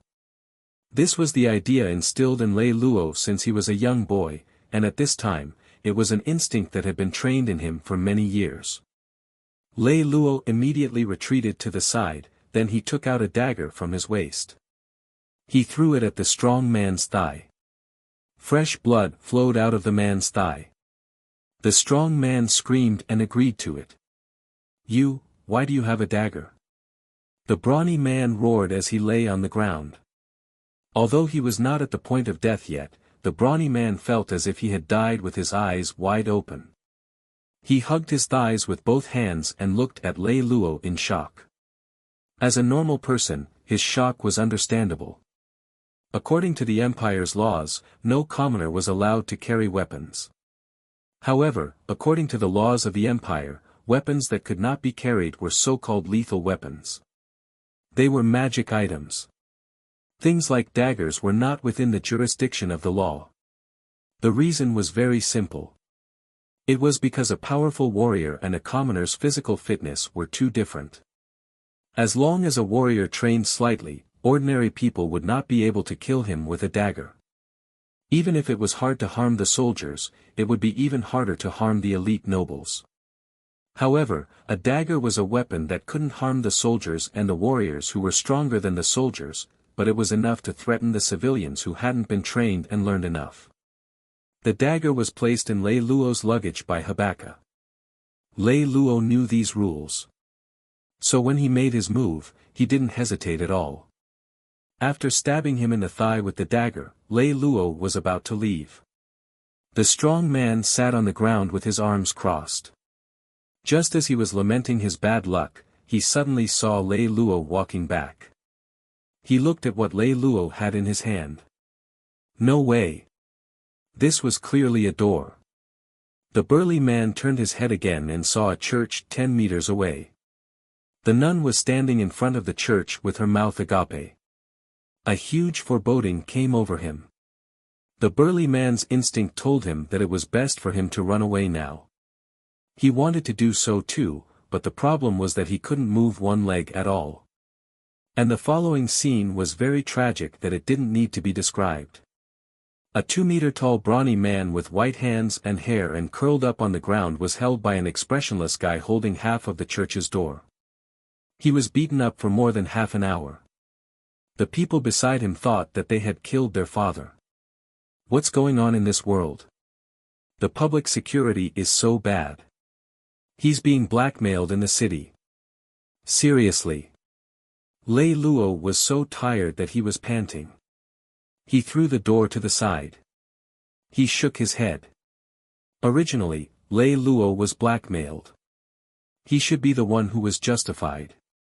But the onlookers knew that the poor man who was covered in blood only wanted 5 silver coins. They all showed sympathetic expressions. He had been beaten to such a state just for 5 silver coins. How miserable. Yeah, how could we meet such a pervert? He's really insane. Could he be insane? Such comments kept popping up in Lei Lou's ears. Lei Lou looked around casually.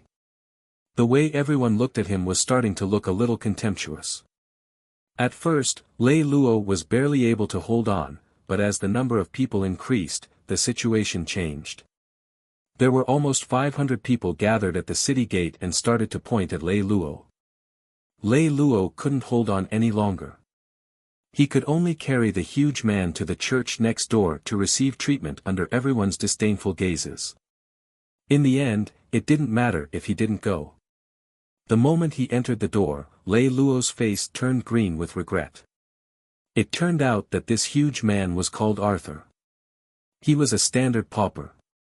His entire body was less than 10 copper coins. This way, Lei Lou would have to pay for his treatment. Please say it again. I want to confirm the treatment fee. Lei Lou's face turned green as he waited for the nun. She could use holy light to treat the man's injuries. It's a total of 300 gold coins, after using the holy potion, the bed fee, the treatment fee, the holy light fee, and the 11 taxes, it's a total of 364 gold coins.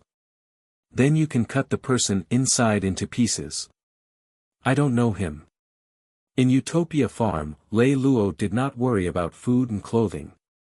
Naturally, he would not place money in his appreciation. Even in the casino, he was a high roller who spent a lot of money. But after all, he did not use his own money. He only used gambling cards. To Lei Lou, this was just a number. It had an unreal feeling. But when he really took out these 300 gold coins, the psychological feeling was different. He had just gotten off the carriage. Lei Lou had lost half of his wealth. Lei Lou was not happy. He walked to the door of the church with a gloomy expression. The tall Arthur chased after him from the clinic. He blocked Lei Lou. Without waiting for Lei Lou to speak, Arthur said sincerely, I will return these 300 gold coins to you. He had planned to ask him to return the money, but seeing Arthur like this, Lei Lou also lost interest. You only have 10 copper coins on you, how can you return the money? Sigh. Forget it, I was muddle-headed. If I had known earlier, I would have given you 5 silver coins. You're right. Lei Lou waved his hand weakly and said gloomily, sigh. Forget it. It's useless to talk about this now. You can go. Sir, don't be like this. I'm not very smart, but my combat ability is not bad. Just you. Lei Lou studied the man again. If it was just about his physique, Arthur's physique was indeed not bad. If it wasn't for the lack of connections, would have joined the army a long time ago. Sir, please take me with you. I'll do whatever you want until I pay off what you spent on medical expenses. Hearing this, Lei Lou was a little stunned. He took 2 steps forward and sized up Arthur. Then, he nodded and said, yes. He smiled and asked, anything is fine. Then, will you do it? Arthur thought about it very seriously, gritted his teeth with a solemn expression, and nodded. Yes. But, I only receive female guests. Lei Lou was amused and said with a smile, "You're really a wonderful person." Half an hour later, at the Morton Trading Company. When Lei Lou and Arthur appeared in front of the magnificent building, they just happened to see a construction worker tearing down the signboard of Morton Trading Company. Lei Lou was a little surprised, but at the same time, he also felt a little uneasy. What's going on? Why did Morton Bank fail? Is it renewing the signboard? The construction worker said to Lei Lou, obviously, it went bankrupt. Go bankrupt? When did this happen? Lei Lou grabbed the worker's hand forcefully. It should have happened an hour ago. Then what about my savings? What about the money I saved in the trading firm? Then it's gone. After saying that, the construction worker shrugged and left. Lei Lou was left standing there in a daze. Arthur stood to the side awkwardly. He asked carefully, I didn't expect that your money would be stored in Morton Trading Company. Perhaps there is still a chance to turn things around. We can think of another way. Even Arthur himself did not expect this. His clumsy comforting actually made Lei Lou react. I was first blackmailed when I went out, and then I lost half of my money for no reason. Then, the trading firm where my teacher saved the money went bankrupt. Could it be that I was possessed by the god of misfortune? Lei Lou's gaze involuntarily landed on Arthur. This made Arthur's scalp go numb. He also hurriedly asked, the boss of Morton Trading Firm is called Morton. I know where he is. Why don't we go find him? Really? No matter what, we still have money saved up. Even if we can't get it back completely, we can at least get some of it back. After saying that, he quickly pulled Lei Lou into a carriage, trying to avoid his burning gaze. It took about half an hour. The carriage stopped at a small bar next to the central square. Here, this is Morton Trading Company's boss, Morton. Lei Lou looked in the direction Arthur pointed. He saw a huge man with a messy beard. He was a middle-aged man with an apron. He looked like someone who would be disgusted by anyone. But he was lying on the bar counter in an envious position, drinking poor-quality ale. Are you sure this person is the boss of Morton Trading Company? It was also hard to imagine. A man dressed so wretchedly was unexpectedly the former boss of the trading company. How could that be? He was once the biggest boss of the trading company in the 3rd administrative region. This guy looked a little too young. Arthur, who had finally shifted Lei Lou's gaze that was as scorching as the flames of hell, also felt that he had never felt so relaxed in his life. He secretly let out a breath of turbid air that he had been holding back for a long time. Do you think he's too young? I think so too. This guy is only 31 years old. He founded Morton Trading Company at the age of 20, and he built a street shop into the largest trading company in the 3rd province at the age of 30. Then, he defeated it with one hand. He's pretty impressive. Arthur's words made Lei Lou turn around and look at him. You know him very well. His birth name is Wenna Morton. He is a well-known figure in this province. Ever since Morton Trading Company closed down, he has been staying here every day. Otherwise, I wouldn't have known that he would be here. Arthur lowered his head and looked at Lei Lou. Oh right, at least 3 months ago, Morton Trading Company announced that it was going to go bankrupt and asked everyone to come and retrieve the gold coins. Why are you only here now? This is the money my teacher gave me. I live in a village, so I don't know much about what is happening outside. Habakkuk did not care about money. Naturally, he would not care about things like these. Thinking about this deposit, when Lei Lou was about to leave, he suddenly remembered that he had this money. Then, he conveniently gave it to Lei Lou. Lei Lou was also unwilling to talk about his own matters. He curiously asked, since this guy can start from scratch, then he naturally has some ability. How could he fall to such a state? I don't know either. I heard that it seems to be because he is competing with Trump. Trump? Lei Lou frowned. The image of that fat man with a harmless smile in the Trump casino appeared in his mind. I'm not too sure either. It said that Trump is the richest man in the empire. Arthur thought that Lei Lou didn't know him, so he briefly introduced the information he knew. Oh. Lei Lou didn't want to say that he knew Trump. He got off the car and walked to the small bar. Lei Lou and Arthur walked into the bar that didn't have any customers. They didn't say anything either. They simply stood in front of the bar counter and looked at Morton, who was behind the bar counter. The depositor of Morton Trading Company. Morton glanced at Lei Lou and Arthur. They were still drinking. I have 50 million gold coins, which I deposited in Morton Trading Company. Lei Lou walked forward and placed an envelope on the bar counter. Then, he stared at Morton to see what expression he had. Morton first smiled indifferently.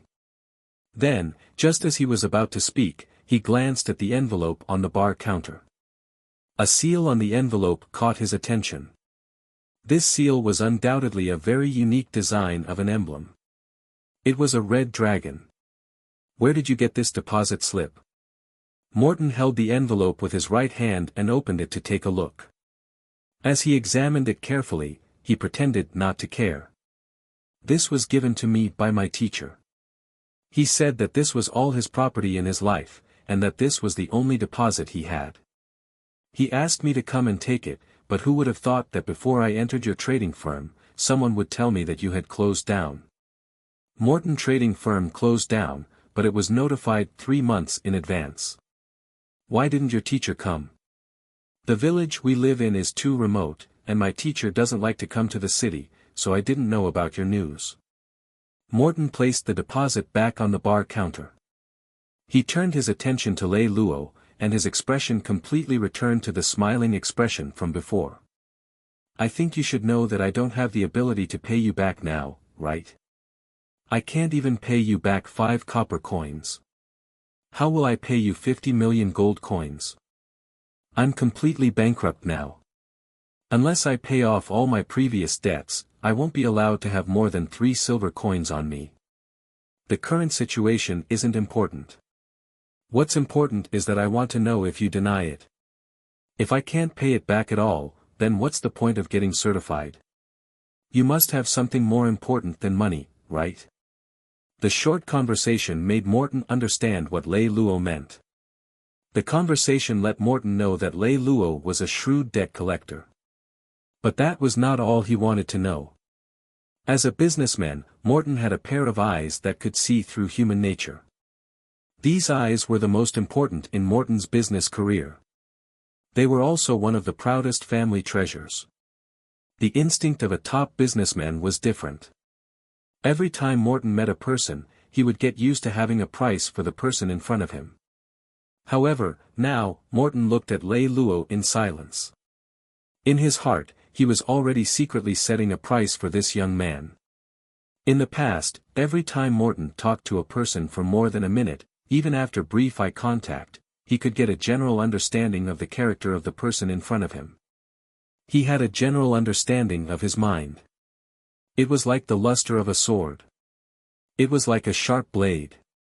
When humans communicate with the outside world, they would always unconsciously release their own light and temperament. And this light and temperament was the key to determining his pricing. Morton and Lei Lou looked at each other for a full 5 seconds. However, after passing through the layers of disguises that covered the surface, behind him, he actually saw a cloud of fog. How old are you? Morton's question was suddenly inexplicable. But Lei Lou still answered, 18 years old. 18. Morton's eyebrows slightly rose. His face also showed a surprised look. After a while, he smiled faintly and shook his head. He sighed again. As expected of that person's student. The corners of Morton's mouth lifted slightly. Just as he was about to say a few words pretending to be an expert, his eyes suddenly jerked. His tone suddenly changed. His entire expression suddenly froze. Lei Lou turned his head and saw Arthur's expression freeze as well. At the same time, the pain was clearly magnified.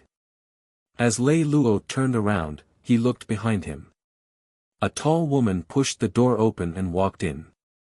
The woman was very tall and had short black hair. She was dressed in finely cut clothes, but she could not conceal the greatness of her chest, which revealed a snow-white color. She also had snow-white slender legs and translucent water-blue high heels. There was no smile on her expressionless face.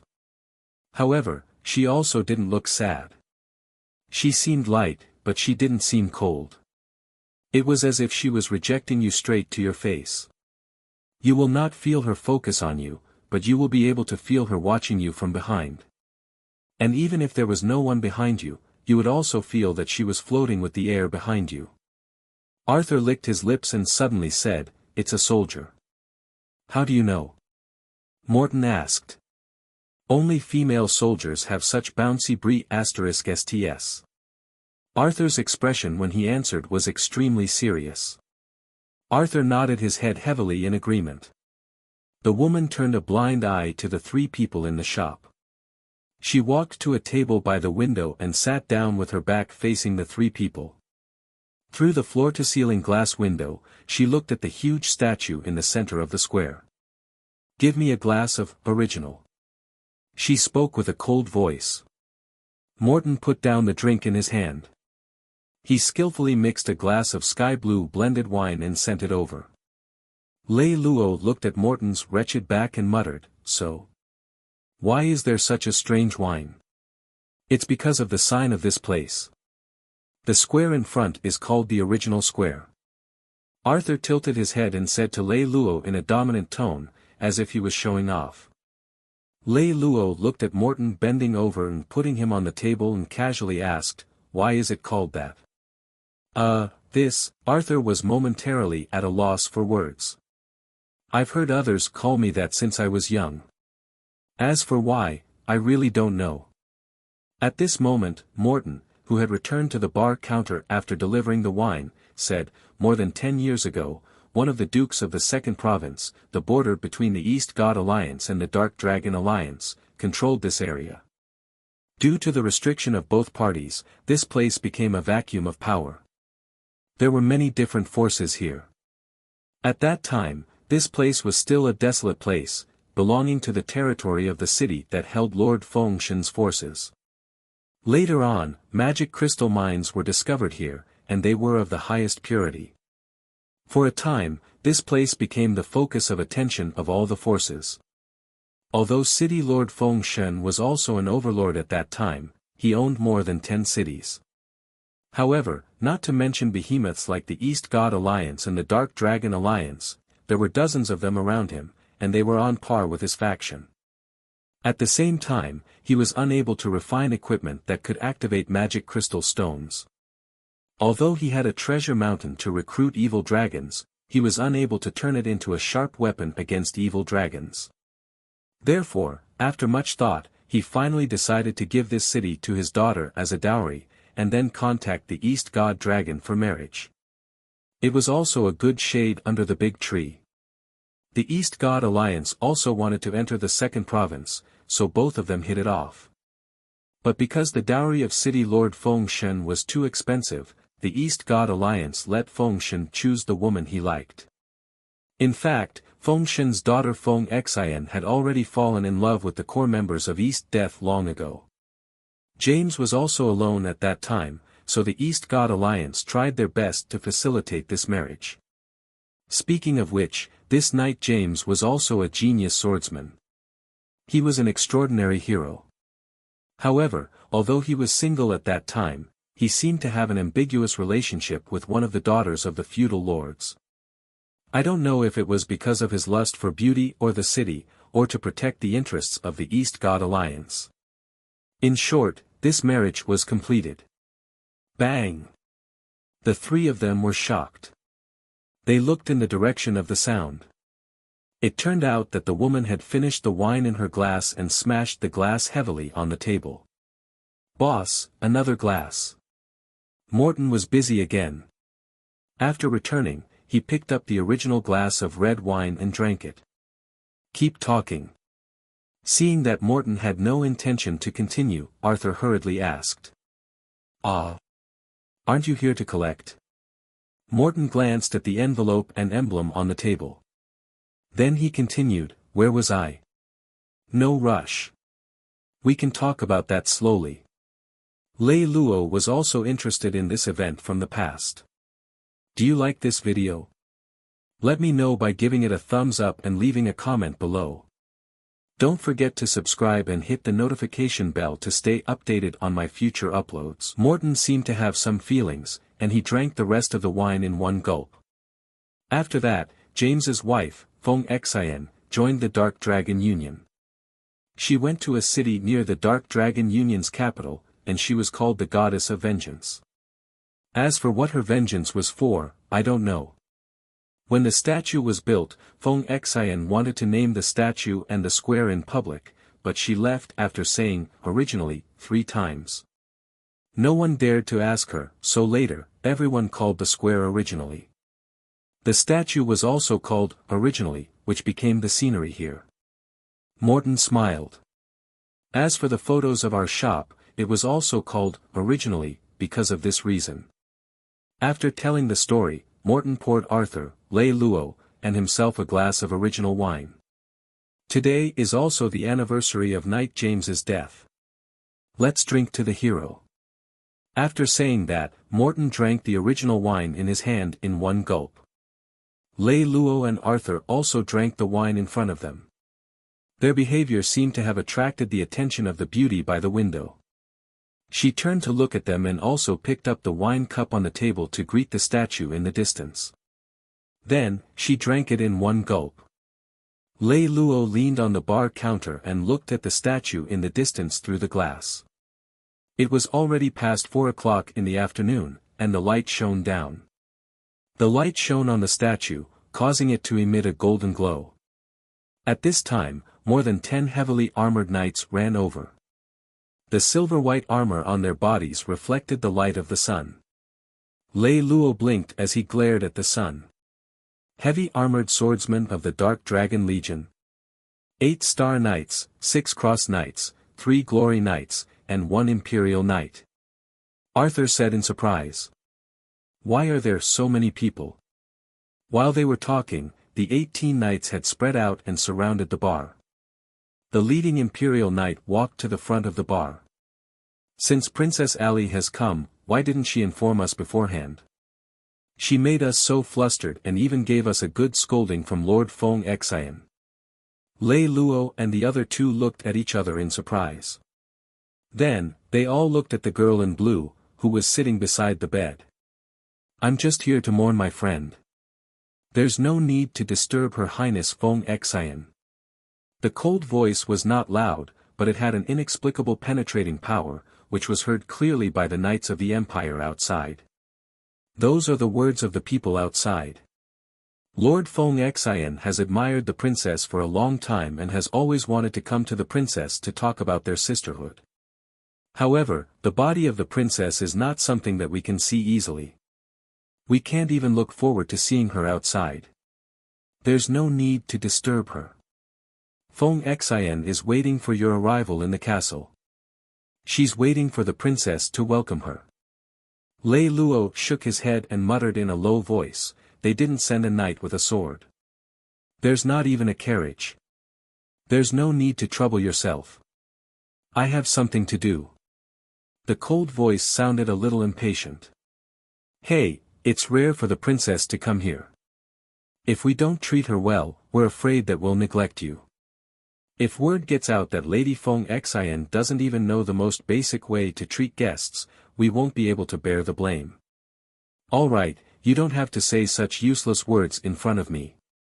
If you want me to go with you, it'll depend on your abilities. She then stood up. The princess is really quick-witted. However, it's hard to disobey the orders of the Lord, so we can only offend her. The Imperial Knights also knew that if they did not subdue Ali, their mission would not be completed. They did not say any more nonsense. They raised their hands, and a ray of purple light pierced through the glass window and shone on Princess Ali. Although Lei Lou and the other two were not within the range of the purple light. They also felt their bodies sink, and even raising their hands felt very difficult. Gravity magic? Arthur cried out in surprise. The gravity here has been increased by 3 times. If it were to directly hit a person's body, it would increase the gravity by at least 8 times. However, Ali did not seem to be affected by the sudden increase in gravity. She pulled out a long sword from her waist and held the magic sword in her right hand. Then, she pressed a transparent crystal the size of a gold coin on the sword. 5 meters of blue light shot out from the long sword. The blue light kept shrinking and condensing. It was vigorous and continuous magic power. In the end, all of it gathered together and formed a transparent blue crystal blade. Magic sword? Arthur exclaimed again. I've never seen such a magic sword. It's not a magic sword. The magic power he added to the sword just now is a magic crystal.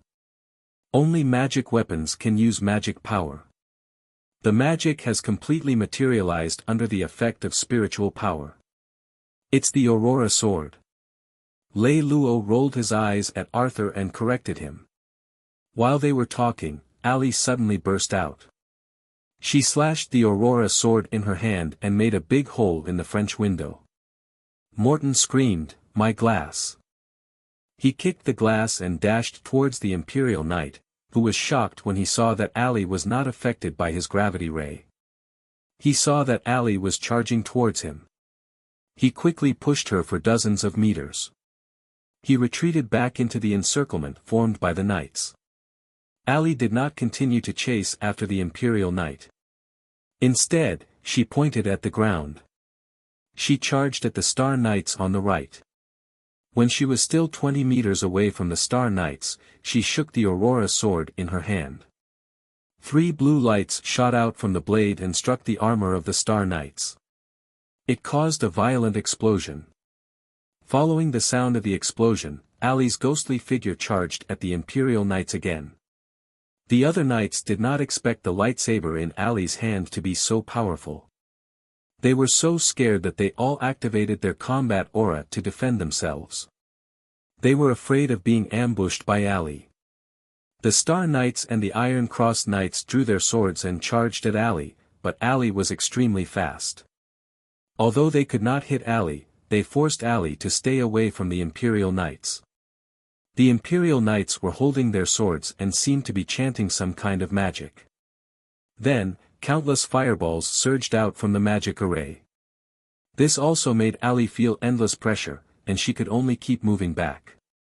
The explosion of the flames caused the originally peaceful square to suddenly become chaotic. Lei Lou vaguely heard many civilians running around and shouting for help. Why do they have to attack just like that? It's really a fight between gods, and mortals suffer. After grumbling in dissatisfaction, Lei Lou pulled Arthur and Morton to hide behind the bar counter. He took out a silver-white ball from his bag and formed a silver-white ball.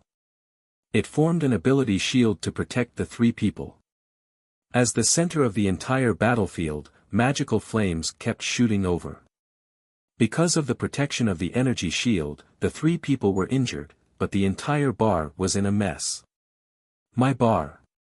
Morton looked at the bar with a defeated expression. His eyes were burning as he waited for the battle. She should be from the East God Alliance. Didn't you say that the East God Alliance was destroyed? Lei Lou asked curiously.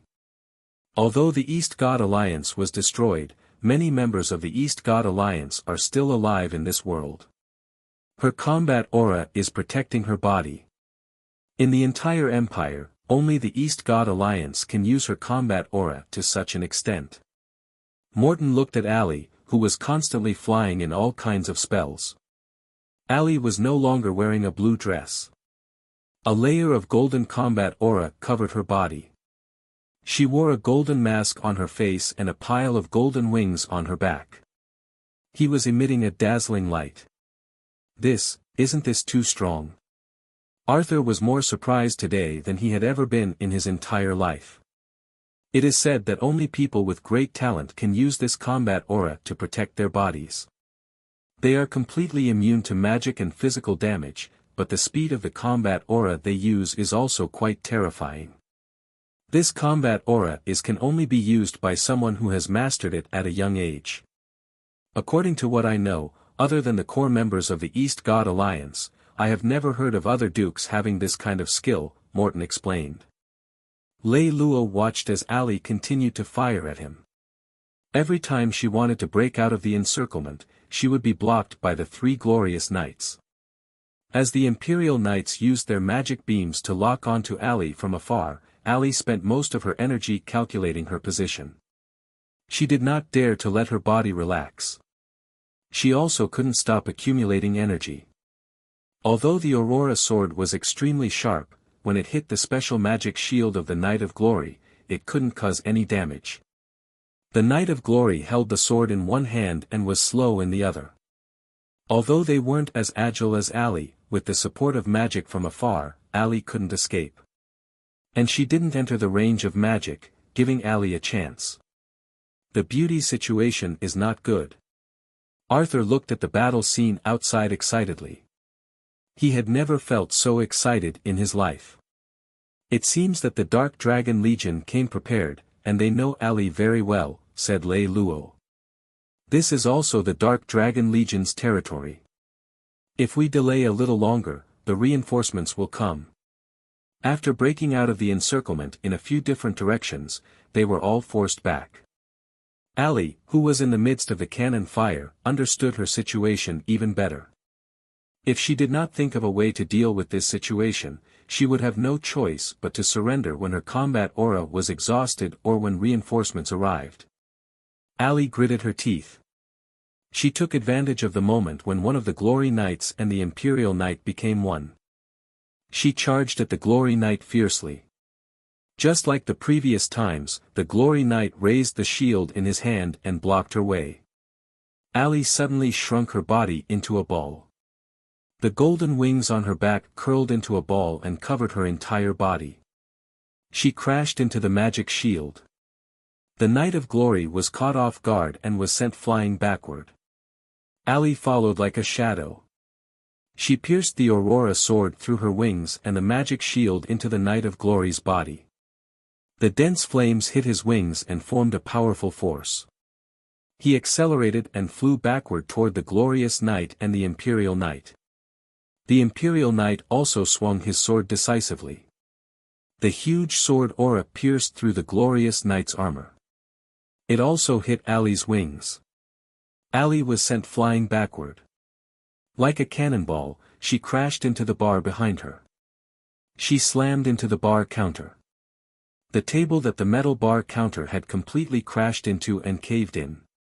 The three people hiding behind the bar counter watched the show with pale faces. They looked at Ali beside Arthur with their mouths wide open. If it weren't for Lei Lou's quick reaction and if he hadn't pulled Arthur back, half of his body would have been turned into meat paste by now. Ali felt the Imperial Knight's spiritual power lock onto her again. She spread her wings and was about to fly away. However, she saw three pale-faced people huddled together beside her. She hesitated for a moment. She could only use her wings to protect the three people and herself. The second time, the sharp sword aura struck Ali's body once again. Without the Knight of Glory in the shield as a buffer, Ali, who had received a spell in a hurry, only felt her blood boiling in her chest. A trace of blood flowed from the corner of her mouth. She did not have time to wipe it away. The magic power on her wings became extremely thin. She could not withstand the next magic attack.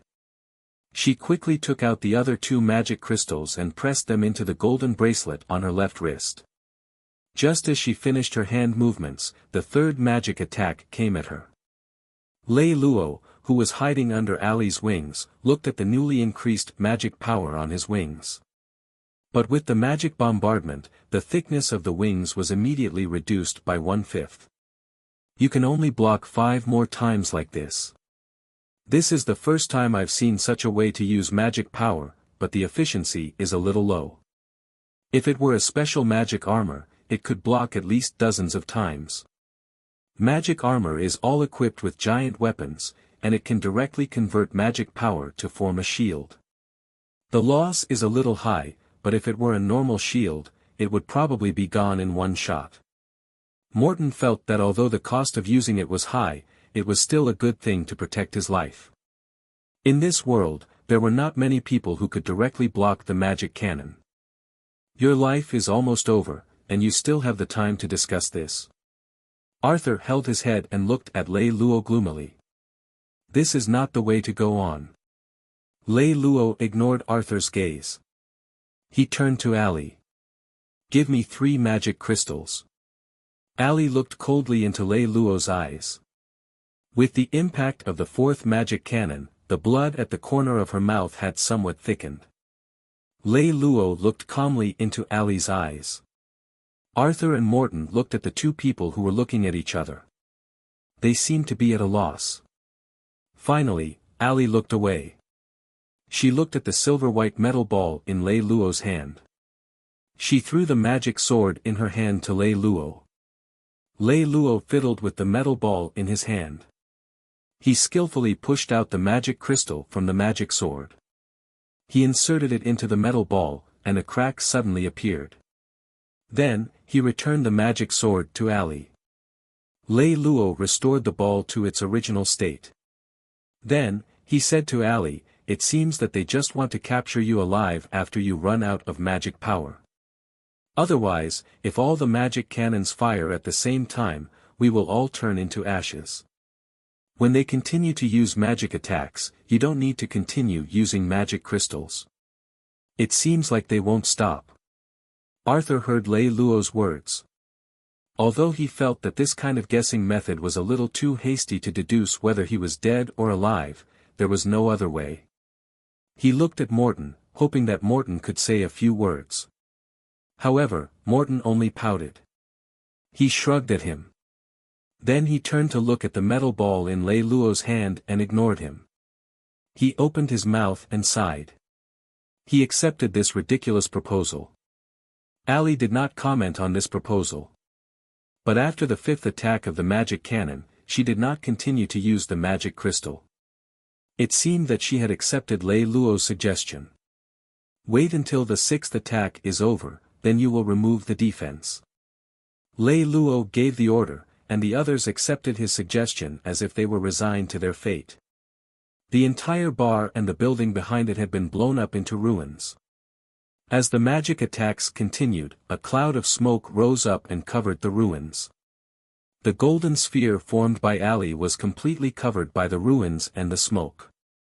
The Imperial Knights could only use their spiritual power to observe Ali's changes. After the 6th magic attack, the Imperial Knights suddenly felt that the combat aura armor on Ali's body had disappeared. Her magic power was also decreasing rapidly. She was obviously seriously injured. The enemy stopped their designs, then they commanded the Star Knights and the Iron Cross Knights to complete the encirclement. The remaining 2 glorious knights raised their shields and approached the center of the ruins carefully. Suddenly, the Imperial Knight felt a wave of energy in the ruins. When he raised his sword, a silver disc-shaped flying car rushed out of the ruins. It flew away quickly along the street beside the bar. The sudden change confused the knights. They were stunned for a moment and chased after the flying car. The Imperial Knights locked onto the strange car, but the speed of the flying car was too fast. In the blink of an eye, it disappeared into the buildings. Ever since they received the news that Princess Ali had infiltrated Shida City, as the highest commanders of Shida City, the Imperial Knights immediately reported to the Lord of Zephyr City. Zephyr gave the order to capture Ali alive. Even if they could not delay Ali, they had to trap her in Shida City.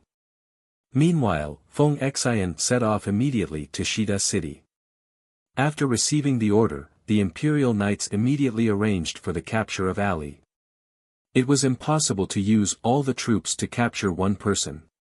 Even ordinary troops would not be of any use. Currently, there was only one small army in the entire city, and it was because Shida City was rich in magic ores. It was specially equipped to prevent some people from sneaking in and causing damage. The Empire Knights also immediately arranged a blockade. They formed a battle plan that focused on trapping and fighting. They requested the magic troops to immediately modify a magic cannon. They could also use magic through this magic weapon in front of them. He thought that without the protection of armor, once he seized the opportunity to fire a shot at Ali, he could at least severely injure her and ultimately achieve his goal.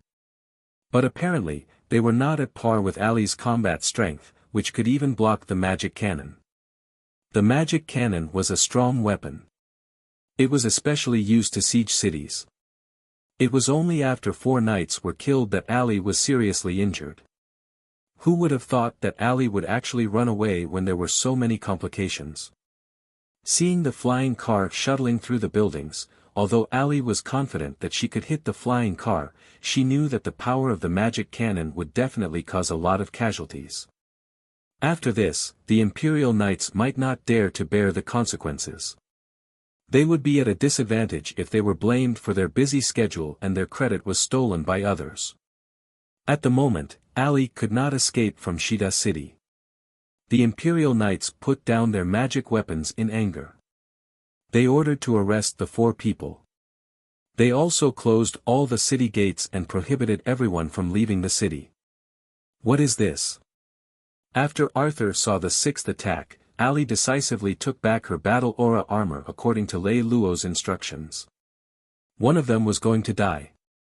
Unexpectedly, the silver metal ball in Lei Luo's hand seemed to melt. It fell out of the gap between Lei Luo's fingers. Then it spread rapidly on the ground, dragging the 4 people up and closing. Finally, it formed a flying car. 4 pieces of metal extended from the bottom of the car. After forming 4 chairs to hold the 4 people in place, Lei Luo suddenly grabbed the silver metal ball and dissolved the first-rate small crystal ball. The magic flying car instantly started and rushed out of the encirclement. Everything happened too quickly. The instant it started, Arthur felt as if someone had hammered his chest with a sledgehammer. It took him a long time to catch his breath. Lei Luo, who was staring at the crystal, exclaimed, "It seems to be a memory conductor." Morton also looked at Lei Luo's hand in surprise. Lei Luo turned his head and saw that Ali's physical body had reached its limit. Due to the sudden activation, she could no longer control her injuries. After forcefully suppressing her injuries for a long time, she finally spat out a mouthful of blood. She had already fainted. Lei Luo continued to control the magic flying car in his hand and shuttled through the buildings, avoiding the pursuit of the knights behind him. What is the memory conductor? Arthur had already treated Morton as a walking dictionary and understood everything. This is a memory conductor. It is a legendary magic conductor. It is said that it can only be produced from the legendary mission, the Super Viceroy of the Twilight Alliance, the forging furnace of the wings of the Seraph. So this thing is also priceless. It is worth almost 60 million gold coins on the black market, Morton said after sorting out his thoughts. I once saw someone using a magic conductor. It looked very similar to the scene just now, but the magic conductor in my impression is different from this one. I'm not sure if this is a magic conductor. This was given to me by my master before I left. He only told me how to use it, but I couldn't find its name. Lei Luo saw a corner up ahead. Under Lei Luo's control, it drew a beautiful arc and turned into another street. Then, the magic conductor turned into an ordinary carriage and slowed down to its normal speed. At this time, it just happened to pass by the knights. Seeing the knights rushing over, Morton also whistled and said, "Beautiful." Lei Luo drove the magic conductor and shuttled back and forth between the alleys and streets. When no one was paying attention, he changed into a different look and color. After temporarily being safe, he withdrew his spiritual power and drove aimlessly. There were already wanted notices on both sides of the street. It said that Ali was a criminal. Not only did she destroy the bar, but she also kidnapped Morton. It asked the citizens of the city to inform the knights as soon as they found Ali or Morton. It was possible that the Imperial Knights had placed all their attention on Ali at that time. They also, however, took notice of Arthur and Lei Lou. Therefore, the wanted notices said that there might be 2 criminals. They are really fast. What should we do next? Lei Lou asked after watching the movie. You are the boss.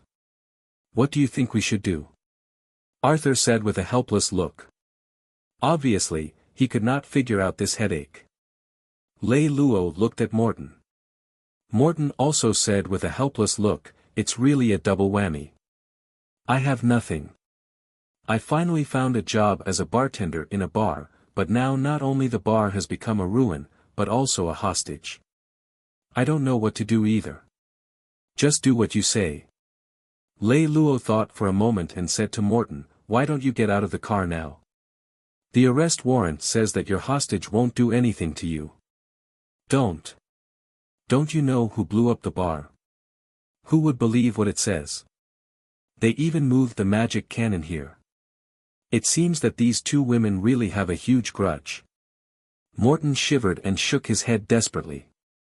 They won't stop until they catch the person. I heard that Feng Xian is the #1 resentful woman in the empire.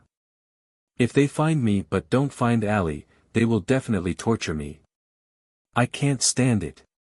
Why don't we leave her by the roadside? Arthur stole a glance at the unconscious Ali. After they catch her, they probably won't care about us anymore. No, she had a chance to escape just now. If she wasn't protecting us, she wouldn't have been injured so badly. Lei Lou vehemently denied it. Then, he looked at Morton and said, in Feng Xian's territory, she will be caught sooner or later. It seems that we have to think of a way to escape first. It's the only way. Anyway, we have no way to escape, and we still owe you so much money. We can only follow you to pay the debt, Morton said shamelessly. Lei Lou was speechless for a moment. Since they were going to escape Shida City, then they needed real military chariots, and speed was all they had. Thinking of this, Lei Lou asked Arthur, where is the military camp of Shida City? How long does it take to get there? As a local, Arthur still knew this. There are 2 military camps in Shida City, and they won't be too far away, it's just blocked by a barrier. Morton said, I guess they have already ordered the whole city to be on lockdown. Even if the military camp is not heavily guarded, how can we escape? After my magic conductor is full of magic power, I can rush through. But I have to activate the shield. If so, the magic power will be consumed too quickly. Outside the city, I have a magic-guided flying ship. The cold voice was filled with weakness and force. Lei Lou glanced at Ali, who had just woken up. We don't have enough magic power either. There's a forest there. Ali touched the blood on her lower lip. I hid a magic-guided battleship there. You came to Shida City with this? Lei Lou calculated the distance. If we go there, it shouldn't be a problem. Then how do we get out? The whole city must be locked down, Morton asked. I have a way. Lei Lou looked at the situation outside and asked, where are we now? There aren't any shops nearby, right? There's one at the right turn ahead. Morton was familiar with the neighborhood. Lei Lou parked his car in the shop and heard the sound of armor on the street. He said to Ali and Morton, you guys stay here and evacuate. I'll be back soon. A few minutes later, Lei Lou and Arthur returned. We have to wear these magic protective gear. After everyone was dressed, Lei Lou controlled the magic conductor to speed up and fly into the air. Give your Aurora sword to Arthur. Lei Lou looked at Arthur, who was at a loss when Ali handed him the Aurora sword. Although your combat strength isn't that strong and you can't materialize the Aurora sword, with the powerful attack power of the Aurora sword, you should be able to break the barrier. You can't be thinking. Arthur felt that Lei Lou's idea was too crazy. Get ready. I'll count to 1, 2, 3. When you reach 3, attack with all your might. You must succeed, or else the outside world will be finished. Lei Luo's cold command made Arthur understand the seriousness of the matter. A round hole appeared on the top of the magic conductor. The chair Arthur was sitting on slowly rose. It lifted him outside, and the high-speed flight made it difficult for him to breathe. In order to make him powerful, after the chair changed, it only fixed his legs and waist, which made him feel very uncomfortable. He took a deep breath and mobilized all the strength in his body to control his body. He tried hard to hit the Aurora sword in his hand with his spiritual power. He kept accumulating the Aurora sword's ability, waiting for Lei Luo's instructions. Lei Luo slowly increased the speed of the magic conductor. When he was almost at Arthur's limit of the wind pressure, he rushed toward the barrier of the city. 1. 2. 3. Arthur used all his strength to push the Aurora sword back toward the barrier. A powerful energy sword light hit the barrier in the sky. It shattered the barrier and a crack appeared. Lei quickly put Arthur back into the car. He sped up again and rushed toward the barrier that had been broken by the attack. Powerful air currents rushed out of the wilderness. The barrier also seemed to be on fire, forming a wave from bottom to top. What followed was a counterattack. Countless energy rays shot out, almost hitting the magic conductor in the form of a flying car. Everyone was shocked and they all broke out in cold sweat. Lei Luo would extract 2 magic crystals from the Aurora sword that Ali had asked for. Then he would insert them into the 2 remaining grooves on the crystal ball. He looked at Ali worriedly. Seeing the worried look in Lei Luo's eyes, Ali said, "I'm fine. Let's speed up." Lei Luo calmed himself down. "Sit tight. We're about to rush out." He controlled the magic conductor to accelerate continuously, straight into the sky. After rushing to the outside of Shida City, Lei Luo looked at the other 3 people. "Are you okay?" "I'm fine. I'm fine." Arthur and Morton answered with pale faces. They tried their best to inhale and puff up the chest that had been pressed against their backs. Lei Luo looked at Ali who was beside him. The powerful acceleration made Ali spit out another mouthful of blood from her chest. She fainted again. "It's okay. Her ribs aren't broken. She just fainted." Lei Luo looked at Arthur and Morton's strange gazes. Lei Luo's expression did not change as he withdrew his right hand that was groping Ali's breasts. "All right. We'll be safe once we get on the magic-conducting warship. Will they chase us?" Arthur looked at Shida City again. "Don't worry, they'll only chase us on horseback. The speed of the magic conductor is much faster than that of the horses, and it has a shield. With our current speed, it'll be very difficult for them to chase us." "Oh, that's good." According to the location Ali had mentioned before, Lei Luo went over a small hill and came to a small forest. He found a hidden magic battleship and 2 horses. The 3 of them carefully put Ali on the magic battleship.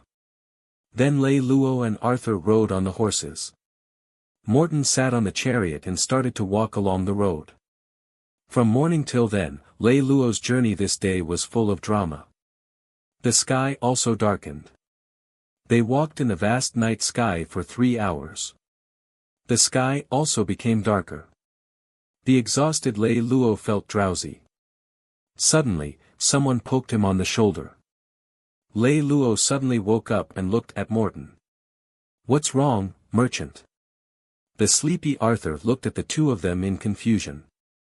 Arthur gestured at the magic-conducting warship behind him with his mouth. Lei Luo turned his head and looked behind him. It was a black shadow slowly approaching them. Could this be? Lei Luo widened his eyes in disbelief. "It's the Light Patrol Squad." Morton calmly and cruelly confirmed his judgment. "It's over. They must be faster than us. We're going to be caught up. Oh my God, can we be faster?" "No, there's no magic power." The sudden appearance of the Light Patrol Squad made Arthur panic. "Arthur, who had never experienced a real war, was not used to the pressure of being chased by the cavalry. Our horses can't be faster than the light patrol squad's horses. Moreover, we are dragging a magic ship without magic power. Lei Lou slowly crossed his arms and quietly watched the approaching light patrol cavalry. There was a strange, unruly, and compassionate smile on his lips. If Habaka were there with him, he would know that Lei Lou was completely in a state of high thinking. As long as he was in a state of high thinking, he would instinctively get used to this kind of action and expression. Arthur, who was a little flustered at the moment, did not notice the difference. Morton, however, noticed it. He had always been watching Lei Lou. Lei Lou somewhat piqued his curiosity. He was very curious about this young man who was also very curious himself. Then what should we do? Don't tell me we should stop and surrender. Surrender? Of course, that is also a choice. What? You really want to surrender? Arthur widened his eyes and looked at Lei Lou in disbelief. We have two choices at the moment. The first is to increase our speed to the maximum and run as fast as we can to return to the small forest. Although our speed is not as fast as the light cavalry, our bodies are more agile than theirs. Where? We have a chance to get rid of them. However, this is a dangerous path. The light cavalrymen might catch up to us at any time on such a long journey, and they won't attack us. Moreover, even if we successfully enter the forest, we still need an extremely high level of horseback riding skills to be able to pass through the forest. I don't think that any of us can do it. Therefore, I personally am not inclined to this choice. There are only two choices. We will stop, but we will not surrender. We will let our pursuers become our escorts. There's no doubt that the second choice is much better than the first choice in every aspect. However, the decision of the second choice is not in our hands, but in the hands of the other side. Look at the emblem on their flag. It's the flag of the Dark Dragon Alliance, but it's not the Phoenix Heart City Lords. Morton used the knight to carefully identify the emblem on their flag. Lei Lou asked, "Are you sure? Do you know this emblem?" "Yes, it belongs to Centurion Mitchell." Centurion Mitchell is an intelligence liaison officer of the Dark Dragon Alliance. We've dealt with him before. He used to be my client. Tell me what you think of him. If it's this guy, there's no hope at all. Although he doesn't have much of a place in the Dark Dragon Alliance, he's still an old-fashioned soldier. Even when he came to my office in casual clothes to meet me, he would salute instead of shaking hands. Morton had basically understood Lei Lou's intentions. But it's possible that his adjutant. Lei Lou muttered as he glanced at the unconscious alley. We can only try. What are you two talking about? I don't understand a word, Arthur said. I'll explain it to you later, since you think we can make a bet, then, let's do it. Lei Lou glanced at Arthur and then at Morton. Let's do it. What are you hesitating for? Lei Lou turned around and stopped the horse. Then he said in the loudest voice, "Please don't do anything. We are all hostages of Monarch Alley. She is now seriously injured and unconscious. Please treat us in a peaceful way. You must not harm our personal safety. Otherwise, we will sue you according to the Empire's protection law." Ah. Is that Boss Morton? You didn't suffer any harm, right? He probably did not expect that the other party would throw such a harsh sentence at him. It made Centurion Mitchell very unhappy, but because he could not read the other party's mind, he could not say anything. So he turned to speak to Morton, who was standing behind Lei Lou. This is my friend from the Imperial City. He is the heir of a duke. To be more precise, he is already a duke. Because his father is dead, he is going back to inherit the title. You can call him Duke Lei Lou. Duke. The word duke did not only mean status, but also wealth. It also meant a noble bloodline. In the entire empire, there were only less than 100 dukes.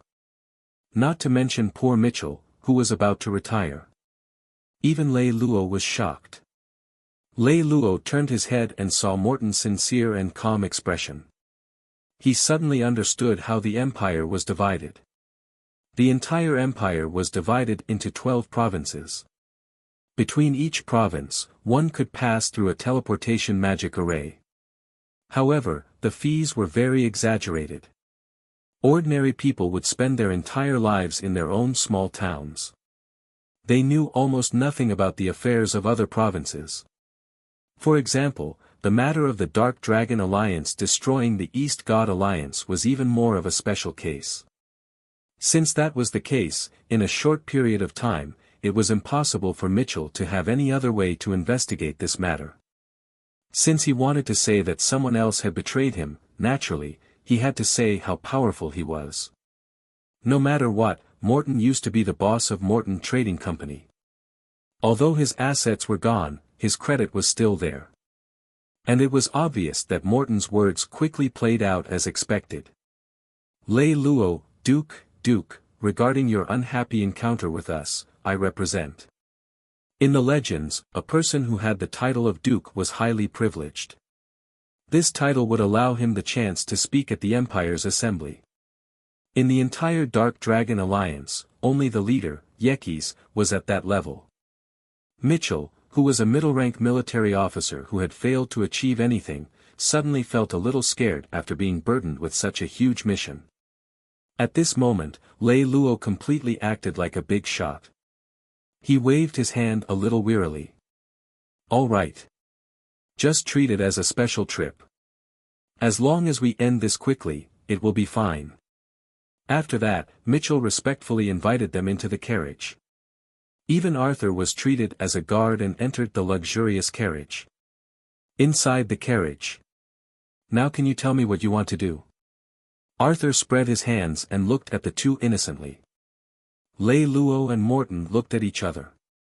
The two of them smiled knowingly. Then, Lei Lou opened his mouth to answer Arthur's question. We plan to let Mitchell's deputy, that young man, defect and then escort us to the place we want to go. But, on what basis? I will send him a city with a population of 10,000. As a small military officer, this is a goal that he will never achieve in his lifetime. Hearing Lei Lou's words, Arthur was stunned. Where is your city? What do you mean? I don't have one, but Duke Lei Lou does. Arthur blinked and understood a little. Oh, you want to lie to him? But how confident are you? Probably, 80%. Hearing Lei Lou's words, Arthur looked at Morton. Morton nodded as well. More or less. What if the plan fails? Then what should we do? Then, we can only accept our fate. Lei Lou's tone was very casual. It was so casual that it had nothing to do with him. This. Arthur looked at Morton as if he was asking for help again. Do you think that it's more likely for you to break into the enemy's territory on horseback, or is our plan more likely to succeed? 5 minutes later, Lei Lou and the others took a simple rest and were invited into their tent. After a few simple greetings, Lei Lou and the other two were welcomed into the tent in a highly polite manner. Everyone planned to set up camp and rest. However, despite being small, the camp looked very good. From this, it could be seen that the Dark Dragon Alliance was proud of themselves. They liked to show off their noble demeanor everywhere. This was not just a legend. The prosperity of the second province is well known. It is said that there is everything there. Almost all the good things in the entire empire are there. I wonder why Duke Lei Lou would think of coming to our third province for a trip. Only Mitchell, Lei Lou, Morton, and his adjutant were in the tent. It seemed that Mitchell had really been fooled by Lei Lou. Not a single guard was left in the tent. Before coming, Lei Lou had been worried that Arthur would lose his cool, but Arthur's performance had exceeded his expectations when he acted like a big shot and did not say a word. He stood behind Lei Lou as a guard and stood straight with an extremely cold expression. It was as if he had been a guard for a long time and didn't care about anyone. Morton and I are good friends. When I heard that his business had failed, I specially came over to see him. I didn't expect to encounter such a thing. Morton, what was that woman's name? Lei Lou turned his face slightly and looked at Morton. Ali. It is said that she is the daughter of the former East God Alliance. She is related to the royal family, so she has the title of princess. Oh. I see. She is a member of the royal family. She is indeed very good-looking. Lei Lou had specifically asked Habaka back then about what he needed to do to become a big shot. Habaka then replied, "First, you have to speak slowly." Lei Lou had asked Habaka what he meant. He wanted to know what exactly he had to do. He felt like it was an uncomfortable ordeal. Habaka had thought for a moment and replied to him, "Just imagine that you are eating air. If you eat fast, you will choke to death." And now, Lei Lou spoke as if he was eating air. It was as if he would choke to death if he spoke any faster. His appearance had actually shocked Mitchell and his adjutant. The two of them widened their eyes. They did not dare to turn their eyes as they stared at him. And just as he was about to say that, Lei Lou's voice suddenly stopped. And at this moment, Morton also followed up at the right time. "Mitchell, why did you capture Ali? Was it the order of the city lord? Feng Xian's subordinates almost killed all of us. The city lord was too bold and offended all of you. On behalf of the Dark Dragon Alliance, I would like to express my deepest apologies to all of you. We are not here to capture Princess Ali. Instead, we are here to protect her." "What is going on?" Lei Lou and Morton looked at each other. "Huh. That's a long story. Back then, Lord Feng Xian and Lord James were married through a political marriage, but James had already had someone in his heart, and that person was Princess Ali. Princess Ali and James are in love, but the son of the king of the Northern Territory, Ulysses, has always had a soft spot for Princess Ali. The leader of the East God Alliance also has the same idea. In addition, Feng Xian just happened to choose James, so the East God Alliance kept James in the dark and separated the two of them with great righteousness. Later, the East God Alliance and the Dark Dragon Alliance fought, and Princess Ali was injured. James abandoned Feng Xian and rushed to the battlefield. Later, the East God Alliance was destroyed, and James died in battle. City Lord Feng Xian was so angry that she joined the Dark Dragon Alliance. However, she hated Princess Ali, who had taken her husband away. This time, she received news that Princess Ali had snuck into Shida City alone, so she ordered that Princess Ali be captured alive. Although we don't want to be involved in this woman's war, the Dark Dragon Alliance has a deep relationship with the King of the Northern Territory. In the Empire, the King of the Northern Territory takes care of Princess Ali. We absolutely can't let Princess Ali, who Prince Julius loves, get hurt in our negatives. However, when we received the news, it was already too late. When we rushed over, we received news that Princess Ali had escaped from Shida City, so we searched all the way here. Thank God that nothing major happened. After all this time, so that's what happened. Lei Lou felt as if a huge weight was lifted off his heart. Then what do you plan to do with Ali now? As far as we know, although Prince Ulysses fell in love with Princess Ali at first sight, Princess Ali only has the deceased Sir James in her heart, so she has never agreed to this marriage. In addition, after the destruction of the Eastern God, Princess Ali's whereabouts became even more uncertain. Later, the people around Prince Ulysses spread the word that Prince Ulysses would heavily thank them for helping him send Ali to his city, and that the people of Ulysses were still alive in the alliance. Once these words were said, everyone related to the King of the Northern Territory understood, but they still could not find the whereabouts of the princess. This time, I can meet the princess, and I will definitely escort her to Ulysses. I won't let down the King of the Northern Territory, who has done a great favor to our alliance. If you can't catch him, then use this kind of forceful method. Although Prince Ulysses has a noble status, he is just an ordinary person, Lei Lou said with a faint smile as he curled his lips in disdain. Ulysses has a noble status. Only someone like Duke Lei Lou has the right to comment. Servants like us do not have the right to speak. This surprised and delighted Lei Lou and Morton. The deputy commander they had been waiting for all this time actually spoke at this time. Although there was no hint of disrespect in his words were filled with dissatisfaction towards Prince Ulysses. Just as he finished speaking, Lei Lou and Morton smiled and looked at each other. Both of them could see the other's meaning from the other's smile. Their confidence had increased. Our family comes from the business world, but we still have some contact with the king of the Northern Territory. When my father was still alive, he relied on the king of the Northern Territory to take care of him. Therefore, although Prince Ulysses is noble, I'm not afraid of him. It's fine if I don't know about his despicable behavior, but since I met him today, I have to take care of him. Lei Lou thought for a moment. If the two of you are willing to let Princess Ali go, I'll give each of you a city with a population of more than 10,000. How about that? With what Lei Lou did, Mitchell and the young commander's eyes instantly widened. However, Mitchell quickly calmed down. Duke Lei Lou really knows how to joke. I've never seen him joke about such things since I've known Duke Lei Lou. Duke Lei Lou, is what you said true? As the young adjutant spoke, his body stood up slightly. When Mitchell saw this, he shouted resolutely, Casa. What do you want to do? Sit down.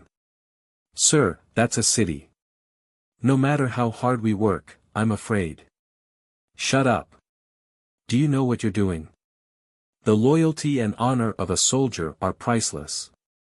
At the appropriate moment, Lei Lou quietly said, everything in the world has a price, Centurion Mitchell.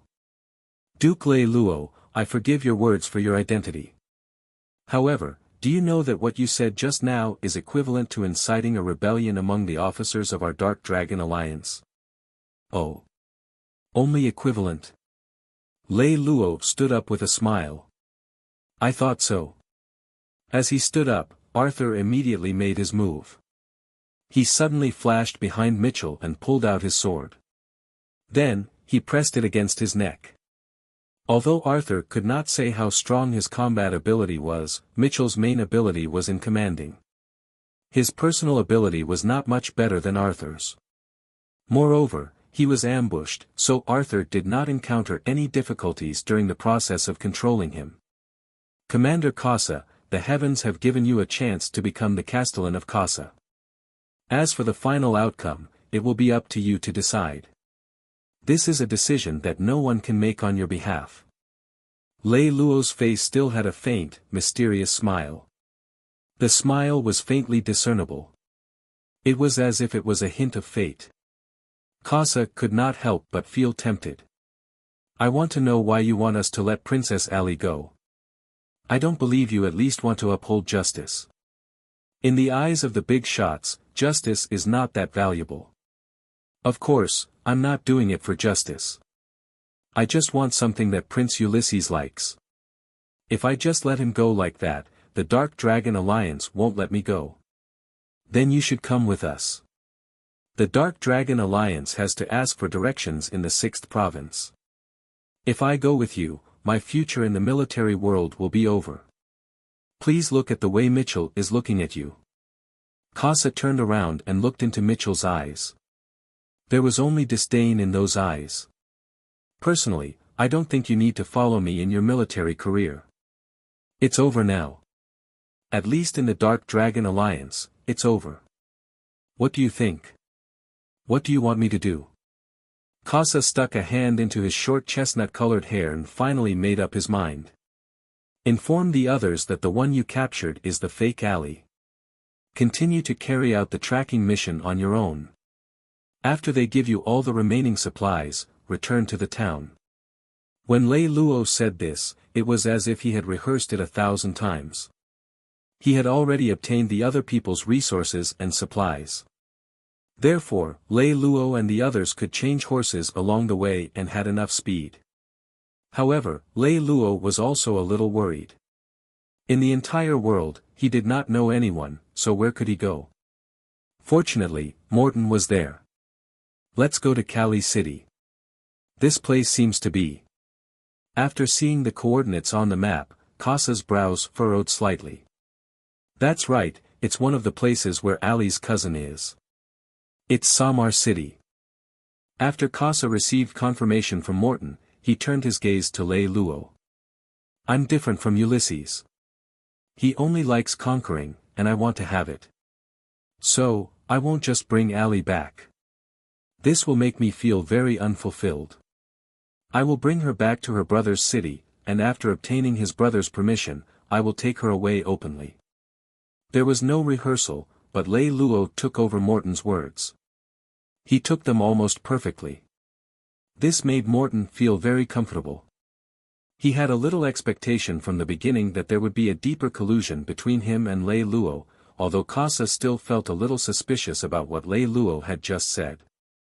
But, in his opinion, as a low-level military officer, it was only natural that there was an incomprehensible gap between them. And even if he wanted to turn back now, there was no turning back. It was with his help that Arthur had taken Mitchell hostage. Kasa could only follow them. About a day later, everyone arrived at Samar City. This sudden arrival had scared the guards in the city.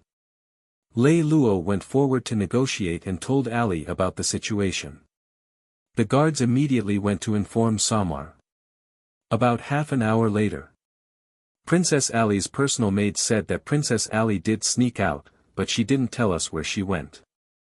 General, there's a concert with Lady Yoshua in Shida City, which is under the command of the Dark Dragon Alliance's Wind Heart City Lord. When the news reached here, anyone who knew about the past between Ali and Yoshua should know what was going on. A jealous woman is really more terrifying than any magical beast. While the duty officer sighed, he also gave his orders. Immediately dispatch a small team to escort them into the city after confirming that it's safe. Before the city gate was opened, Lei Lou, who was standing in front of the gate and waiting for it to open, became complacent. Kasa frowned slightly. Although he wasn't as cunning as Morton and Lei Lou, he wasn't a fool. Seeing Lei Lou like this, it was impossible for him not to notice that something had gone wrong. But now, what was done was done. Even if he suspected it, what could he do? He could only blindfold himself and charge forward. And it was precisely because Lei Lou aimed at this point that he was so unbridled. As the city gates slowly opened, the person who came to welcome them was the duty officer of the day. As soon as they met, two female soldiers walked over and took Princess Ali over first. The duty officer smiled and said, "Sorry to trouble the Dark Dragon Alliance."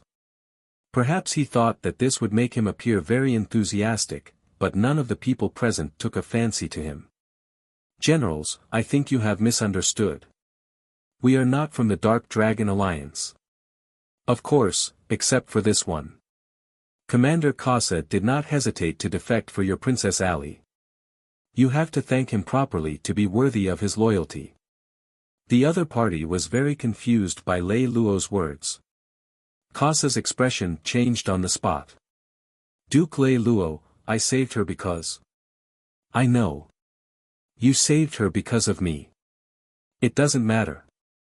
My share will be given to you sooner or later. I just want to help you get another share from the East God. You have given them such a huge favor. If you don't get any benefits, wouldn't it be a joke to outsiders that the East God is stingy? What's going on?" The duty officer looked around with a stunned expression. "All of this is a coincidence." Morton spoke concisely about the matter on his shoulder. Other than Lei Lou's identity being concealed, everything else was revealed. When Kasa heard Morton say that Lei Lou had only come to him to ask for his savings, his expression turned exceptionally ugly. However, he was a smart person after all. It was too late for him to say anything then. If he were to turn hostile now, what good would it do him? He could only swallow his broken teeth. As he glared at Lei Lou, he cursed himself in his heart for being blinded by greed. Since that's the case, everyone is Princess Ali's benefactor. Please stay in the inn first. After I rule the city lord, I will thank everyone. It sounded ridiculous, but they were grateful that Princess Ali had been sent over properly. It was impossible to say that it was fake. It was just that they did not completely trust these people. They could only wait for Princess Ali to wake up before asking in detail. With this thought in mind, the duty officer made such an arrangement. It didn't matter to Lei Lou. Since he had just left, he didn't know anyone, and he had good food and drinks. What was wrong with that? Arthur didn't say anything. They were all poor anyway. Being able to eat and drink for free was his greatest dream in life. Morton didn't have to worry about food and drinks, but he was very curious about Lei Lou. Therefore, everyone was very satisfied with the arrangement of the duty officer. Only Casa was very angry. He took such a big risk and took such a big responsibility of betraying the alliance. He was counting on the promise of Lei Lou's city. Who would want the gratitude of a broken city lord? Although there was fire in his stomach, he could not say it. He could only force it in his stomach. No matter how down and out he was, this was still his territory. Besides, he had done such a thing, and there was no place for him anywhere else, no matter how unwilling he was. He thought that he could only rely on these people for the rest of his life. The more he thought about it, the more Casa wanted to beat them up to death. But in the end, after thinking about it, he held back. Sigh. Let's talk about it after we get to the hotel. Damn it. I've bet my whole life's future on coming here with you guys. You absolutely can't give me the runaround like this. After Lei Lou and the others arrived at the hotel, they gathered at the courtyard. After the guide left, Casa did not even enter the room and directly fought at the door. He casually pulled out his sword and growled at Lei Lou. What are you so excited about? Let's talk in the room. Lei Lou wiped the sweat from his forehead, shook his head, and gently pushed Casa away. Then, he directly walked into the door. As soon as he entered the room, Lei Lou threw his coat to the side. Casa, who was holding a sword, did not take it seriously. Morton also walked in with a smile on his face. When he saw Arthur, who looked a little nervous, he sped up a few steps, trying to stop Cassar. Morton reached out to stop Arthur, then shook his head with a smile and whispered, "Don't worry. I don't need you." Commander Casa, did you know that you made 3 of the biggest mistakes in your life in just 1 hour? Firstly, you were blinded by benefits. Secondly, you were careless. Thirdly, you didn't know what was good for you. Lei Lou was lying on the sofa. He had one hand on his head and the other stretched out 3 fingers at Casa. I don't need to tell you that you are blinded by benefits. And the so-called carelessness is that you didn't realize it when you reached an agreement with me. I only told you the amount of the reward, but I didn't promise you the time to pay for your revenge. Therefore, from a legal point of view, you have no right to accuse me of breaking the contract. As for the fact that you don't know what's good for you, that is because you overestimated your own value first. After discovering the cruel truth, you didn't dare to face it bravely. And most importantly, do you think that you can solve the problem by pointing your sword at me? As long as I kill you with this sword, I can at least wash away the shame of being deceived by you. That's where you're wrong. Since the ancient times, which person hasn't been deceived? Even our great Emperor Victor has been deceived by many people, hasn't he? From this, it can be seen that being deceived by others is not a disgrace. Being deceived by others and not knowing how to reflect on yourself is a disgrace. I can tell with one look that you're ambitious and want to stand out. But to say something cruel, Commander Casa, with your current level, when will you be able to stand out in your lifetime? You. Don't be agitated. Lei Lou's words are unpleasant to hear, but they are definitely advice to you. Advice my ass. You guys tricked me into coming here and ruined my entire life. You still have the nerve to say that you were simply giving me advice? You can't say that. Someone once said that a person's potential is unlimited. But if you don't force him, you might be unknown for the rest of your life. If you force him, you might become a big shot. Take you for example. If you hadn't experienced what happened today, you would have been a centurion at most. However, after what happened today, you might have become a great being. Great being, my ass. I have no other choice but to rely on you guys now. However, the East God Alliance used to be very strong. However, after the death of its leader, the entire alliance was forced to disband by the Dark Dragon Alliance. In the past, all the members had to go their separate ways in order to survive. Even Ali's brother, Samar, was no exception. What hope do you think there is in living like this? Fool, who said that we are going to follow Samar? We clearly have a good path to follow now. Lei Lou raised his eyebrows and sat up straight. He looked at Casa and smiled. You want to hit on me again? His smile made Casa's hair stand on end. He was so scared that he took a few steps back. Look at you. Can I still rape you? But since we know each other, I'll show you the way, Lei Lou said and pointed at Morton. Although I'm a fake duke, the former boss of Morton Trading Company is real, right? Of course he's real. If he's not real, how could I fall for your trick so easily? Casa said as he looked at Morton with some resentment. Logically speaking, Morton and Lei Lou's responsibilities were similar. But for some reason, Casa instinctively felt that Lei Lou was the instigator of everything. The resentment naturally shifted to Lei Lou. His hatred towards Morton was very weak. Look, all of your equipment, supplies, and horses are currently worth around 20,000 to 30,000 gold coins. If you were to sell them on the market, you would naturally not be able to sell them for that price. But if you were to sell these things to a thief who desperately needed weapons, then it would not only be worth that price. You could sell them for at least 40,000 gold coins. That would not be a problem. 40,000 gold coins is enough for you to eat, drink, prostitute, and gamble for the rest of your life.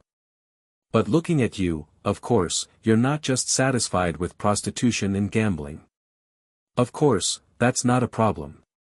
We have a top financial expert in the entire empire. As long as you give him the money, in 10 to 20 years, won't your city be settled? I don't believe your plan. You're exaggerating. You're just trying to trick me into giving you everything in the end. Then you have to remember what you said today. It's not that I'm not willing to fulfill my promise, but you're the one who turned it down. As Lei Lou said this, there was a knock on the door. Without waiting for the person inside to respond, the person outside had already pushed the door open and entered. It was Princess Ali. Can I come in? Aren't you talking nonsense? You only asked when you walked in. Don't tell me we're going to chase you out. Ali ignored Lei Lou's glib tongue and asked directly, if I say I want to take you guys as my subordinates, would you be willing? Huh? Lei Lou and the others were a little surprised. Although they all thought that Ali was not bad and was a beauty, being a subordinate of a beautiful woman was another matter. Princess, this matter can be big or small. Do you think it's real or fake? Lei Lou asked this question on behalf of the other 3 people who were present. I've been thinking about this for a long time. It's just that I haven't been able to find anyone to help me. Today, I was fated to meet you guys. I feel that I have the courage to go and have some common sense. If you want to say something, just say it. Do you know why Ulysses wants me so badly? Ali walked over to the sofa in the middle of the room and sat down. She happened to be sitting opposite Lei Lou. Morton leaned against the door and blinked his eyes as he said casually, do you even need to say that? Of course he would be interested in your beauty. There should also be a reason for the East God Alliance that you represent, right? If it wasn't for the fact that he was relatively fat, his posture would have affected his beauty. This is why I'm willing to work with you because you're all smart people. That's right. My father is the leader of the East God Alliance and can be considered a member of the royal family. He's different from other men. He's an infatuated person. Ever since my mother died, he hasn't had any women. So, my father doesn't have many children. Other than me, he only has 3 sons. I originally thought that this would make it easier for our family to compete for the inheritance compared to other families. I want to make a point here. About 300 years ago, a certain nobleman pushed a bill like this in the Senate. This bill was called the Law of Succession in the Empire. This law was different from what the feudal lords were used to. All the noblemen had no right to appoint an heir, whether it was a duke or an earl. All their descendants had the same right to inherit. Fighting for the right to inherit was protected by the empire's senate. In a fight for the throne, it could even break the empire's law. All wars were reasonable. So, unless one of the sons was publicly recognized as exceptionally outstanding, all heirs were qualified to fight for the throne. The original purpose of introducing this bill was to restrict the alliance group formed by the dukes and nobles. To prevent them from being too arrogant, they had to work together. However, this bill was introduced less than 50 years ago. The originator of this bill, the noble, was killed by his own son in his home. The war between the sons would never end. This was the symbol. The inheritance method of the entire empire was decided by the elders, and the strong were respected. From a certain point of view, this further increased the turmoil of the empire. At the same time, it also increased the competitiveness of the human race. From the final result, I think everyone knows that my 3 brothers are on their own, attacking each other. They all want to get the position of the leader of the East God Alliance. During the process of the 3 of them fighting each other, James has been preparing for war, but he did not join any side. He did this because he had long noticed the ambition of Doomsday. 10 years later, when the East God Alliance fell apart due to the conflict between my 3 brothers and became weaker and weaker, Doomsday took the opportunity to invade across the provinces. Even though James fought hard, it was useless. In the end, all 3 of my brothers died in battle, and I was the only one left in my father's bloodline. And as a warrior, I had no way to inherit the great cause. Everyone in the East God Alliance saw that there was no hope, so they scattered and left. However, I still have an attachment to East God. Ulysses took a fancy to this point, so he used the name of loving my beauty. In fact, he wanted to subdue me to indirectly rope in the remaining forces of the East God for his use. And you can't accept Prince Ulysses because you like the dead James, right? Ali looked at Lei Lou, who was speaking, and slowly shook her head. Of course there's a reason, but I'm not that stingy. If we can revive the East God Alliance, then I won't hesitate to sacrifice myself. But if the East God is able to be reborn in this way, do you think that our members will receive the glory and respect they deserve? In the end, aren't we just cannon fodder, living on the other people's faces? Therefore, if East God is to rise again, he must stand on his own feet. What is lost on the battlefield can only be recovered on the battlefield. Isn't that the case? I really want to know how much capital you have. As a businessman, he knew how important money was. Therefore, out of his professional instinct, Morton's first question was this.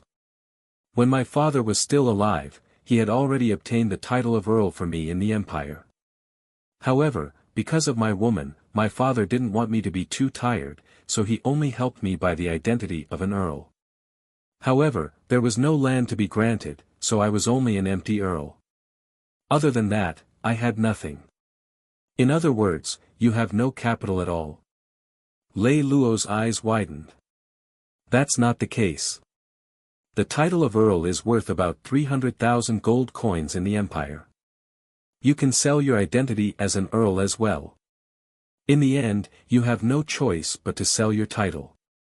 It's nothing new in the Empire. Although a second-hand noble doesn't sound like an official title, you can sell it for about 100,000 gold coins. That's not a problem. It's also a large sum of money. After Lei Lou finished speaking, Morton immediately corrected his mistake. If it's 100,000 gold coins, then the situation will be completely different. When Lei Lou heard this, he immediately looked at Ali with a lot of respect. However, his eyes became lazy and unruly again. The reason was very simple. It was because Ali had completely cut off their path. You don't have to think about that. The title of Earl is the only inheritance my father left me. Not to mention that even when my cousin was poor, he once wanted me to sell the title of Earl to help him. I kept saying that I would rather sell myself to Ulysses than sell the title, so he gave up. You don't have the strength at all. With such a big hat, don't you feel bad? As Lei Lou said this, he immediately thought of something. Oh right, doesn't she still have the title of a princess? How much is this worth? It's not cheap. This is even more expensive than a count. It costs 10 million gold coins. Because this is an honorary title, there are only 99 in the entire empire. Although this title is expensive when you buy it, it's not worth a cent when you get it. This is because an honorary title cannot be sold. This. Lei Lou was about to say something bad about Ali's father. However, he saw her unfriendly expression. He believed in the terrifying combat strength that she had displayed in Shida City. He could only swallow his words back down. Princess Ali, I don't know about them, but I personally feel very honored that you've recruited them. However, I think that since you've been able to recruit us, you must have some understanding of us. I, Morton, am a businessman and not a great figure. Even if I want to assist you, with your strength, I'll be honest and say that no one will be able to save you. Morton said that he would not get involved in this mess. There's nothing in this world that can't be done. Ali bit the corner of her mouth stubbornly. That's right, but there's a prerequisite to being able to do anything, Lei Lou said as he stood up from the sofa. All right, Princess Ali, thank you for your kindness. There's no need to say anything else. For the sake of sending you back, tell your cousin not to be too polite.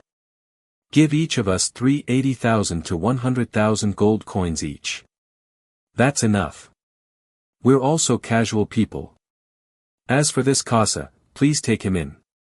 It's difficult for him to return home because of you. You guys should treat him better. I think that's it. Morton, what do you think? Lei Lou turned his head and looked at Morton, who was still by the door. If you can help me revive East God, I can guarantee that each of you will become a duke, military minister, finance minister, and prime minister. I can give all of these powers to you. I only reserve the right to fight. As long as you let me be the emperor, I can give you any power. I only want to have exclusive rights to the harem. You. Ali was forced to blush by Lei Lou. At this moment, even Morton could not help but speak. Princess Ali, to be honest, Lei Lou and I have only just gotten to know each other today. Furthermore, he is my creditor, so it is indeed impossible to talk about friendship. Therefore, I did not say these words today on purpose to favor him. Instead, I said what I had to say. I personally think that the reason why Lei Lou said these words is very excessive, but he didn't mean to hurt you on purpose. He just wanted to dispel your thoughts. Ever since the implementation of the law of the empire for seizing the throne, the world has been in chaos. Sons kill fathers and brothers kill brothers, but in fact, all of this is just a facade. The general power of the empire is still in the hands of the Senate. To put it bluntly, the Senate is decided by the 12 dukes and kings. The nobles don't care about the small matters of the empire, but if it really involves the extermination of an entire clan, especially a large clan like the East God Alliance, how could they turn a deaf ear to it? But the East God clan is truly dead. What does this mean? Could it mean that the Senate has lost control over the empire? Wrong. This means that these important figures' research had tacitly approved of Doomsday's actions. In other words, the destruction of the Eastern God clan was not what it looked like on the surface. It was not just because of the internal strife that the Eastern God clan was destroyed by Doomsday. It was because there was a more complicated and deeper power struggle among the higher-ups. Princess, it would be fine if you had the military weapons. But now, you have nothing but an empty title. Yet, you want to revive the Eastern God clan. Don't you think that this can only be described as an idiotic dream? Let's not talk about how difficult it is for you to develop from nothing. Let's talk about the Doomsday Dusk that the East God enmity hates. Let's talk about those who have decided to abandon the upper echelons of the East God Alliance. Between the two of them, which one of them are you strong enough to fight against? Is it possible that they will sit by and watch you grow? Princess, the path that you choose is one that is extremely close to death. Since that is the case, why don't you sell your title and become a blissful ordinary person? I understand what you're saying. I only hear one sentence. Which one of you is willing to follow me? This time, Ali made it clear. To put it bluntly, the reason she came here this time was only because of Lei Lou and Morton. It was best if both of them could be used by her. If not, then at least one of them had to stay. I'm sorry, Morton, I'm afraid I'll have to waste Princess Ali's good intentions. Morton saw that it would be difficult to convince Ali, though he had already said so much. He shook his head in disappointment. What about you? Ali's gaze finally landed on Lei Lou's eyes. There are many things in this world that are foolish. There are also many things that are unreasonable. For example, when a moth flies closely to a flame. But my Princess Ali, even if I want to be foolish, you have to give me something that is enough to make me foolish, right? But what can you give me? As long as you can help me build a main army, no matter who it is, I can marry him. Princess Ali's words almost came out of her mouth, and from her expression, it did not seem like she had thought of it at the last minute. She must have already thought of it on their way there. According to the Empire's popular organization, the current organization of a main army of an army level was about 5,000 heavy armored knights, 10,000 light cavalry, 30,000 infantrymen, 20,000 archers, and 1,000 mages, as well as various logistics troops. When Princess Ali mentioned this condition, it gave the people in the room a shock. Morton and Lei Lou looked at each other almost at the same time. They were both shocked and puzzled. Both of them were stunned for a while. Lei Lou tried to probe again. It's easier said than done to build a Legion-level main force. I don't even know how long it will take to succeed. I'm asking for an advance payment now. Ali gritted her teeth and stood up abruptly, saying coldly, I've already booked a room at the side. Come with me. At this moment, Lei Lou's emotions were very complicated. I'm just testing you, don't take it seriously. Sit down first. If you have something to say, we can talk about it slowly. What I don't understand is why do you value the two of us so much? To the extent that you're willing to lose your innocence because of this? Hearing Lei Lou ask her to sit down, Ali closed her eyes. She let out a long breath. Her entire nervous body relaxed a lot. The moment she sat down, tears welled up in the corners of her eyes. However, in order to not let others look down on her, she forcefully restrained herself. She spoke as usual. I'll be honest. Before I went to Shida City to look for Yoshua this time, I had already decided that after settling my grudges with Yoshua, I would leave my cousin. I want to restore the glory that my father left behind on my own. Even if I was beaten to death from the start, I would still be willing. At least when I see my father after death, I would not embarrass him. It seems that you still have self-awareness. If you really did that, then you would really have been beaten to death from the start, Lei Lou said. Deep in his heart, however, he had already begun to secretly admire Ali's determination and loyalty. At the same time, he felt sympathy for her current situation. However, his sharp tongue had become his most prominent instinct, and he could not get rid of it at all. I don't need you to say it. I also know that this is courting death. However, so what if I don't die? Is there any pleasure in living in this world as someone else's plaything? Ali's patience had finally reached its limit. She finally could not help but yell at Lei Lou. Lei Lou, don't say such unkind words. Your mouth won't rot.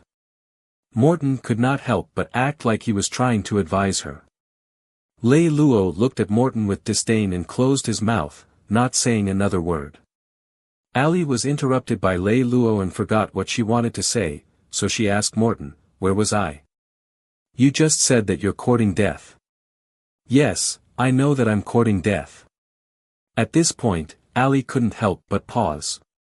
She felt a little awkward, but she couldn't figure out what was so awkward, so she could only continue. "However, this time, by chance, I met the two of you. I feel that this is my opportunity." There's no need to mention Morton. No matter what, he used to be the boss of a large trading firm. Although he used to be a businessman, as long as he sincerely helps me and goes through a few years of experience, he will definitely become my right-hand man. As for you. Ali looked at Lei Lou. According to what I said earlier, if the entire plan was designed by you and you were able to get along with this kind of attention and complete it in such a short period of time under such a tense environment, I don't know how talented you are, but based on this point alone, I know that you are not an ordinary person. Moreover, even Morton was willing to play a cooperative role in the plan. This further proves that you are a capable person. Ali added, "It's just that your mouth is really too cheap." When Lei Lou heard Ali's words, he laughed lightly. "There's nothing I can do. I've spent all my time with my teacher, ever since I was a young boy. He always uses all sorts of theories to pressure me. If I don't memorize them, it would be more difficult for me." As time passed, it became a habit. At this point, Lei Lou turned his head and looked at Morton with a questioning gaze. "Morton, after listening to Princess Ali's heartfelt words, has your spirit been deeply baptized?" Morton smiled and blinked, asking in return, "What about you?" 5 minutes later, after hearing the answer from Lei Lou and Morton, Ali left the room. She went out to look for her cousin to announce her decision. As Ali left, Morton walked to Lei Lou's side and asked with a smile, "Why did you make such a decision? Do you even need to say that?" "Of course it's to make a promise with my body. Such a beautiful woman with big B** easts is one of the 3 goals of my life. I'm not joking with you right now. I want to listen to you seriously." As Morton said this, his face turned serious. This was the first time that Lei Lou had seen Morton wearing a serious expression after knowing each other for a long time. His serious expression made Lei Lou serious as well. This was the invisible power that Morton possessed. If he wanted everyone around him to get serious, he could. "For now, I just want to stand firm in this chaotic world. Everything else can be discussed in the future." "Are you really confident that you can help her achieve her wish?" "I'm not so arrogant as to think that I can help her achieve her wish, but I think I can help her for 2 or 3 years and then make her back down." "I didn't expect you to be so kind." "I can't say that I'm kind. Anyway, there's nothing I can do. I'll continue to help her so that I can train myself and treat it as some sort of training. I'm done." "What about you? Why are you helping her again? Is it because you sympathize with her?" "No," Morton shook his head almost immediately. "I'm different from you. You're new to the world, but you're still too soft-hearted. I've been in business for so many years. I've seen all kinds of dirty things. Poor people. This world is very simple. The strong survive while the weak survive. That's all. People are people after all. I can only go with the flow. I'm a very utilitarian person. I'm not a person who only enjoys the process and doesn't care about the result. I like to pursue this result in everything, so I've never done anything that I know is impossible." "If that's the case, why did you help her?" "My reason is also very simple. It's because I saw some kind of outcome in you. Or rather, I saw some kind of possibility in you." "Oh. Lei Lou looked at Morton in puzzlement. I want to give it a try and take a gamble. Anyway, I'm not planning to do anything during this period of time. Just treat it as a rest. I don't dare to say for a long time. I can afford to spend 2 or 3 years. In the end, what did you see? It's meaningless if I say this out loud. One day, you'll understand. I hate these words the most. Lei Lou turned his head and gnashed his teeth in disdain. I know I'm useless, but since both of you are going, then I'll go too. Anyway, I'm just a vagabond, and I'm not doing well. I might as well go with you guys. Maybe I can make a name for myself. It was Arthur who spoke. His innocence could be seen from the way he spoke. He was simply like a naive and pure child. His eyes were so bright and clear. Just as Arthur finished speaking, he heard Casa say, I want to go too. You. Lei Lou and Morton's eyes widened in unison. Why do you want to go too? My father said that the best way to get along with treacherous people is to stand with them and lie to others. Princess Ali is right. Although I'm not a great mission, you can easily deceive me in that kind of environment. This means that you must be capable. Capable people and treacherous people. When these two qualities are combined, I believe that as long as the two of you work together, you will definitely be able to make a name for yourself. Anyway, I have nothing left. I only have some equipment left. Why don't I follow the two of you to make a name for myself? If it doesn't work out, I will do as you say. I will sell my equipment and hide in a faraway province to open a brothel. If it works out, just like what this brother said, I might be able to make a name for myself. Morton, what do you think? Lei Lou smiled as he looked at Morton. Of course there won't be any problems. Morton revealed a smile. At the Lord's castle. Although the East God family had already declined, because of Lord Samar's mismanagement, the small territory under his command had been in deficit year after year. It was so poor that it had to sell military equipment to maintain it. However, Samar still built his castle into a resplendent gold. Even the leader of the Twilight Alliance was not inferior to him. When Ali walked into his castle with determination, he was inside, having fun with 3 famous prostitutes bought from the far 7th province. When he heard Ali asking for his sword, Samar just wrapped a blanket around his waist. Then, he summoned his cousin. Meanwhile, the 3 prostitutes were still naked. Samar's bedroom was huge. It was filled with all kinds of toys and unsightly equipment. Ever since she had come to Samar, Ali had been hearing about how promiscuous the bedroom was. That was why she had never gone to Samar's bedroom. When she heard Samar call her into the bedroom, Ali instinctively resisted at first. But in the end, she forced herself to go. And when she went into Samar's bedroom, she couldn't have imagined what she had seen. She couldn't imagine that the second most powerful general of the East, except James, had fallen to such a state. In such a sad and angry mood, Ali kept walking forward towards Samar's bed without looking away. She did not stop until she was only 5 meters away from Samar's bed. Are you still not going to change your mind? When he raised his head, he saw Ali's silent expression. Samar seemed to have understood something.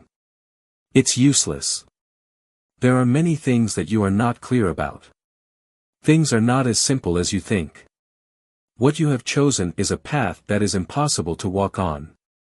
I advise you to consider my suggestion and give yourself to Prince Ulysses. This is. I know better than anyone else how difficult the path I have chosen is, but I will still walk on. This is what is called courage. I know that you cannot understand or can even try to understand because you have completely lost it. Samar seemed to laugh at her. He also seemed to laugh at himself. After a moment, Samar said to Ali, I have an abandoned village, and there is a mine nearby that does not have many resources to mine. You can settle down there. I will give you 20 horses, some food, 8 carriages, 2 sets of armor, 5 swords, and 3,000 gold coins.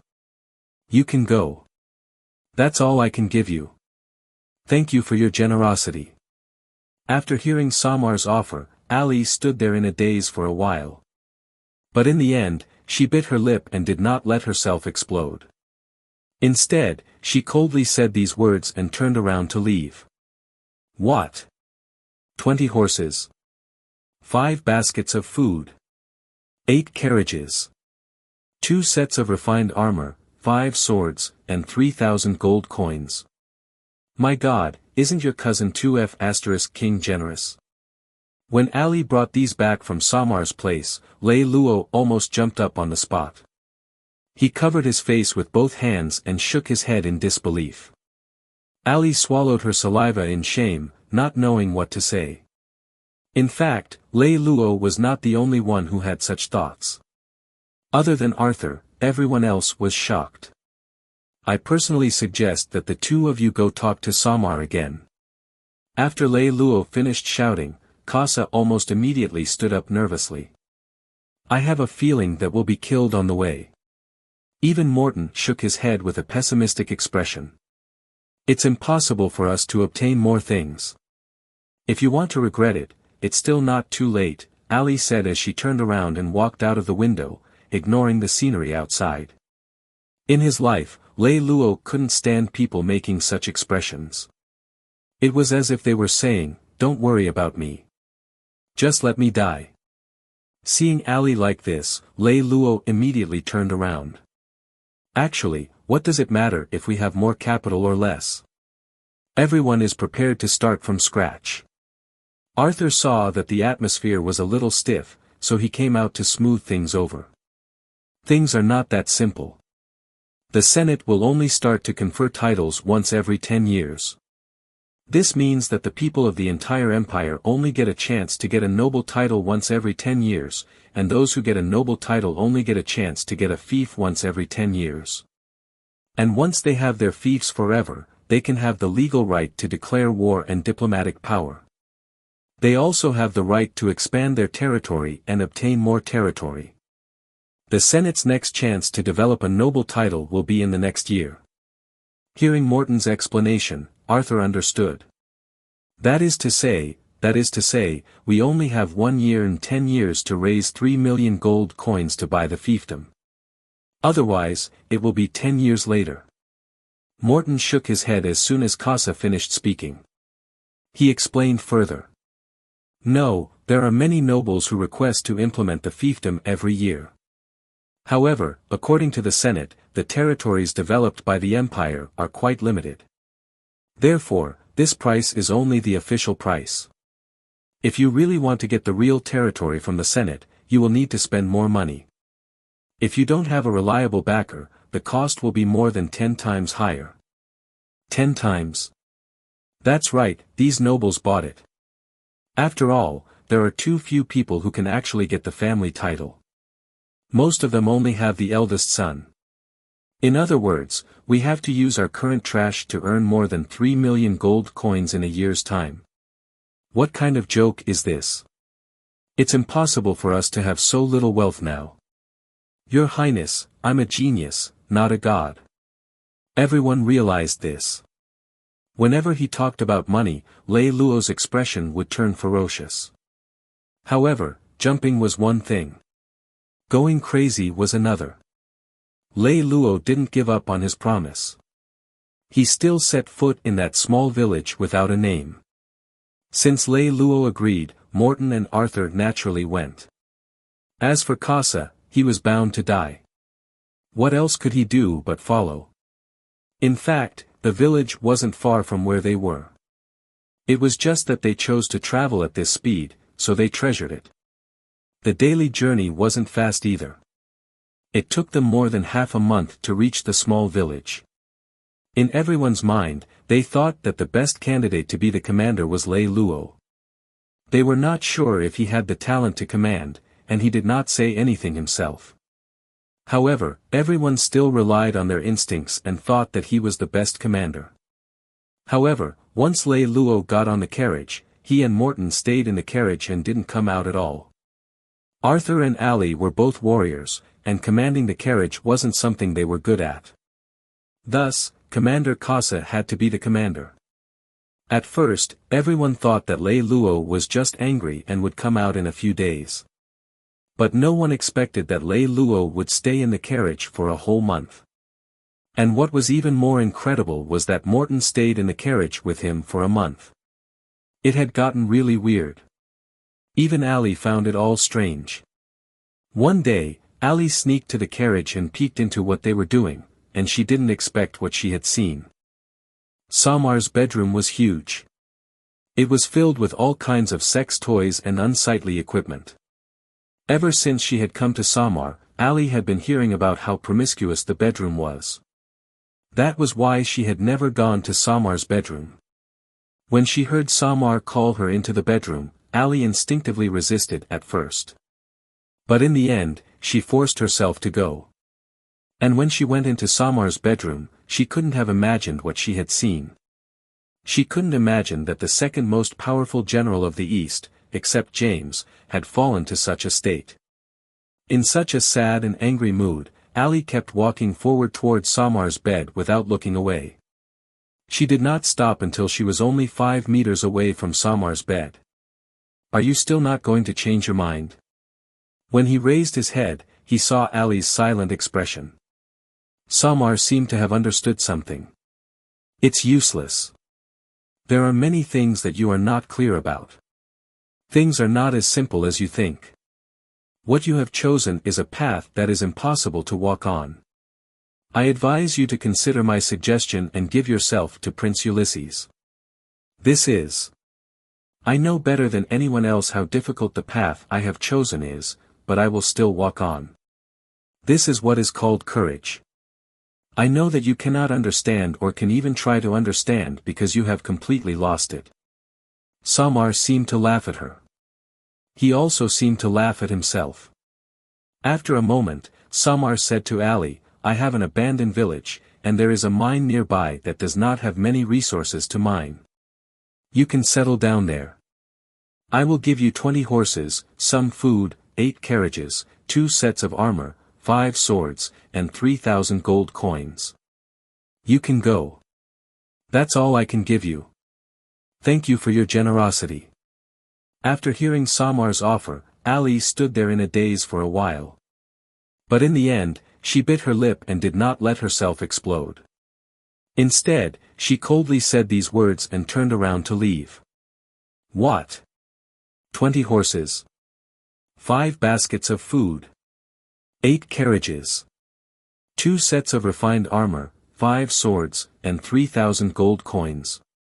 My God, isn't your cousin 2F** King generous?"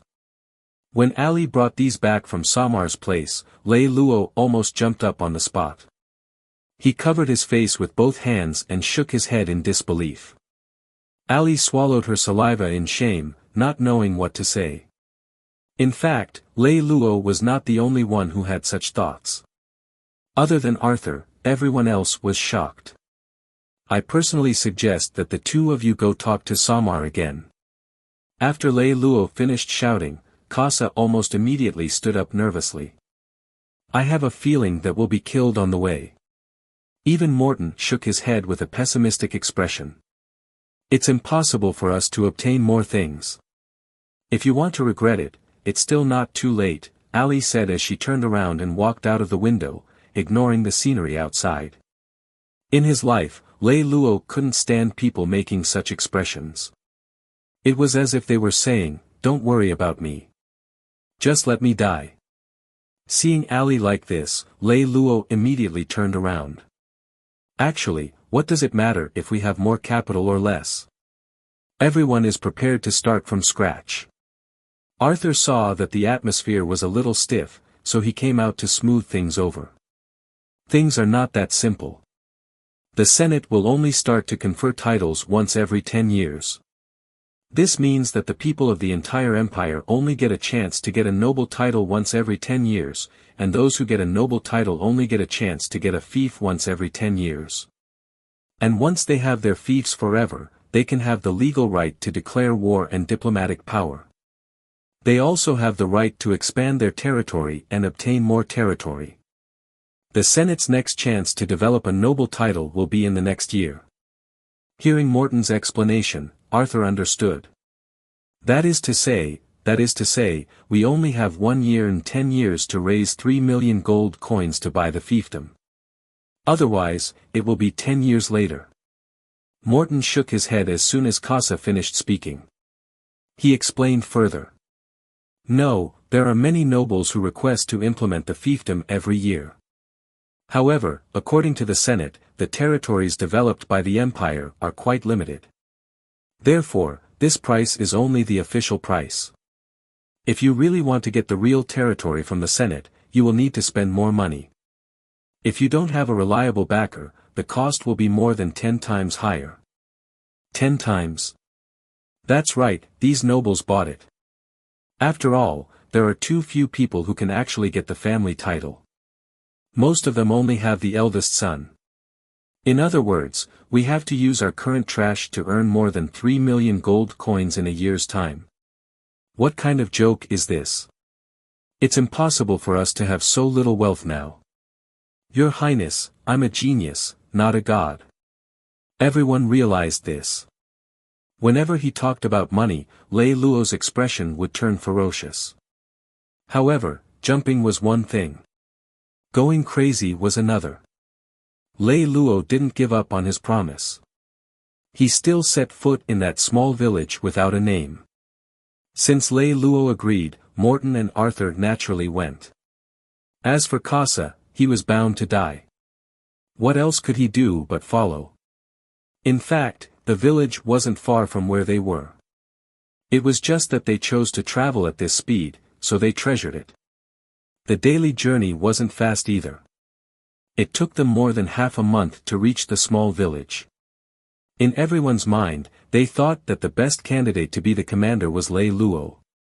They were not sure if he had the talent to command, and he did not say anything himself. However, everyone still relied on their instincts and thought that he was the best commander. However, once Lei Luo got on the carriage, he and Morton stayed in the carriage and didn't come out at all. Arthur and Ali were both warriors, and commanding the carriage wasn't something they were good at. Thus, Commander Casa had to be the commander. At first, everyone thought that Lei Luo was just angry and would come out in a few days. But no one expected that Lei Luo would stay in the carriage for a whole month. And what was even more incredible was that Morton stayed in the carriage with him for a month. It had gotten really weird. Even Ali found it all strange. One day, Ali sneaked to the carriage and peeked into what they were doing, and she didn't expect what she had seen. Robert looked at Lei Luo and Morton in confusion. He had no idea what they were up to.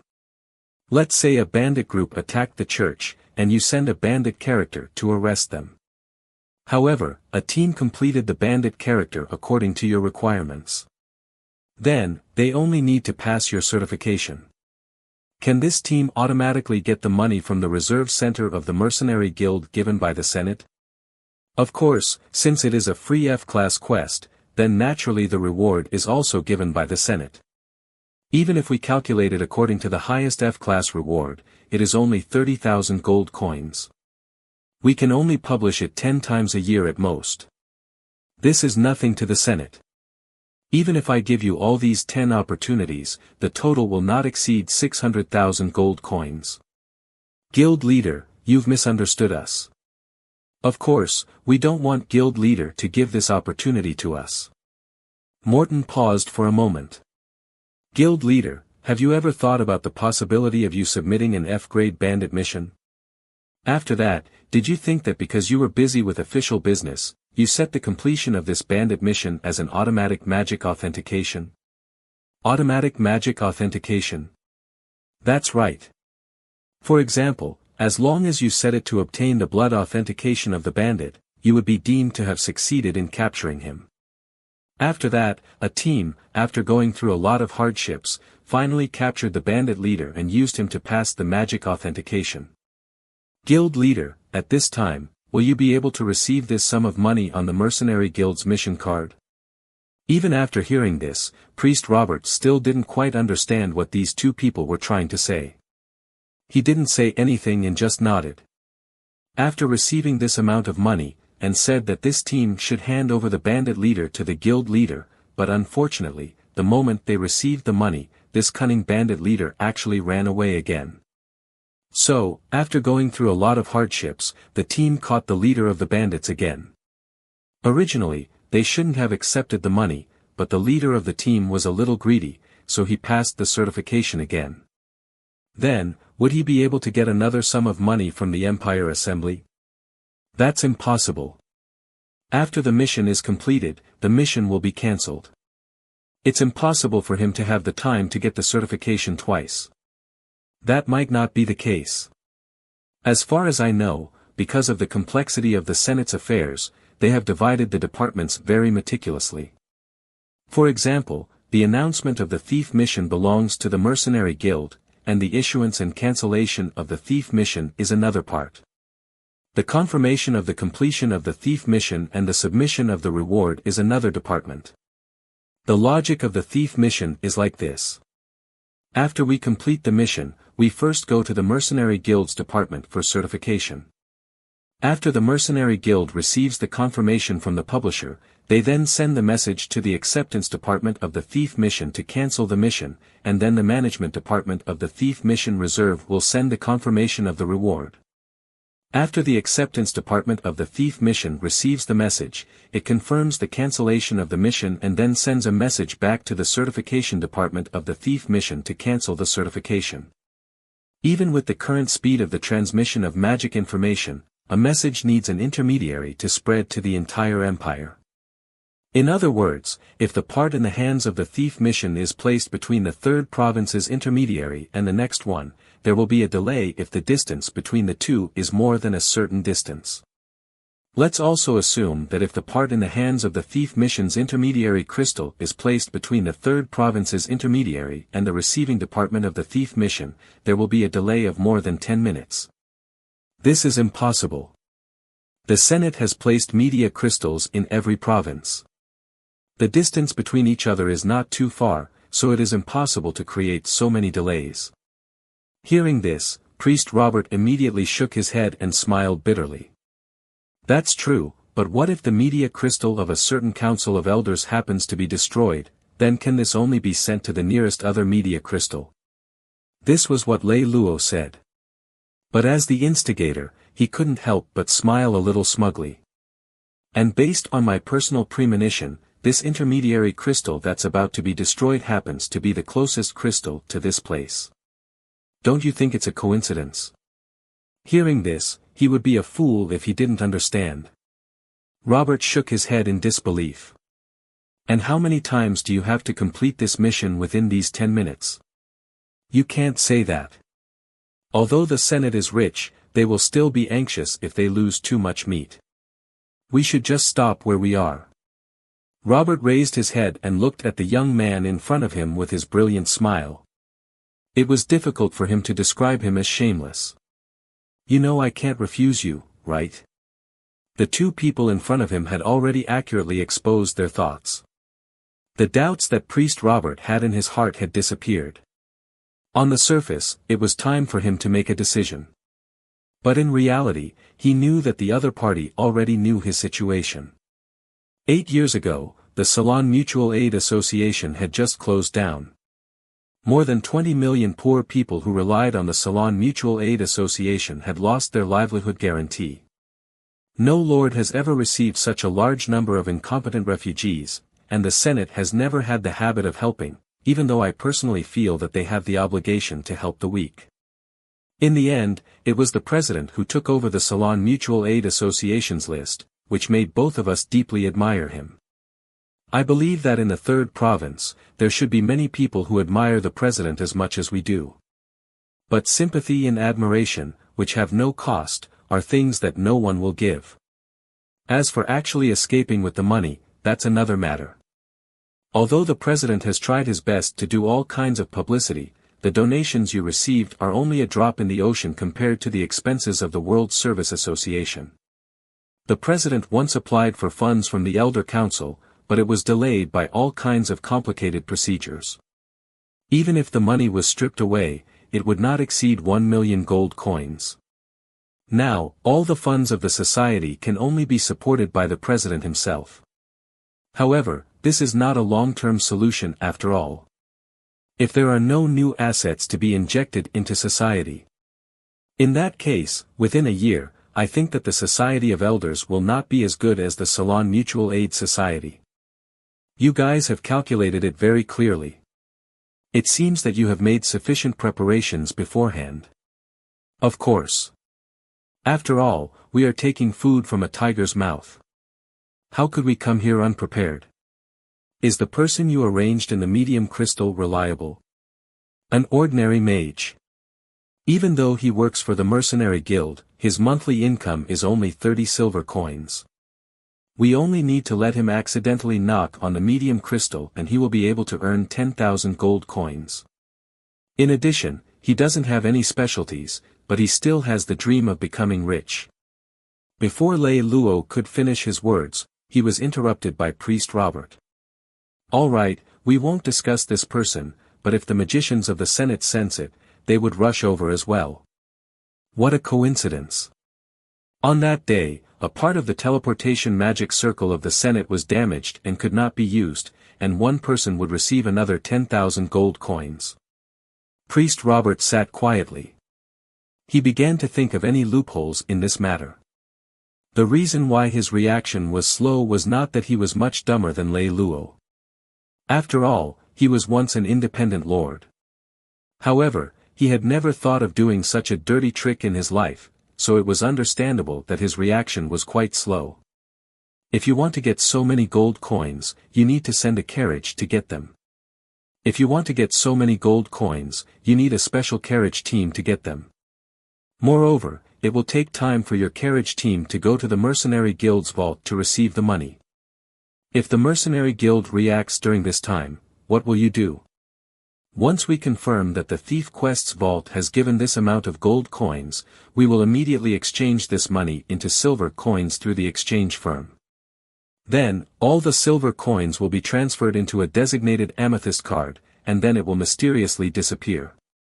Trading firm exchange. Gold coins for silver coins, just the handling fee alone will lose 2/3.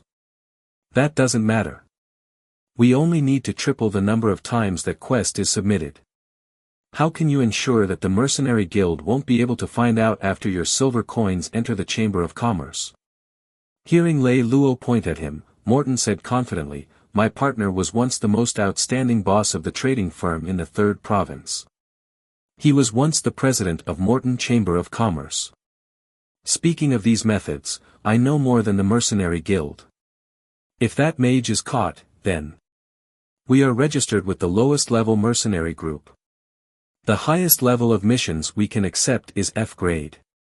The businesses that accept gold coins may leave traces behind. However, the people you mentioned above will disappear without a trace within the empire, as if they never existed in this world." When Lei Lou said this, he looked at Priest Robert and smiled. "Since you were once an outstanding lord, I think you should know that to the masses of civilians, the Senate is simply a tax collection agency. It doesn't have a strong governing mechanism for the common people. Those seemingly strict management systems are only effective for honest people, but it's meaningless for smart people. Okay, one last question. How much money do you want from the Senate and the Mercenary Guild?" 90 million gold coins, and we just promised the president 20 million gold coins. We will get the remaining money. Priest Robert picked up the teacup and drank a mouthful of water. When he put down the teacup, he said, "Then I'm afraid you can only get 50 million gold coins." Morton immediately raised his head and glared at Priest Robert. Meanwhile, Lei Lou was filled with resentment, but he still smiled and said, "President, I'm afraid this is not very fair, right? There's nothing unfair about it. You can make other evidence and insiders disappear, but you can't make an insider disappear, because he still has to manage the livelihood of thousands of refugees. Even if it's a secret fee, it won't be as much as 40 million, right?" Lei Lou answered with a smile. If it's a secret fee, of course it won't be that much, but if you add in the responsibility fee, then this price can be considered benevolent and righteous. When Priest Robert said this, he also glanced at Lei Lou. Everything you've done seems to be ingenious, but in reality, there can only be one result, and that is to have the Senate Assembly point all the blame at me. In the end, they will definitely think that all of this was instigated by me behind the scenes. Do you think that this responsibility is worth 40 million? Even so, the Senate is only guessing and there is no direct evidence. They have no way to punish you. Our society needs to ask for money from the Senate every year. According to the rules of the Senate and the Citizens' Congress, each union cannot lose more than 100 million, while we only need 90 million. Therefore, the impact of this matter is limited to the mercenary union. The nobles in the Senate won't even know about this matter, so this matter has no effect on you applying for assistance from the Senate. 50 million is the highest price I have given. I believe that the amount of money you have invested in this matter so far will not exceed 30,000 gold coins. This is 1,000 times the profit, you should be satisfied. After Priest Robert finished speaking, he turned his face away. Lei Lou and Morton looked at each other. They knew that they could not win against this priest. All right, that's it then. We have 2 addresses here. These are the 2 key figures that we promised to pay 10,000 gold coins to. Please give them the money within 3 days. Lei Lou shook his head helplessly. A week later, the Church of Salvation issued an F-class bandit mission. They claimed that their church was attacked by unknown bandits. Because of the help of adventurers, they captured the bandit leader during the battle and obtained his blood. But they claimed that the cunning bandit leader escaped while the guards were caught off guard. The Salvation Society was extremely indignant about the attack on the church. Hence, they issued this mission. They also changed the method of completing the mission from wiping out the enemy bandit group to capturing the leader of the bandits. As long as the blood and magic authentication were completed, the mission would be considered completed. The reward for this mission was 10,000 gold coins, which was the highest reward for an F-grade bandit mission. The mission had been released for a whole week, but no lord or mercenary group had found any information about this bandit leader. The reason was simple. This person was created by Lei Lou using magic. How could he be found in the real world? On the 8th day after the mission was released, a newly formed mercenary group named, "It's So Damn Hard to Choose a Name," completed the mission. They completed the mission extremely well. It was simply unprecedented because they had completed this mission 9,000 times in less than 6 minutes. Because the mission rewards were distributed by themselves, no one needed to review them. These rewards were also transferred to the mercenary group's account. Soon, this money was converted into silver coins and entered the Empire's largest blue ocean chamber of commerce. After an extremely complicated exchange, the money disappeared like a cloud.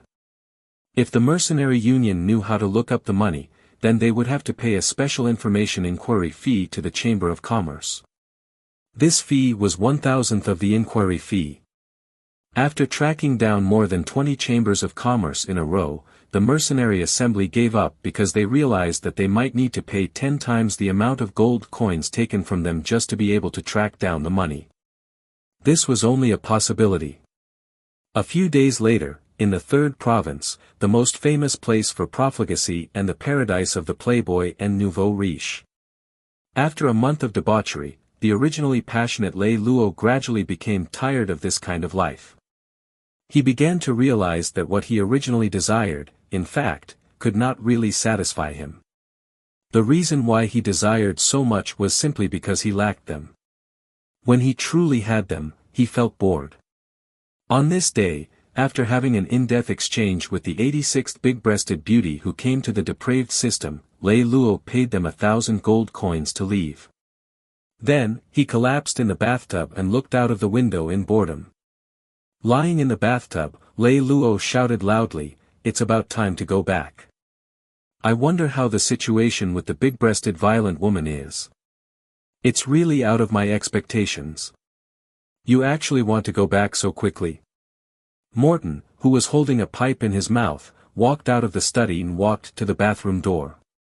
He smiled and spoke to Lei Lou, who was in the bathtub. Well, I think I've had enough fun. There's no point in going back and forth with those things. Alas, I'm still in the village, thinking about it day and night. After experiencing it, I feel that it's nothing more than this. No wonder you look dispirited after coming here. It's true that you've been here before. Lei Lou stretched out his hand and patted the foam on the water surface. You're much stronger than me. When I first came to the fallen capital, I stayed here for a whole year and couldn't bear to leave. Morton exhaled a long puff of white smoke. Well, speaking of which, I've been with you for a few months, but I actually don't know much about you. You've never told me about your past. Past? You're interested in my past. I'm interested in it, of course.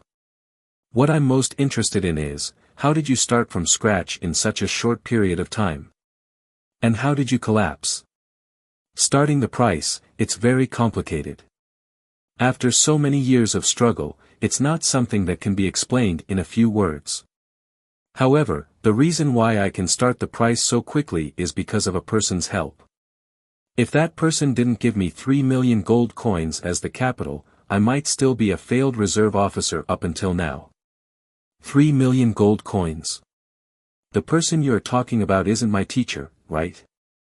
Lei Lou's eyes widened. That's right. We met in a tavern at that time.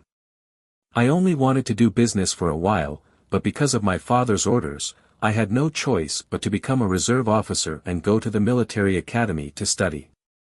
Your father is a reserve officer? No, he is just an ordinary gardener, but he wants me to make a name for myself. He has always hoped that I could become a lord and noble, but I have no interest in military affairs. I only want to promote business. Knights, business and military affairs do not conflict. I have read a lot of war history. Behind every war, it is all about money. The number of soldiers who die from gold coins is no less than the number who die from magic and swords. Business and war are inseparable. A commander who does not know how to use money will not become a good general, Lei Lou said in a natural tone. What you said makes sense. Everyone knows about knights, but how many people can actually do it? Although we can also learn about military affairs and business, there are very few people in the entire empire who can achieve outstanding achievements in business and military affairs. In the past thousands of years, it has become a tradition of the entire empire that the plutocrats and the warlords despise and repel each other. Therefore, the prejudice between the plutocrats and the warlords can no longer be shaken off. Morton shook his head with a smile and continued, not to mention others, even an unworldly expert like your teacher cannot shake off such an adult. In the past, he also repeatedly advised me to join the military. In the end, when he saw that I was determined, he only gave me 3 million and allowed me to pay the academy's money so that I could use it to start my own business. When he gave me the money, his face was filled with regret, as if he saw that I had wasted my life. With the emergence of the law of succession, the older generation was increasingly restricted, and the space for the younger generation would also become larger and larger. No matter how much effort the Citizens' Assembly or the Senate put in, their system, which is neither too high nor too low, is destined to be excessive. They will eventually be overthrown. Of course, the people of their generation have their own points, but their era is also destined to pass. I dare to bet with you that the empire will be reshuffling, and the time required will not be more than 20 years. And as the era changes, these cliché ideas, as well as those noble nobles, will be completely destroyed. I think exactly the same as you, Lei Lou said. It is precisely because I have realized this that I can't wait to get up early. I know that as long as I make preparations early, I will be able to gain a firm foothold before the coming world chaos. In the beginning, I did everything very well. I developed rapidly, but I was steady. In just 4 years, I went from Morton Trading Company to one of the largest trading companies in the 3rd province. Such wealth is not inferior to even the most powerful alliance leader. I felt that my wings were full, so I began to extend my hand out of the third province. I wanted to become a chamber of commerce that spanned across provinces. At this time, I met my first strong enemy in the business world, Trump. Trump? Lei Lou said. I heard my teacher talk about him. He seems to be a rare tycoon and warlord, and he is also a member of the Doomsday Dusk Alliance. Yes, that's him. What happened between you and him? We had a bet. We fought in the military goods market of the third province. If I win, he will give me his share of the business in the first province. If I lose, I will give him a share of the business in the third province. This is a big bet. Based on my character, I shouldn't have agreed to it. I don't know why, but I agreed. Now that I think about it, it should be because Trump's too famous, and that aroused my competitive spirit. I want to defeat him to prove to myself that I am no longer an ordinary person, that I am a big shot who is walking towards the plutocracy. In the end, you lost. Yes, I lost even more miserably than I imagined. My thoughts were completely controlled by him. He guided me bit by bit until I put all my wealth on the magic crystal. And he was actually able to make the entire Doomsday Dusk Alliance declare war on the 7 alliances at the same time. For a time, the price of the magic crystal in the third province soared, and I bought it to fall. You've underestimated Trump's influence on Twilight of the Apocalypse. Do you think that he's just a businessman like you? Those lords wouldn't make such a huge sacrifice because of him. Yes, Twilight of the Apocalypse makes me feel that it's not like a traditional military group. There should be a very smart person behind it. That person is someone like you who has a deep understanding of the relationship between business and war, and is willing to integrate these two forces without bias. They launched this huge war with astonishing military expenditure and far-reaching influence, and all they got was my bankruptcy and the Morton Trading Company. Morton smiled bitterly at this point. I've carefully calculated that if I want to raise the price of the magic crystal to the point where I would suffer a loss, the scale of the war required would be more than 1 billion gold coins, and 1 billion for 6 billion. This is a money-losing business, and they wouldn't have done this originally. When I made the decision at the beginning, it was based on this thought. Looking back now, my level is still too low. Just as you said, a person who does not know how to use business is not a good strategist, and a merchant who does not know how to integrate military theory cannot be considered a good merchant. You seem to have learned a lot from this battle. Yes, from then on, I began to understand that the chaotic world is not coming, but has already arrived. It's just that it can't be seen on the surface yet.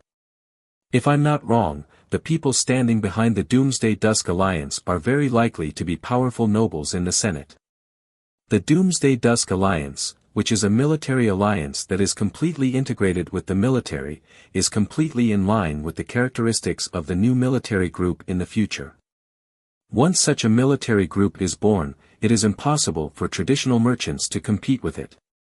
If I want to realize my dream of becoming the Empire's #1 merchant, then I have to find a military group to work with me. It doesn't have to be the Empire's #1 military group, but it has to be first class, Morton said as he lowered his head and looked at Lei Lou. Hey, don't look at me like that, okay? I'm not wearing any clothes. If you look at me like that, I'll misunderstand. Without wiping, he only put on a towel. Lei Lou walked out of the bathroom wet. The huge Morton followed behind him and said softly, "Can I ask you a question?"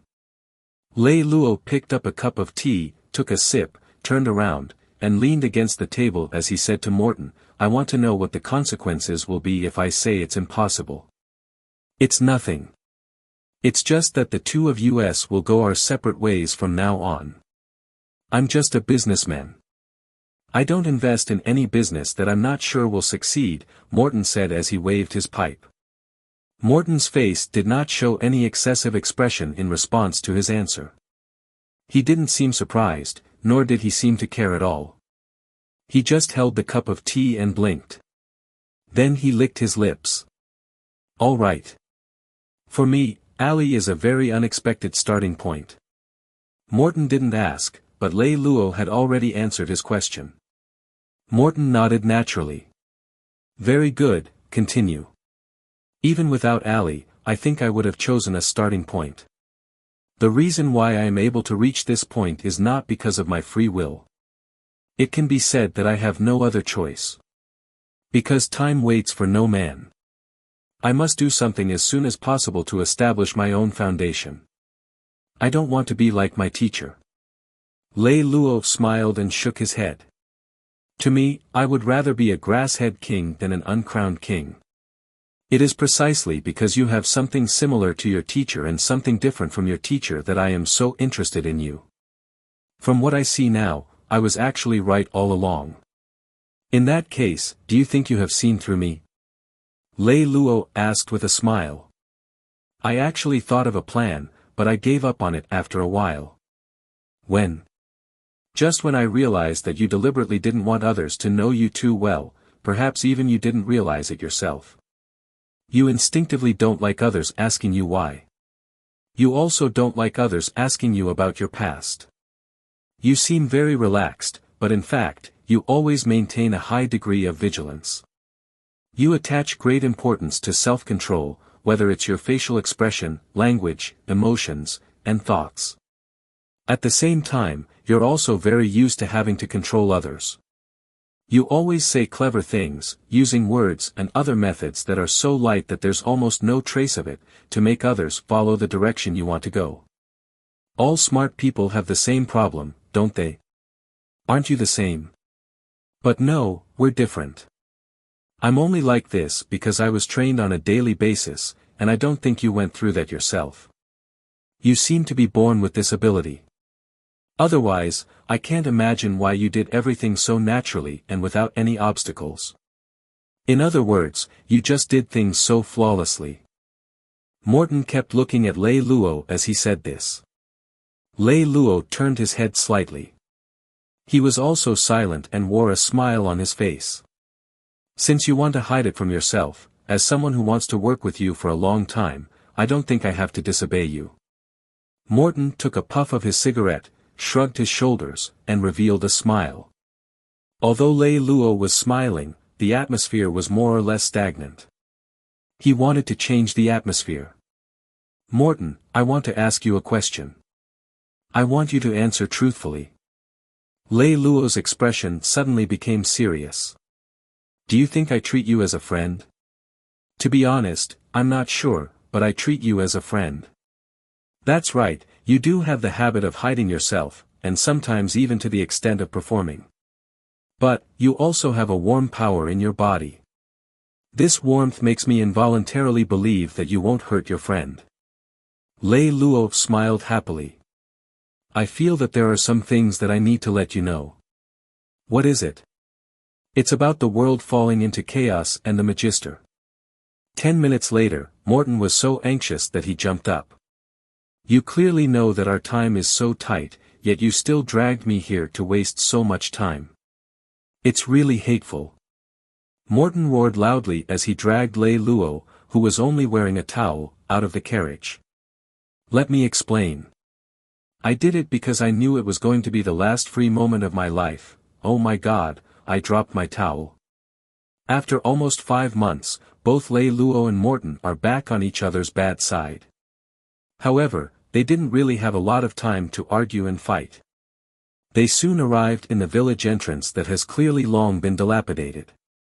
They found that, far from being repaired, the village was even more dilapidated than when they had left it. As soon as he stepped out of the carriage, Lei Lou looked about him and said, it was ransacked by thieves. How do you know? Morton was smart, but his specialty was business, not war. Any territory should be precious. But Ali's brother would rather leave it abandoned, because it is one of the most famous bandit areas in the empire, and he would rather leave it abandoned than send men to guard it. When Lei Lou said this, he stretched out his hand and looked at the sky. You are a businessman. Your business has never expanded to this area, so you are not very familiar with this area.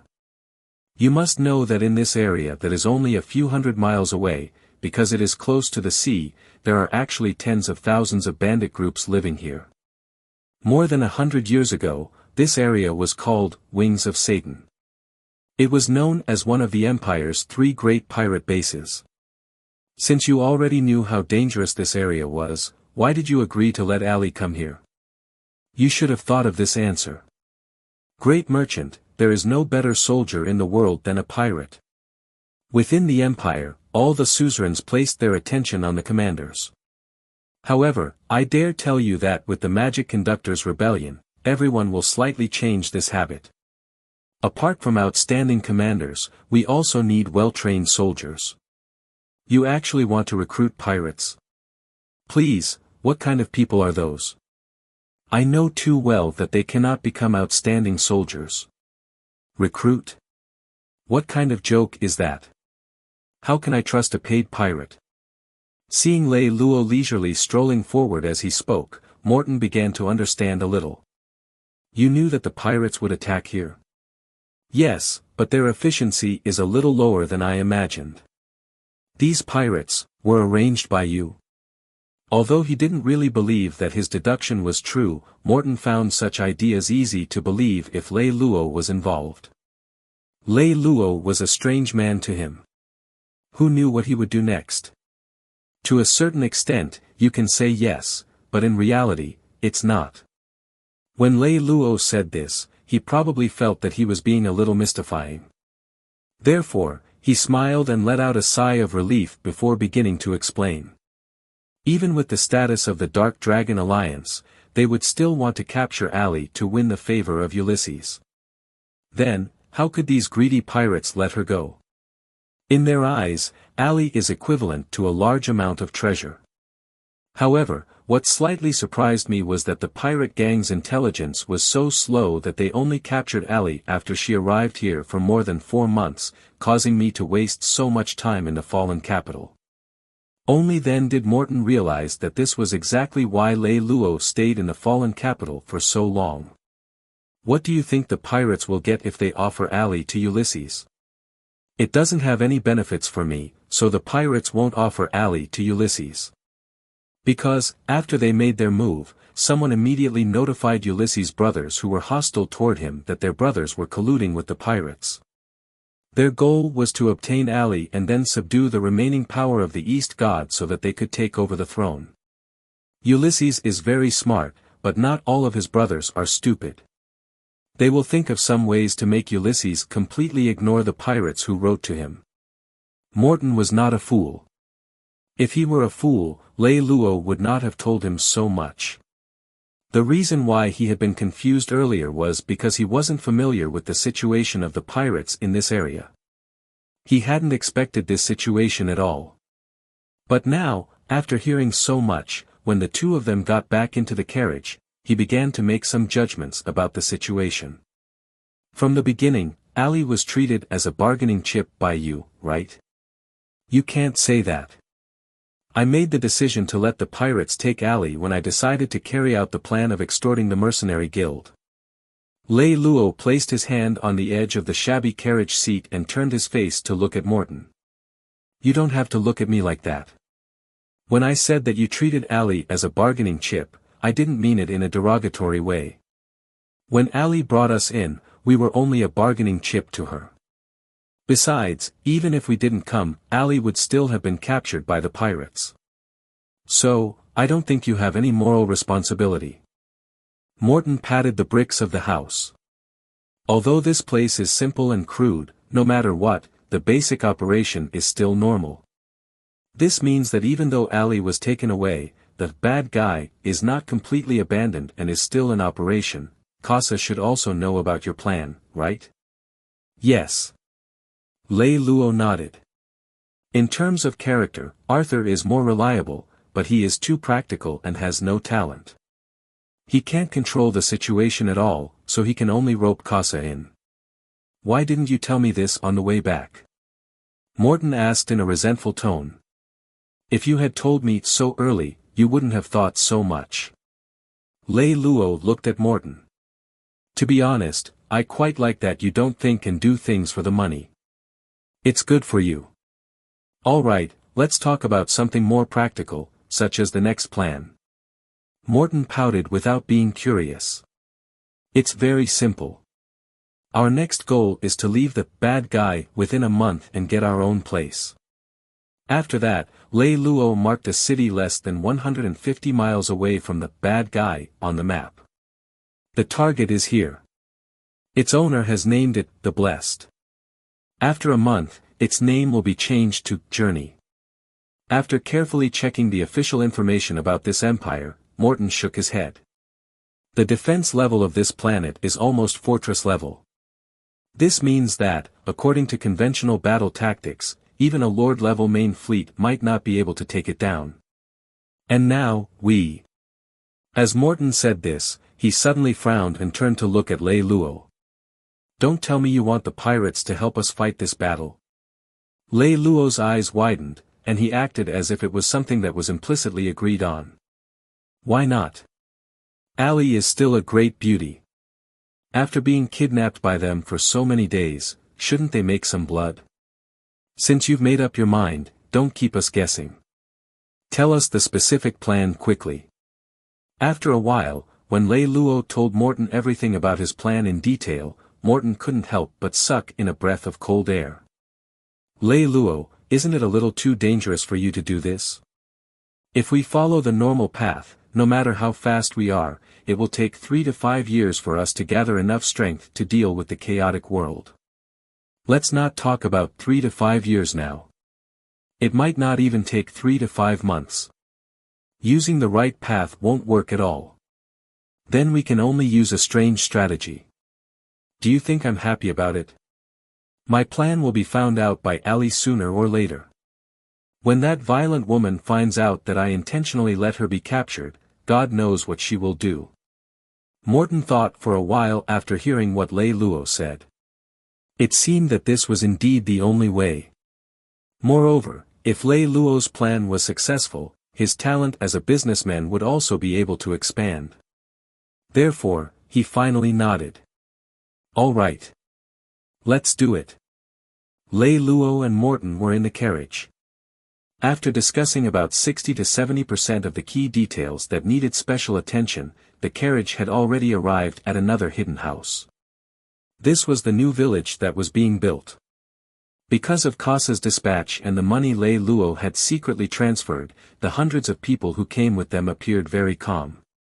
Their faces showed as if they didn't care if the sky was falling for as long as they were paid on time.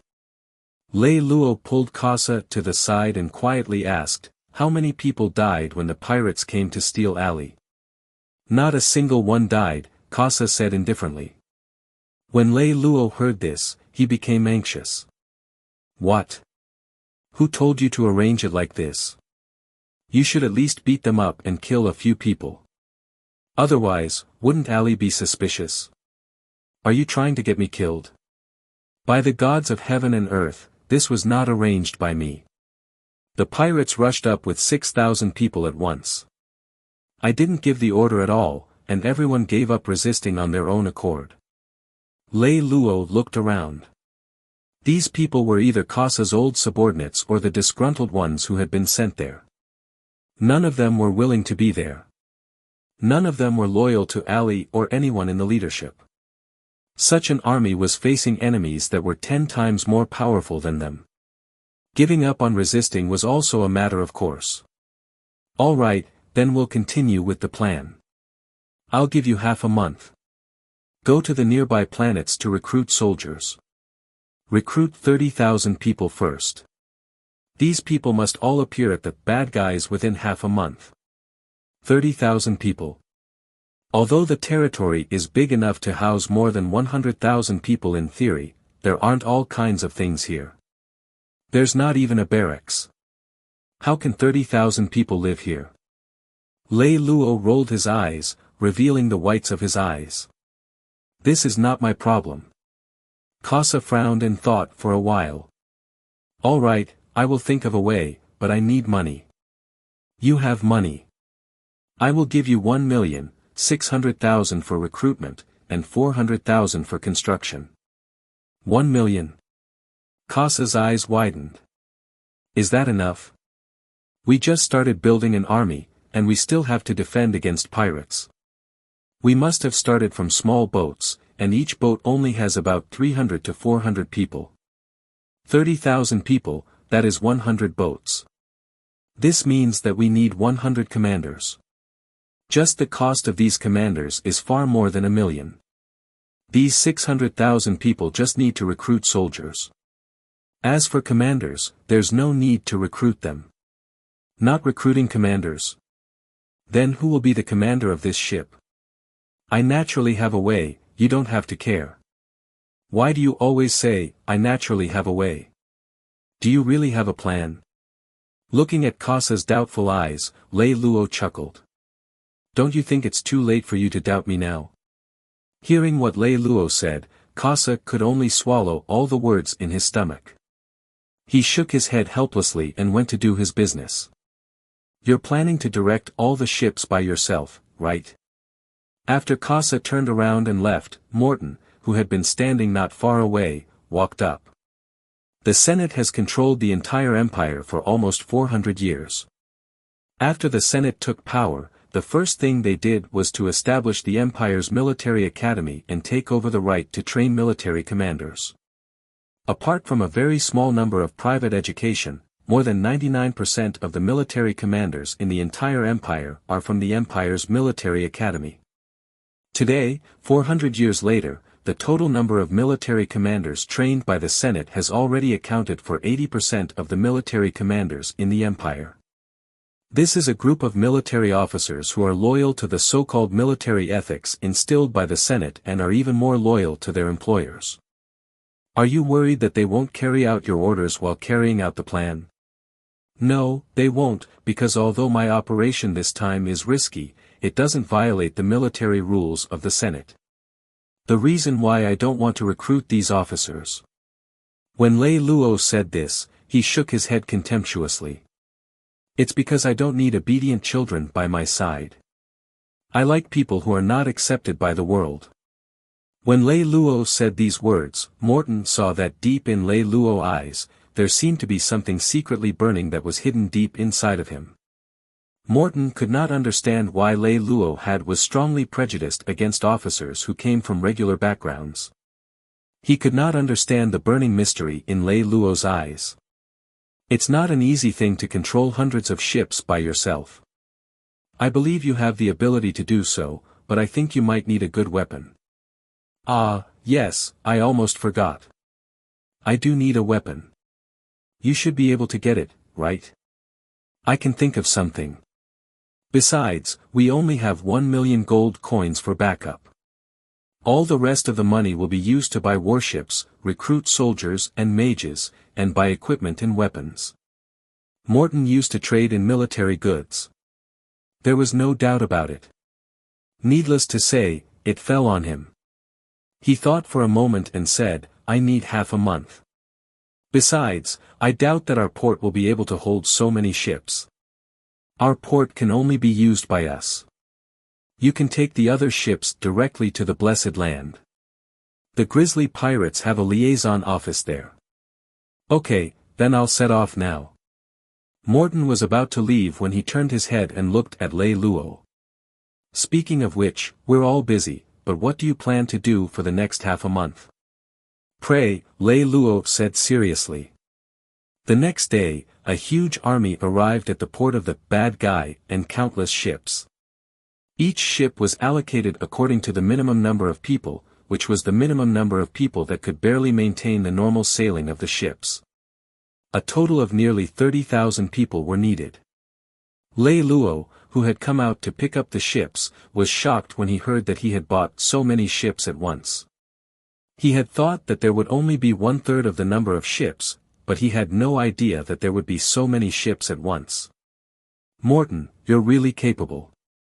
You actually bought so many ships. As soon as he entered the ship and saw Morton, Lei Lou smiled so much that his eyes were half closed as he gave him a bear hug.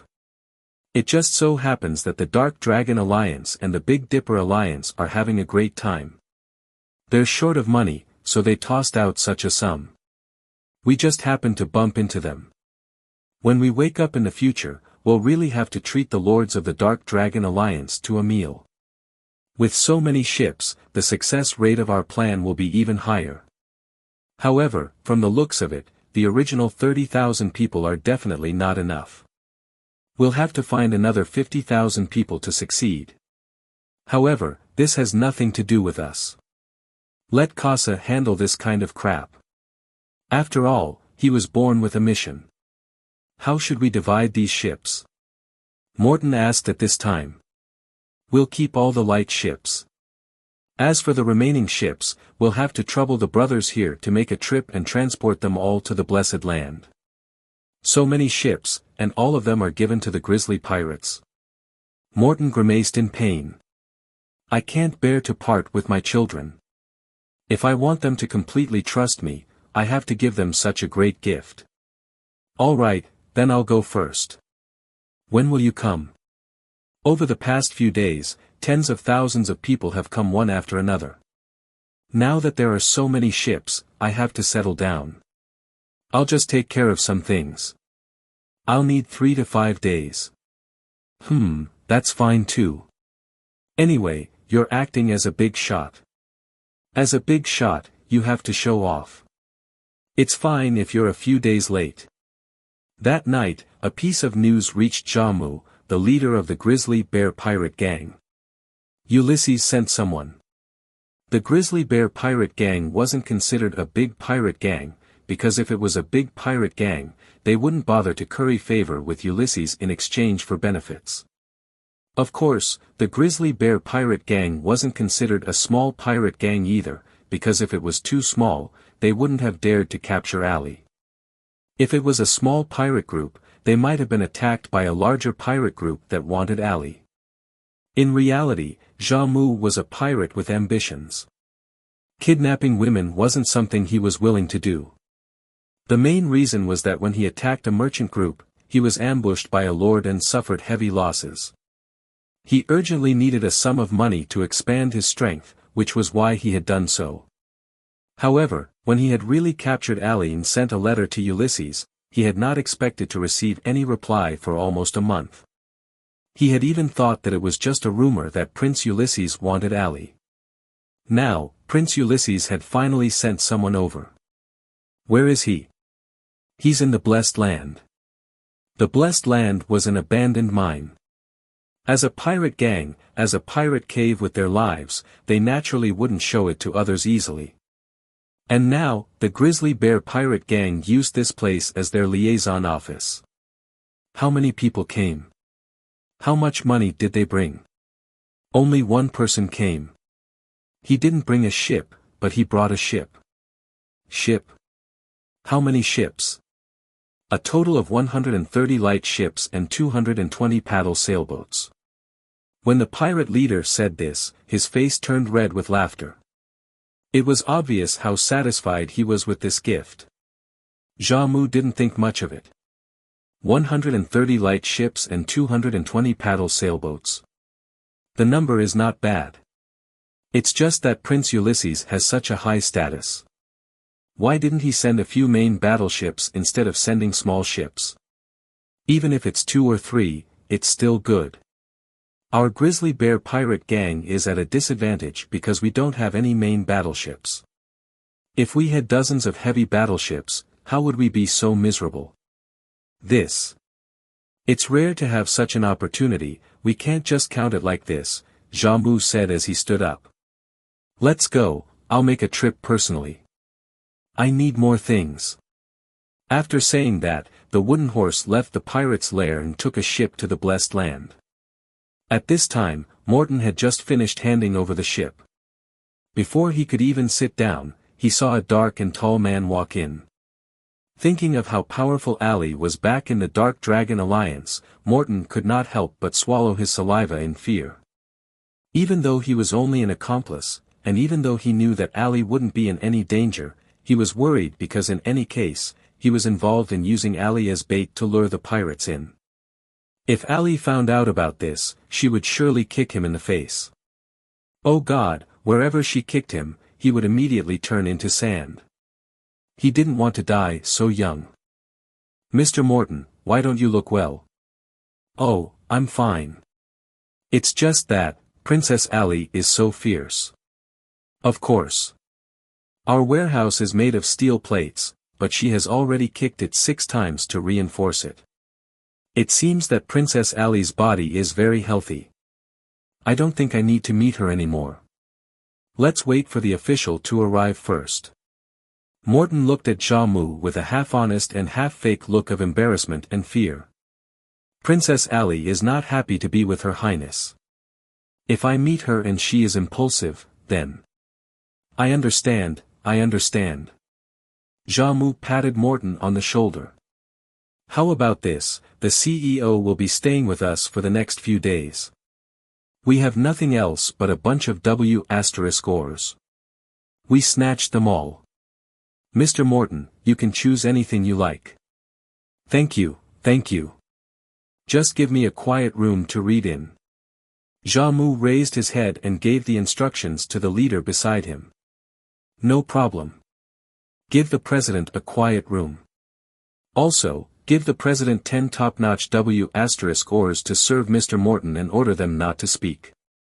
Unless the president gives the order, they can't make any sound. Morton smiled bitterly. He did not know what to say, so he could only let him be. 3 days later, Lei Lou wore clothes that cost more than 600 gold coins and carried a box. In the box, there were 2 sets of clothes that were even more expensive than the one he was wearing. They soon arrived at the nest of the Grizzly Bear pirate gang. After more than 30 years of construction, this pirate nest had become a fortress. For more than 30 years, the Grizzly Bear pirate gang had relied on it to survive. The lives and wealth of the tens of thousands of people in the nest, including the elderly, the weak, women, and children, were all dependent on it. When the empire collapses, the only strength I can rely on is probably people like them. When the ship approached the pirate's lair and was about to arrive, Lei Lou silently looked at the people living in the pirate lair. Unlike ordinary civilians, the space that the pirates had was very limited. Therefore, their buildings were built in a plain and unadorned manner. Everything was based on the principle of practicality, and there was nothing gorgeous or useless about them. Because of the possibility of being attacked at any time, when the pirates returned to their nests, their lives would become extremely regular. Once they were attacked, the residents of the nests would be able to find their own posts in the shortest time possible and start to defend their homes. Although the leaders of the pirate gangs were generally not very capable, because of the quality of the members of the pirate gang wasn't at a disadvantage in the battle with the regular army. In the early stages, the quality of the soldiers was more important than the quality of the commander. This was Lei Lou's policy, so it was no wonder that he was drooling over these pirates. Commander. When the ship docked at the harbor of the lair, Lei Lou saw a burly man Morton coming to greet him. Upon seeing him, Morton immediately bowed humbly. Lei Lou just waved his hand lightly as a return salute. These were all things that he had discussed with Morton beforehand. He wanted to wear high-end clothes, be cool, and have a noble demeanor. Seeing that Morton was so respectful, Xiaomu quickly walked forward and extended his hand towards Lei Lou.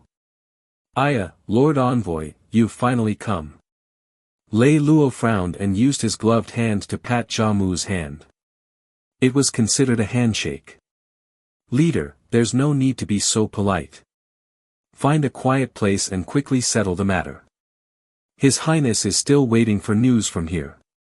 Lei Lou's behavior made Xiaomu very unhappy. However, thinking that he was Prince Julius's trusted aide, he had to ignore it. Moreover, he was there to send money. Endure it.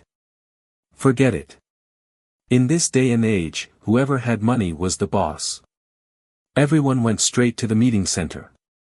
Xiaomu gave the seat of honor to Lei Lou. He was too lazy to show off to this old master. I wonder what His Highness is planning to give us. What we need the most now is gold coins. We are lacking many items for the people. Recently, the Empire has been cracking down on us. There are also many mercenaries on the merchant ships. It's not easy to steal things.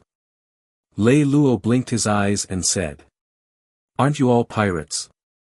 Why are you afraid of mercenaries?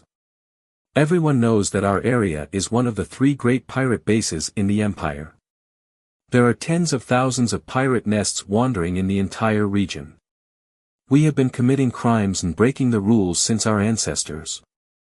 It was the same when Victor was emperor. Now the Senate is in charge, but we are still the same. We like to be free and don't like to be controlled by others. Just as the messenger said, we will snatch whatever we lack. We will only be fed with blood. But recently, our days have not been so good. We don't dare to touch the goods that are too troublesome. The main reason is to protect our strength. You are not a regular army. Only a regular army will be weaker and weaker. Pirates are stronger. That's right, messenger, do you know that there are a total of top-tier mercenary guild pirate missions? One of them is to destroy the Satan's Wings pirate group. I've heard of it. I don't know, but I've never heard of such rumors. Not long ago, the Doomsday Dusk Alliance, which just destroyed the East God Alliance, is likely to accept this mission. Oh. How come I haven't received any news at all? It should be just a baseless rumor, right? There are more than 100 million pirates in the wings of Satan, and countless warriors. Even if the Senate were to launch an all-out attack, it might not be successful, let alone an alliance. Although he said that he did not believe it, Lei Lou was actually very interested in it. If the news was true, then his next step would be settled. Just as the messenger said, if the pirates can unite as they did before, then even if the Senate comes to suppress them, we are not afraid. But now is different from the past. Since the birth of the law of succession, many people have come to our area to recruit people in order to fight for the throne. The prices they pay are very high. Although we pirates like freedom, we don't like freedom more than money. Those guys paid a lot of money, so in the past 10 years, many of our powerful pirates have turned to mercenary groups. As time goes by, most of the powerful people have left, so the remaining forces have started to expand rapidly.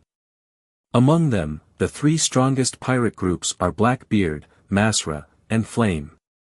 Any pirate gang that was close to them had to hand over 30% of the goods they plundered. Otherwise, they would be wiped out. Many people were unable to endure the disturbance and were forced to leave their familiar shipping routes to look for new shipping routes. But not long ago, these 3 forces suddenly established a pirate union together. They also released news that the Doomsday Dusk Alliance was about to receive the Alliance mission to wipe out Satan's Wings.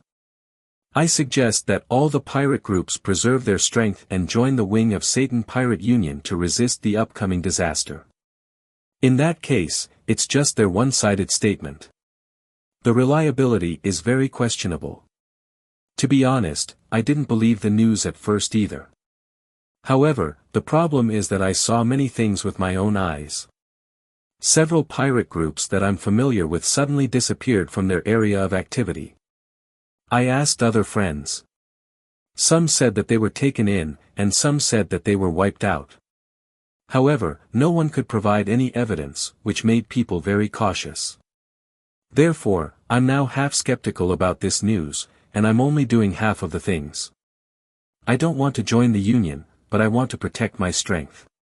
Hearing this, Lei Lou reached out his hand and stopped Xiaomu, who was speaking with confidence. If His Highness is willing to take you as a mercenary group, are you willing? His Highness? Xiaomu was stunned for a moment, then he laughed. Envoy, you aren't joking with me, right? What kind of person is His Highness? How can he look up to people like us? Whether he looks up to you or not, it's not up to you. It's up to His Highness. So if there is such a chance, are you willing to cooperate or not? Seeing that Lei Lou seemed to be serious, Xiaomu started to feel tempted. He glanced at Lei Lou, and his eyes started to move. No matter what, there are so many people in the Grizzly Bear Pirate Gang. Even though you're the leader, I don't think one person can make up his mind. It's better to ask for the opinions of others first. There's no rush. As Lei Lou spoke, he acted as if he wanted to stand up. This is a pirate gang, not a Senate meeting. There's no need to hold a meeting to make a decision. I alone can do it. But, I don't quite understand. Why would His Highness want to take in people like us? Isn't he afraid that we would be a huge liability? Although His Highness has actually taken you in, His Highness will not give you any written agreement, nor will he admit his relationship with you. But we will give you money regularly, and you will do what we ask you to do. What can we do for His Highness? Who knows? Maybe there will be something for you to do tomorrow, or maybe you will not be needed for the rest of your life. May I ask, what is the general treatment of the grizzly pirates? How many people do you have? 300,000 women and children and 100,000 warriors. In that case, all kinds of daily necessities, as well as the cost of gold coins in the nest, maintenance, and maintenance of the fleet, your annual maintenance fee should be around 10 million gold coins, right? Lei Lou did some mental calculations. Yes, about that. 20 million annual employment fee. When we have no mission for you, you are allowed to plunder. Once you suffer a great disaster, we will provide you with a city to take refuge in. Within a certain range, we can also provide you with military support. What do you think of this condition? Although His Highness conditions are good, all these conditions are only spoken by the king. If His Highness turns hostile in the future, what should I do? Don't worry, His Highness has already expected this. In order to avoid your worries, I will sign the contract with you. Although I am not His Highness, I am His Highness's confidant. If you agree to the terms in the contract, then His Highness will have to sever relations with me. To put it simply, he will have to sacrifice me. In other words, His Highness has bet me on you. I wonder if the regimental commander feels that this bargaining chip is enough. Xiaomu didn't expect Ulysses to give him any guarantees. But now, this person who was once a big shot like Morton was willing to give him a guarantee in disguise. That was naturally the best. Alright, the mercenary group's standard agreement is very simple. You can download it online. Later, we'll just sign it. Now, let's talk about business. I wonder what His Highness plans to reward us with. Not a penny, not a boat, he'll give you a city. A city? Lei Lou took out a map and found the city that he had been studying for a long time. Beautiful Saint City, the richest city of Governor Dasha, a member of the Anglo-Immortal Economic Union. Its population is 70 million, and it's the most important weapon production area among the 26 cities under Lord Dasha. In the city's warehouse, there are 3 million gold coins, various military supplies, iron ores, and a total value of more than 50 million gold coins. Everything in this city belongs to you. Lord Emissary, do you know the defense of the holy city of beauty? Let's not talk about anything else. Just the 4,000 magic cannons alone are enough to turn us into ashes before we get close. If these defenses work, that is indeed the case. Lei Lou's words were not hidden, and Xiaomu found it hard not to understand. Envoy, do you mean that Lieutenant de Shah will go easy on us? Unless His Highness gives him permission, he will not go easy on us. But if His Highness gives him permission, doesn't that mean that he has something to hold over us? Do you think His Highness would do such a stupid thing? So, Lieutenant de Shah won't go easy on us. Then how are we going to get those things? In order to keep the defensive structures in combat state at all times, basically all the defensive structures in the Empire are on alert at all times. But even when they are on alert, they still consume magic power. The defensive structures also consume magic power when they are on alert. The more defensive structures there are, the greater the consumption. When they are in a state of war, the defensive structure's alert state will be raised to the highest state. The mana consumption in this state is tens of times more than usual. When the number of defensive structures reaches a certain number, it will bring a heavy burden to the entire mana system. Recently, the Union of Immortal and Economic Cooperation and the Union of Phoenix are in a state of war. I think you know this. In order to defend against the Phoenix Alliance's attack, the alert status of all the defensive structures in the Holy City of Beauty has been raised to the highest level. Just as you said, the Holy City of Beauty's defense has reached an amazing level. In order to maintain the mana requirements of this astonishing number of defensive structures, the Holy City of Beauty must transport mana crystals from a nearby city every 20 days for their use. The messenger means that we attack the troops that transport magic crystals. Exactly. What's the use of that? It's impossible that the Holy City of Beauty doesn't have magic crystals that are used during wartime. Of course they do, but they won't be able to use them. Lei Lou smiled faintly. Xiaomu revealed a knowing smile. After that, they discussed a little more about Sister Xie, and almost everything was settled. Both of them were very satisfied with the outcome of the negotiation. At this time, it had been almost 5 months since Lei Lou and Ali had separated. Lei Lou made a timely request to visit Princess Ali. After receiving the benefits, Xiaomu naturally agreed to all of them. Lei Lou, who was covered in armor and looked no different from a heavy-armored knight at first glance, turned to Morton and asked, "Do you think I can dress like this?" Well, Princess Ali's combat strength has always been. Morton coughed when he said this. When he saw Lei Lou turn towards him, Xiaomu hurriedly said, This is the best close-fitting armor for our grisly pirates. If it's any stronger, we can only use magic armor." Lei Lou let out a long sigh and said sorrowfully, "All right, for His Highness. Open the door. If the emissary is really worried, why don't we use sleeping magic first?" Xiaomu said fawningly. "There's no need. Ali will be His Highness's person sooner or later. If we treat her like this now, we will regret it. She will be with His Highness in the future. If she sues us, neither you nor I will be able to bear it." Xiaomu thought about it and agreed. He did not say anything else. Ali was probably tired from the past few days. She was lying on the bed to sleep. When she heard the heavy door slowly open, she immediately sat up from the bed. 2 people appeared at the door. She gazed at the man's armor. She was a little confused at first, but then, when she saw the pair of eyes hidden behind the helmet, she immediately recognized the person. "Hello, Princess Ali. My name is Lei Lou. I am the envoy of His Highness, Ulysses." When His Highness found out that something had happened to the princess, he was burning with anxiety. After blabbering on and on, he saw that Ali's originally open mouth was slowly closing. Ali had retracted her finger. Lei Lou knew that Ali understood. His identity could not be revealed. Only then did he heave a sigh of relief. He thought to himself, "Oh my God, I'm already dressed like this, yet you can see through it. This is really..." Ali only knew that Lei Lou was supposed to be there to save him, but she still could not figure out what Lei Lou was up to. So she did not say anything. She just turned around and looked very angry.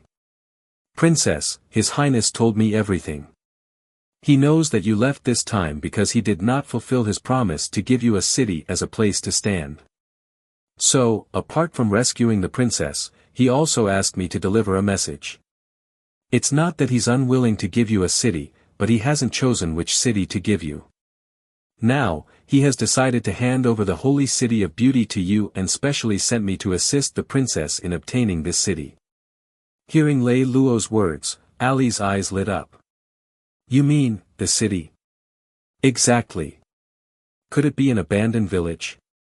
As Lei Lou spoke, he took out a map and displayed the location of the Holy City of Beauty in front of Ali. The Holy City of Beauty. The Senate will place great importance on economic cities. With a population of 70 million, the city will have everything that a city should have. Military supplies are an important source of shields. Civilian supplies are famous for jewelry and luxury goods, and the most reassuring thing is that the Holy City of Beauty has a strong defense structure. The city's defense structure is also extremely powerful. Even without the cooperation of a strong army, it is enough to ensure safety. After listening to Lei Luo's introduction of the Holy City of Beauty, Ali's eyes were dazed. Lei Luo, can you really give this city to me? Of course I can't. Lei Luo laughed and reminded her, but His Highness Ulysses can do it. After Lei Luo's reminder, Ali immediately woke up.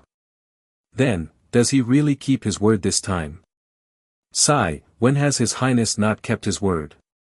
It's just as the princess said. It's not as simple as eating bread. It's only natural that His Highness needs more time to plan. Princess, don't be anxious. The revival of the East God Alliance is not something that can be done in a day or two. Who can trust empty words? You said that he was serious this time. Then show me the real evidence, Ali said as she stretched out her hands. When Lei Luo heard this, he raised his hands slightly. He patted his hands with difficulty. Outside the door, Morton and Jamu, as well as the pirate warriors who were guarding them, filed in. Let me introduce you. This is Morton, the former president of Morton Chamber of Commerce, His Highness's new representative in the 3rd province. Lei Luo first pointed at Morton. Hello, Princess Ali. Morton politely nodded and said, yes. Ali nodded and automatically ignored Morton. She knew that it was the conspiracy of these two people. This is the captain of the Grizzly Pirates. He sent someone to rob you. Lei Luo turned his hand and pointed at Jamu.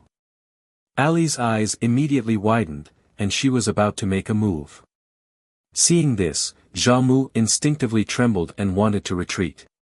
The pirates behind also took half a step forward, and they all acted as if they wanted to protect the emperor. Lei Luo reached out and grabbed Jamu, stabilizing his body. He turned his face and said to Ali with a smile, Princess, His Highness gave this city to you, but he still needs this Captain Jamu to cooperate with you. How about you guys just treat the past unhappiness as a misunderstanding and forget about it? That's right, Your Highness. We had no choice in robbing you. Our brothers are really poor. Please forgive us, Princess. This time, we went to seize the Holy City of Beauty for Your Highness. We, the Grizzly Pirates, have nothing to say. We will definitely do our best. We will not give up until the last person dies in battle. Enough, Captain Jamu. Don't go too far in expressing your loyalty. We won't let you die in battle until the last person dies. At an appropriate moment, Lei Luo shot him a sarcastic remark. Jamu chuckled and didn't say anything. Ali looked at Lei Luo and then at Jamu. She thought to herself, just what kind of show is this? He's just a mercenary pirate. Why should he help me? Ali looked at Lei Luo. Oh right, it's precisely because he's a mercenary pirate that he's willing to cooperate with us. However, it's not enough for them to make a move on this matter. I'm afraid the princess will have to make a move herself. I'll make a move. How? Princess, don't be anxious. Listen to me explain the entire plan. About half an hour later, Lei Luo had already explained the whole plan in detail. After listening to the whole plan, Ali asked doubtfully, according to what you said, this territory belongs to the Lord of the Distant Mountains of the Commonwealth Economic Union. If we just take his territory, will he not retaliate? Ha ha ha. Lei Luo raised his head and laughed for a while. What's there to worry about? It's not convenient for His Highness to directly take over his territory, but as long as you take over his territory, wouldn't it be easy for His Highness to force him to admit the fact? Will Ulysses really listen to us? This question swirled in Ali's mind, but she was not a fool, so she could not really say it out loud. She just nodded and said, all right, then I'll do as you say. I hope you didn't lie to me this time, otherwise.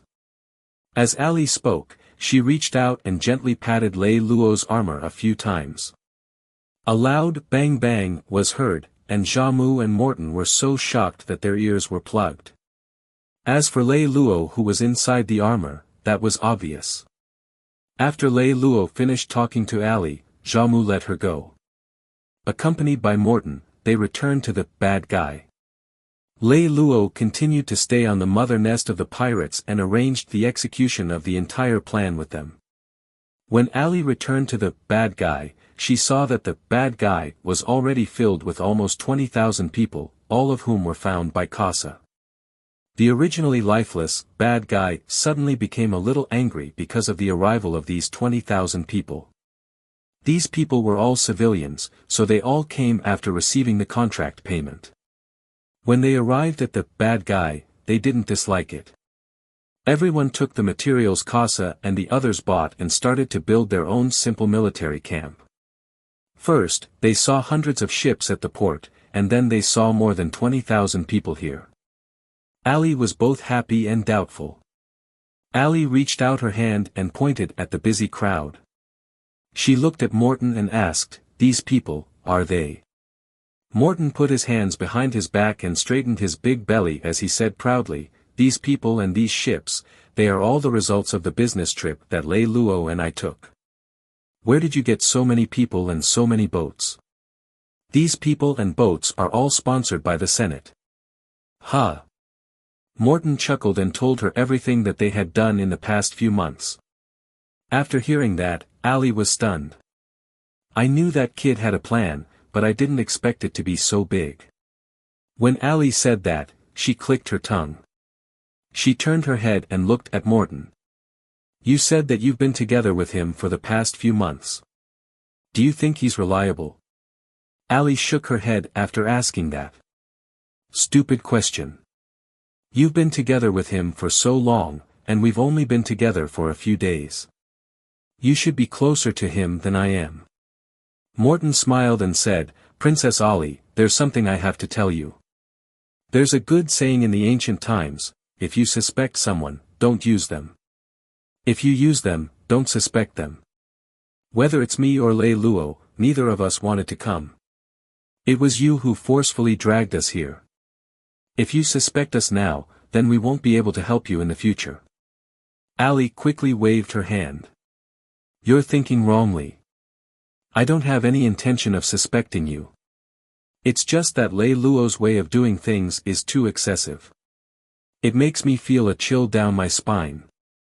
If he's not such a person, how can he help you? As long as he's on your side, what are you worried about?" "All right then." Ali pursed her lips and thought for a while. "Who cares? I have nothing to be deceived anyway. Just follow his path as long as he doesn't get me killed. Don't worry. Although Lei Lou seems to be boundless, he still has a bottom line in his heart. At the very least, I can guarantee that he won't harm you." "Won't harm me?" "Humph." Ali snorted coldly. "Won't harm me? He even intentionally let me be captured by the pirates." What do you mean by that?" "As for..." "All right, stop hiding it. I'm not as smart as you, but I'm not that stupid. Everything that happened today was planned by that fellow Lei Lou, including me being captured by the pirates." It would be ugly if he continued to explain. Hence, Morton could only chuckle.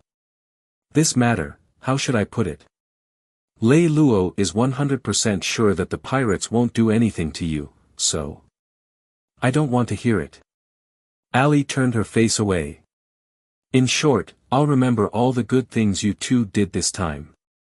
I'll return it to you sooner or later." Morton smiled bitterly and started to be ungrateful. "I didn't know about this beforehand. He only told me about it on the way back. I don't understand. If you're someone, why are you so easily manipulated by Lei Lou when you get together with him?"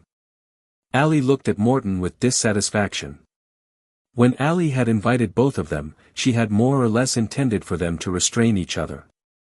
Unexpectedly, not only did they not restrain each other, but they had become colluding with each other instead. In Morton's eyes, Ali's little scheming was just the standard of a child playing house. So he did not take it to heart. He just smiled and said, "Wait for a little longer, and you'll understand. Ali was not a brilliant politician to begin with, and she had never really thought about the checks and balances of power. Therefore, when she saw that Morton and Lei Lou were clearly on the same page, she could not be bothered to think about it anymore. All right, as long as you can help me revive East God, you can do whatever you want. Tell me, what do you want me to do now? There are a total of 60,000 people in the city. It's not easy to manage such a territory. Even maintaining the security of such a large territory is not easy. More importantly, we need a large number of soldiers to help us complete the occupation of this territory, and this is East God's forte.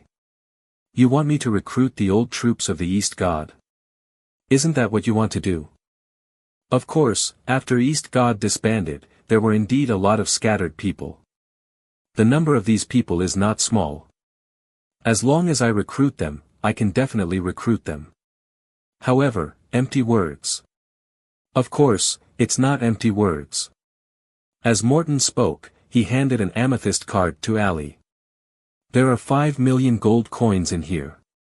You can spend them as you like. Treat it as a gift for them.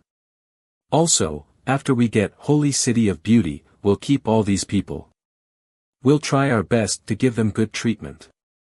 At the very least, it won't be worse than staying in East God City. If that's the case, it'll be much easier. Tell me, how many people do you need? Ali grabbed the amethyst card. Ali, who had been suffering for a long time without money, realized that money was a good thing. Officials, we need about 10,000 soldiers and 100,000 soldiers. That's all. Also, we need about 20,000 to 30,000 basic workers. Don't you need an army commander? East God's commanders are also very famous. No, not a single one. Ali frowned. She was a little unhappy, but she still replied with an "Oh." Don't think too much. We are not afraid of the people you brought to steal our position. If we had such thoughts, we wouldn't have let you recruit our old troops. Morton knew what Ali was thinking. He also knew that she was a straightforward person. She could not be bothered with anything, so he said directly, "Then why don't you want the commander of our East God?" The commander is the core of the army. Princess. Don't call me princess. It sounds awkward. Call me Ali. Okay, Ali, you're wrong. It's not that we don't want the commander of East God, but we don't want even a single commander. Not even a single commander.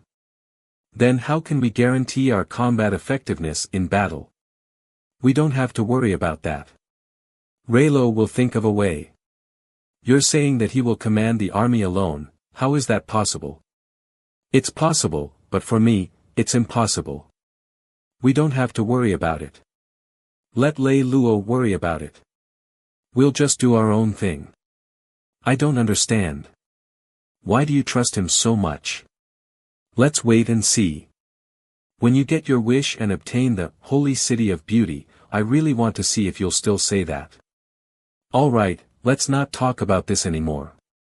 I'll be able to complete the things you said in half a month. I've been in contact with them.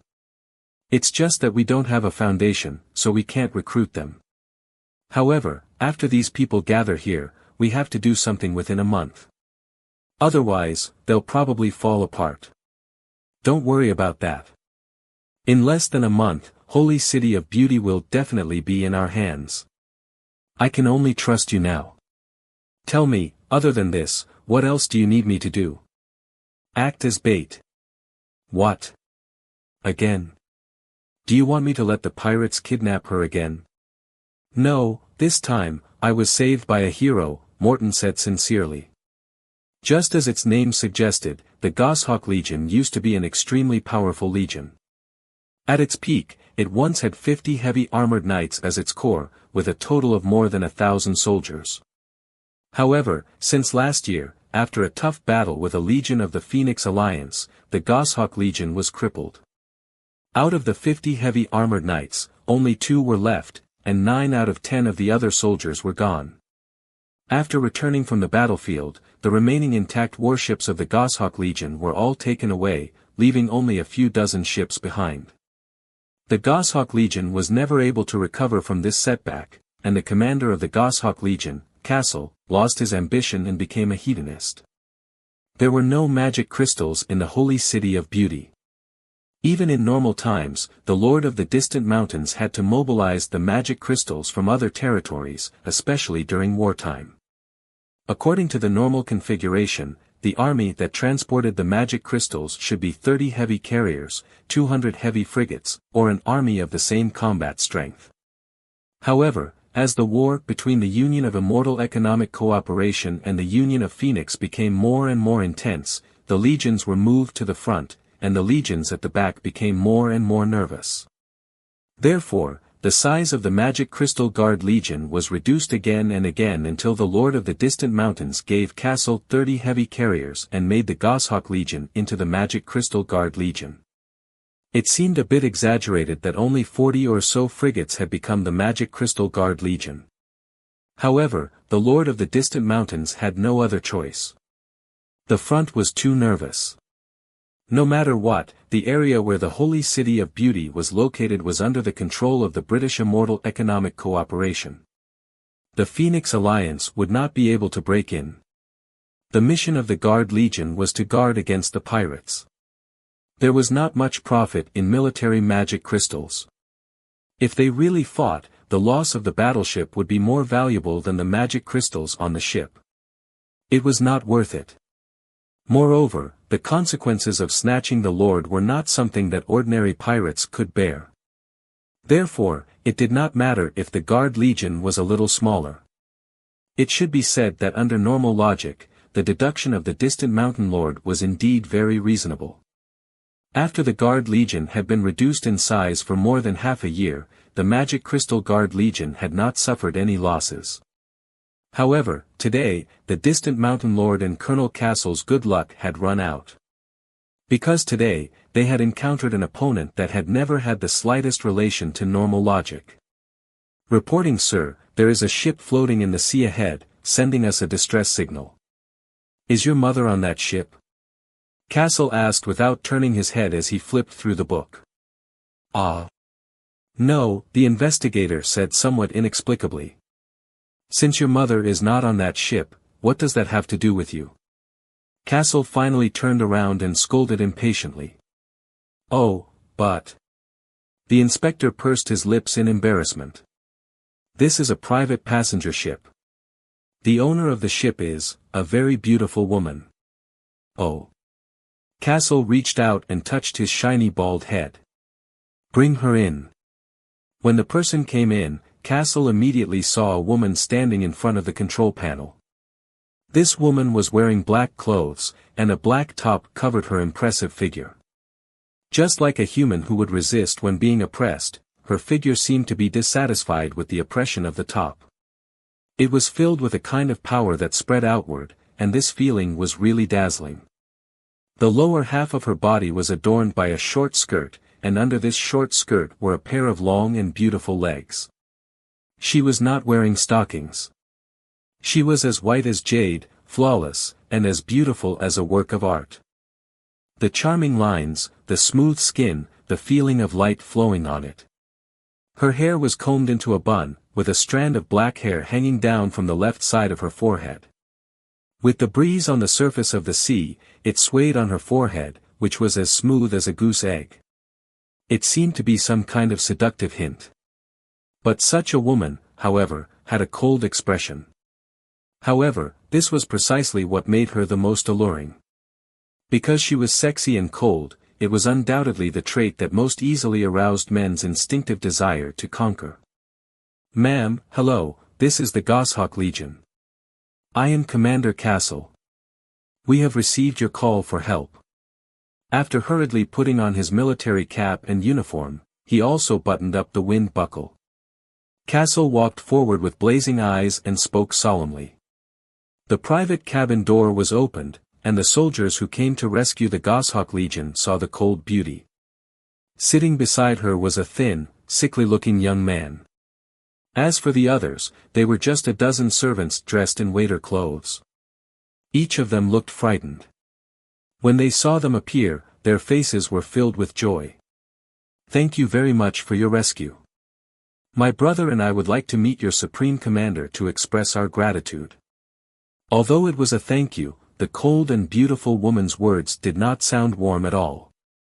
However, from the joyful expressions on the rescue soldiers' faces, it was impossible to tell that they had suffered any harm because of her indifference. "Okay, we will arrange it for you as soon as possible." Soon, the dozen or so people on the passenger ship were all rescued. And they were arranged to be in a cabin next to the castle flagship. It was arranged that the cold-looking beauty and the sickly-looking young man would be in a more luxurious cabin. However, they said that they wanted to be with the servants who suffered with them, so the soldiers did not force them. After waiting for about 3 minutes, the cold beauty's request was fulfilled. "Hello, I am the highest commander of the Goshawk Legion, Commander Castle." Castle, who was dressed neatly in his military uniform, exuded the masculinity of a soldier that he had not seen for a long time. He strode forward and extended his hand toward the cold beauty while introducing himself.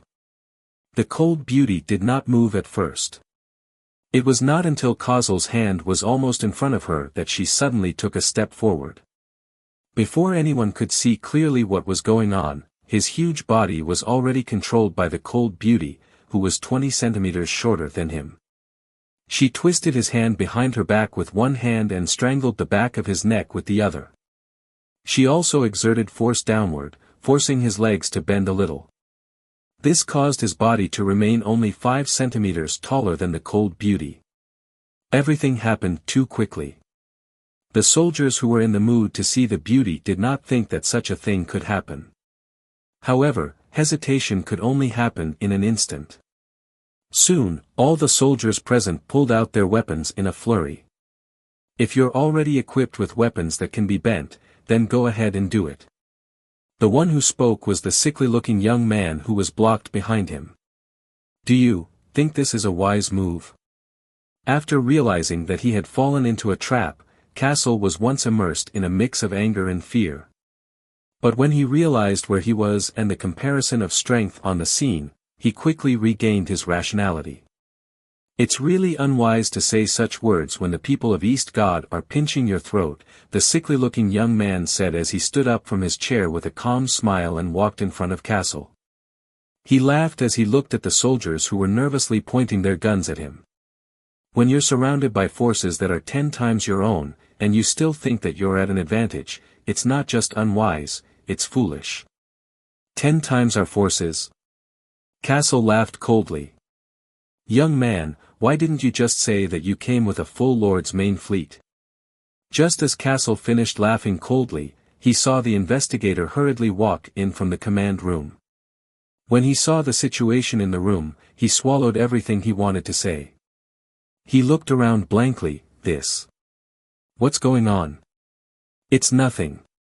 It's just a small misunderstanding. If the inspector has any military affairs, just report it to me. The ill-looking young man pulled a chair and sat down. The inspector looked at Castle with uncertainty. After getting an affirmative answer, he dared to say, "Colonel, a fleet suddenly appeared in front of us. Their intentions are unknown." "How big is it?"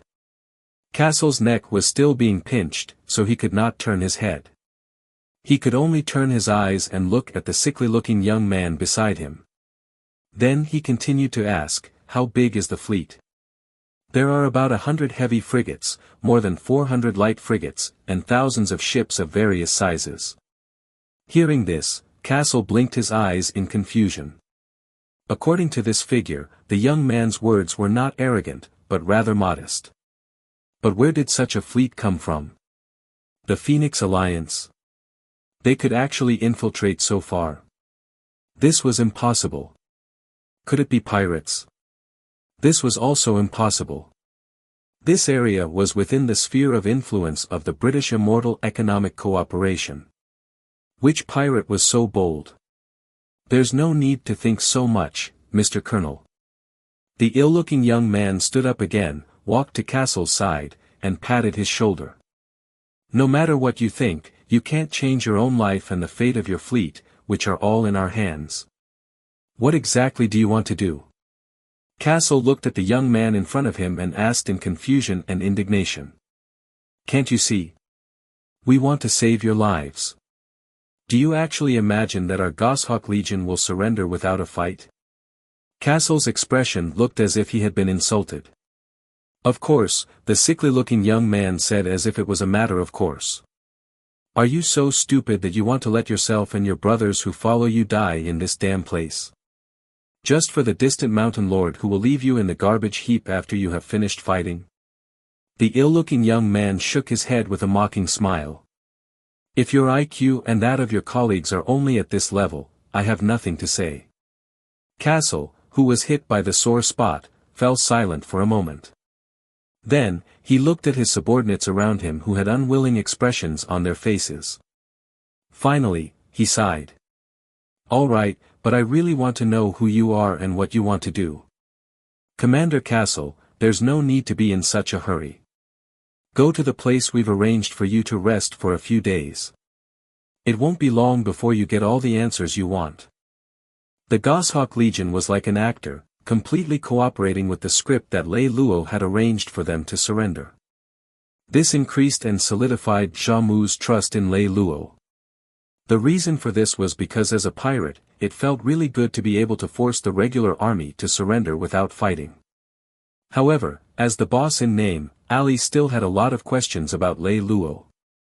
Are you sure that within 20 days, the sacred city will not be able to receive any more mana crystals from its neighboring territories? Of course.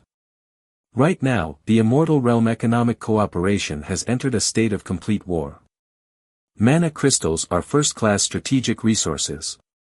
The lords have always been very selective in the allocation of mana crystals from their territories.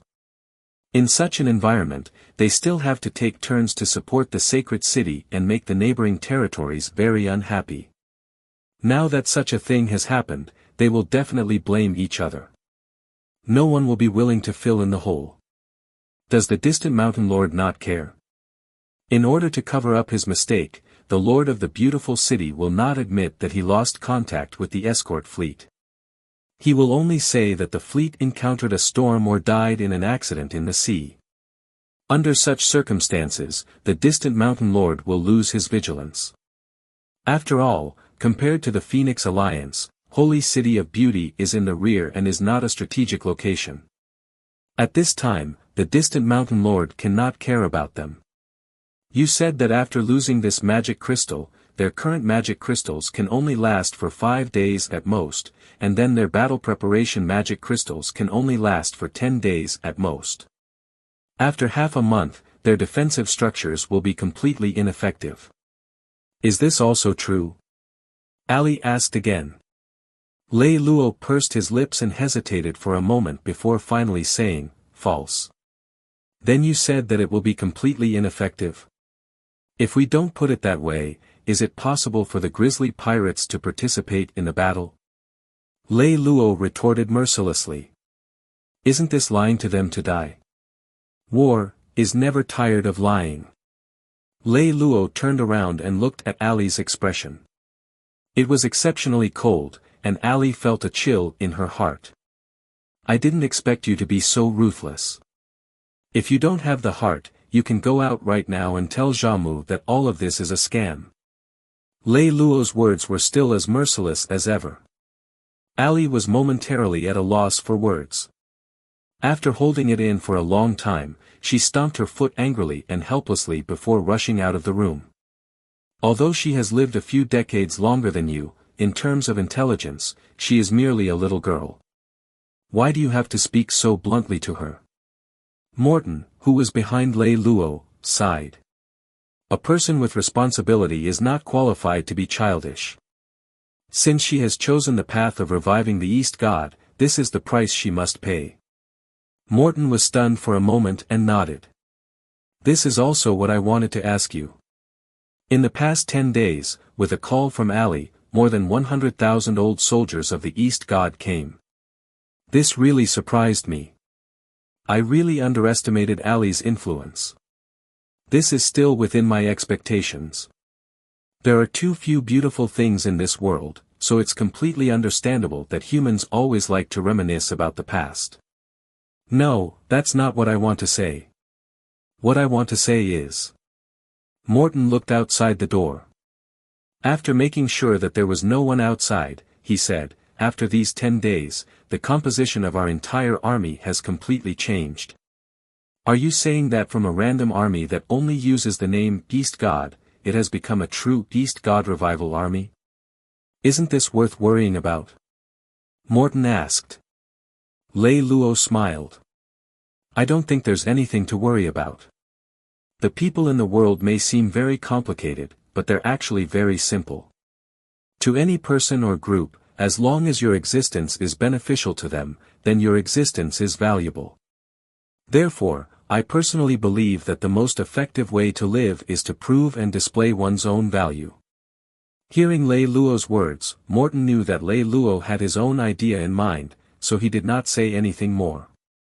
Instead, he changed the topic and asked, half a month later, when the grisly pirates attack the holy city of beauty, how much will they lose?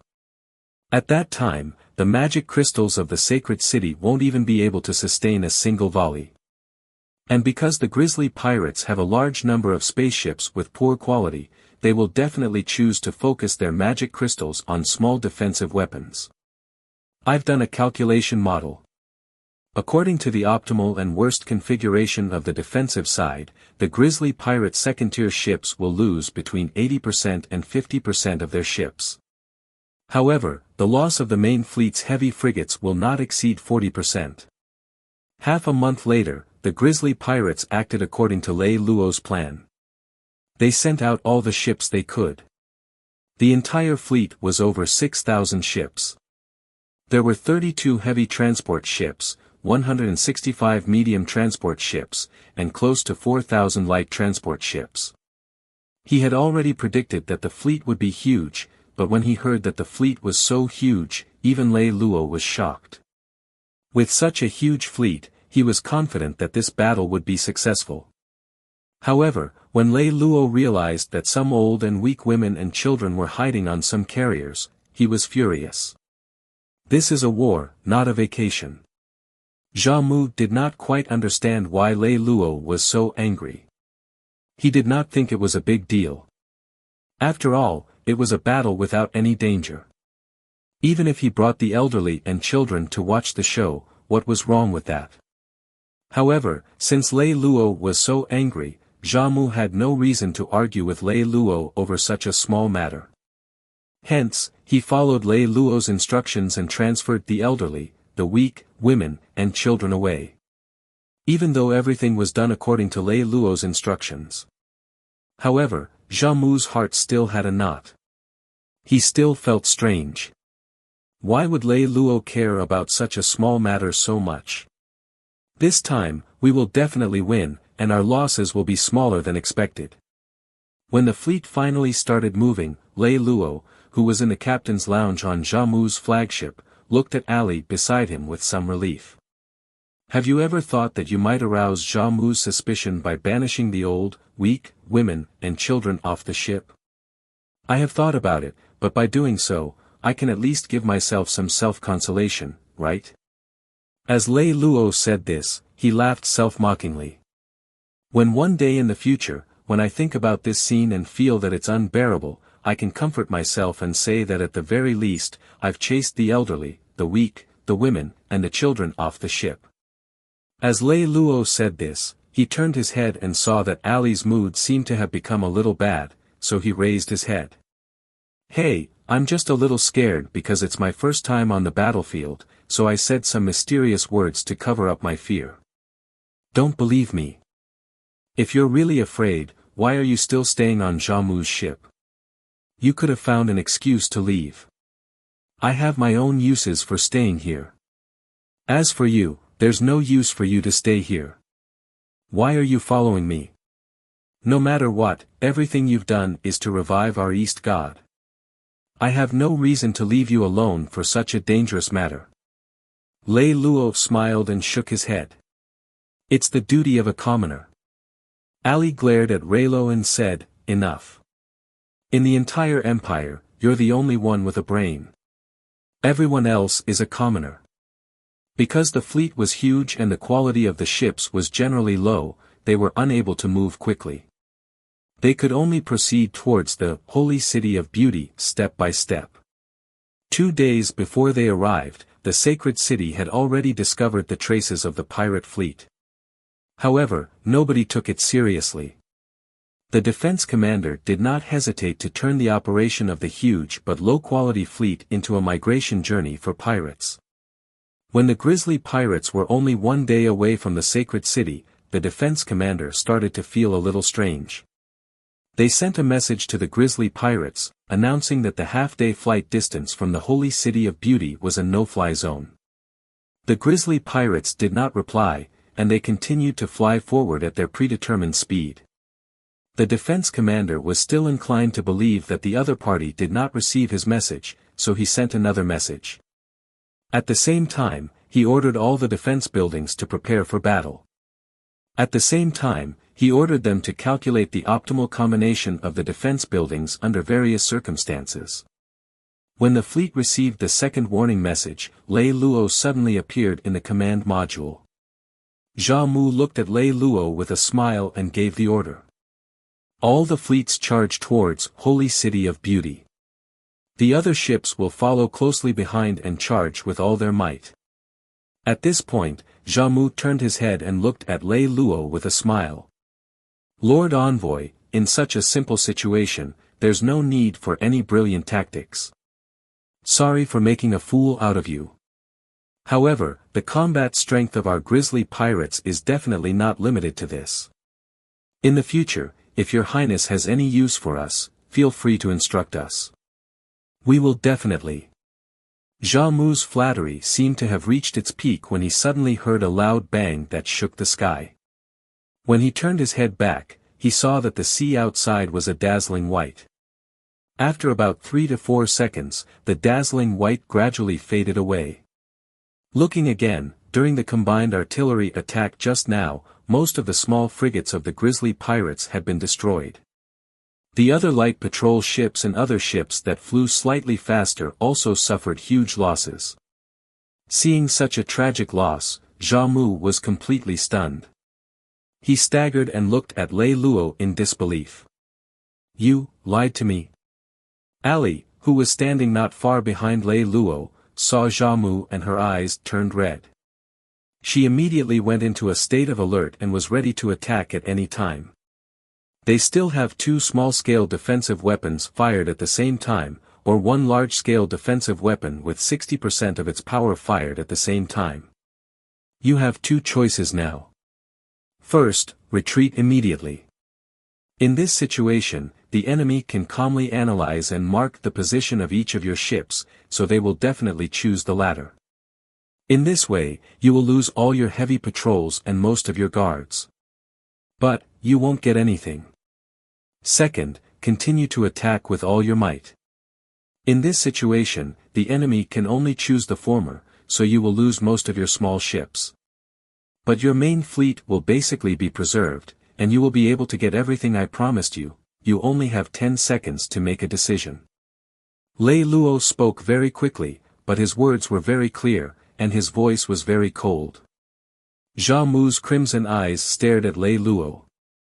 1 second, 2 seconds, 3 seconds, 3 seconds later. Xiaomu shook his head with a desolate smile. Then, he suddenly turned around and roared loudly. Everyone, charge at the city with all your strength. After being bombarded by a cannon, the grisly pirates were already in a bit of a mess. Many people didn't know whether to advance or retreat, but after hearing Xiaomu's order, only a few ships remained in the retreat position. Most of the ships continued to advance bravely, even the transport ships that didn't have any offensive power. Their purpose was purely to share the fire for the others. A few seconds later, the small-scale defensive weapons fired again, and another piece of the ship was turned into dust and debris.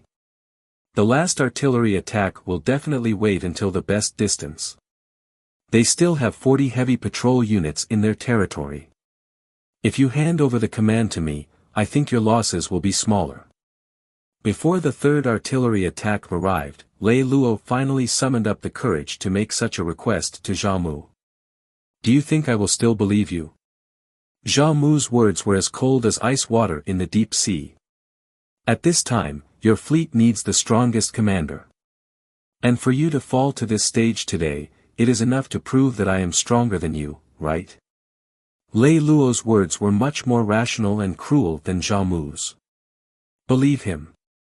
He rarely tells the truth, but this sentence is true. Zhao Mu turned his head and saw that it was Ali who spoke. Her eyes were filled with pity as she looked at him. Zhao Mu saw that his fleet had already fallen apart. The originally scattered formation had completely collapsed at this moment. Other than moving forward, the various warships had no other thoughts. Facing such a situation, Zhao Mu lost all confidence. Other than maintaining the courage to charge and survive, he couldn't do anything else.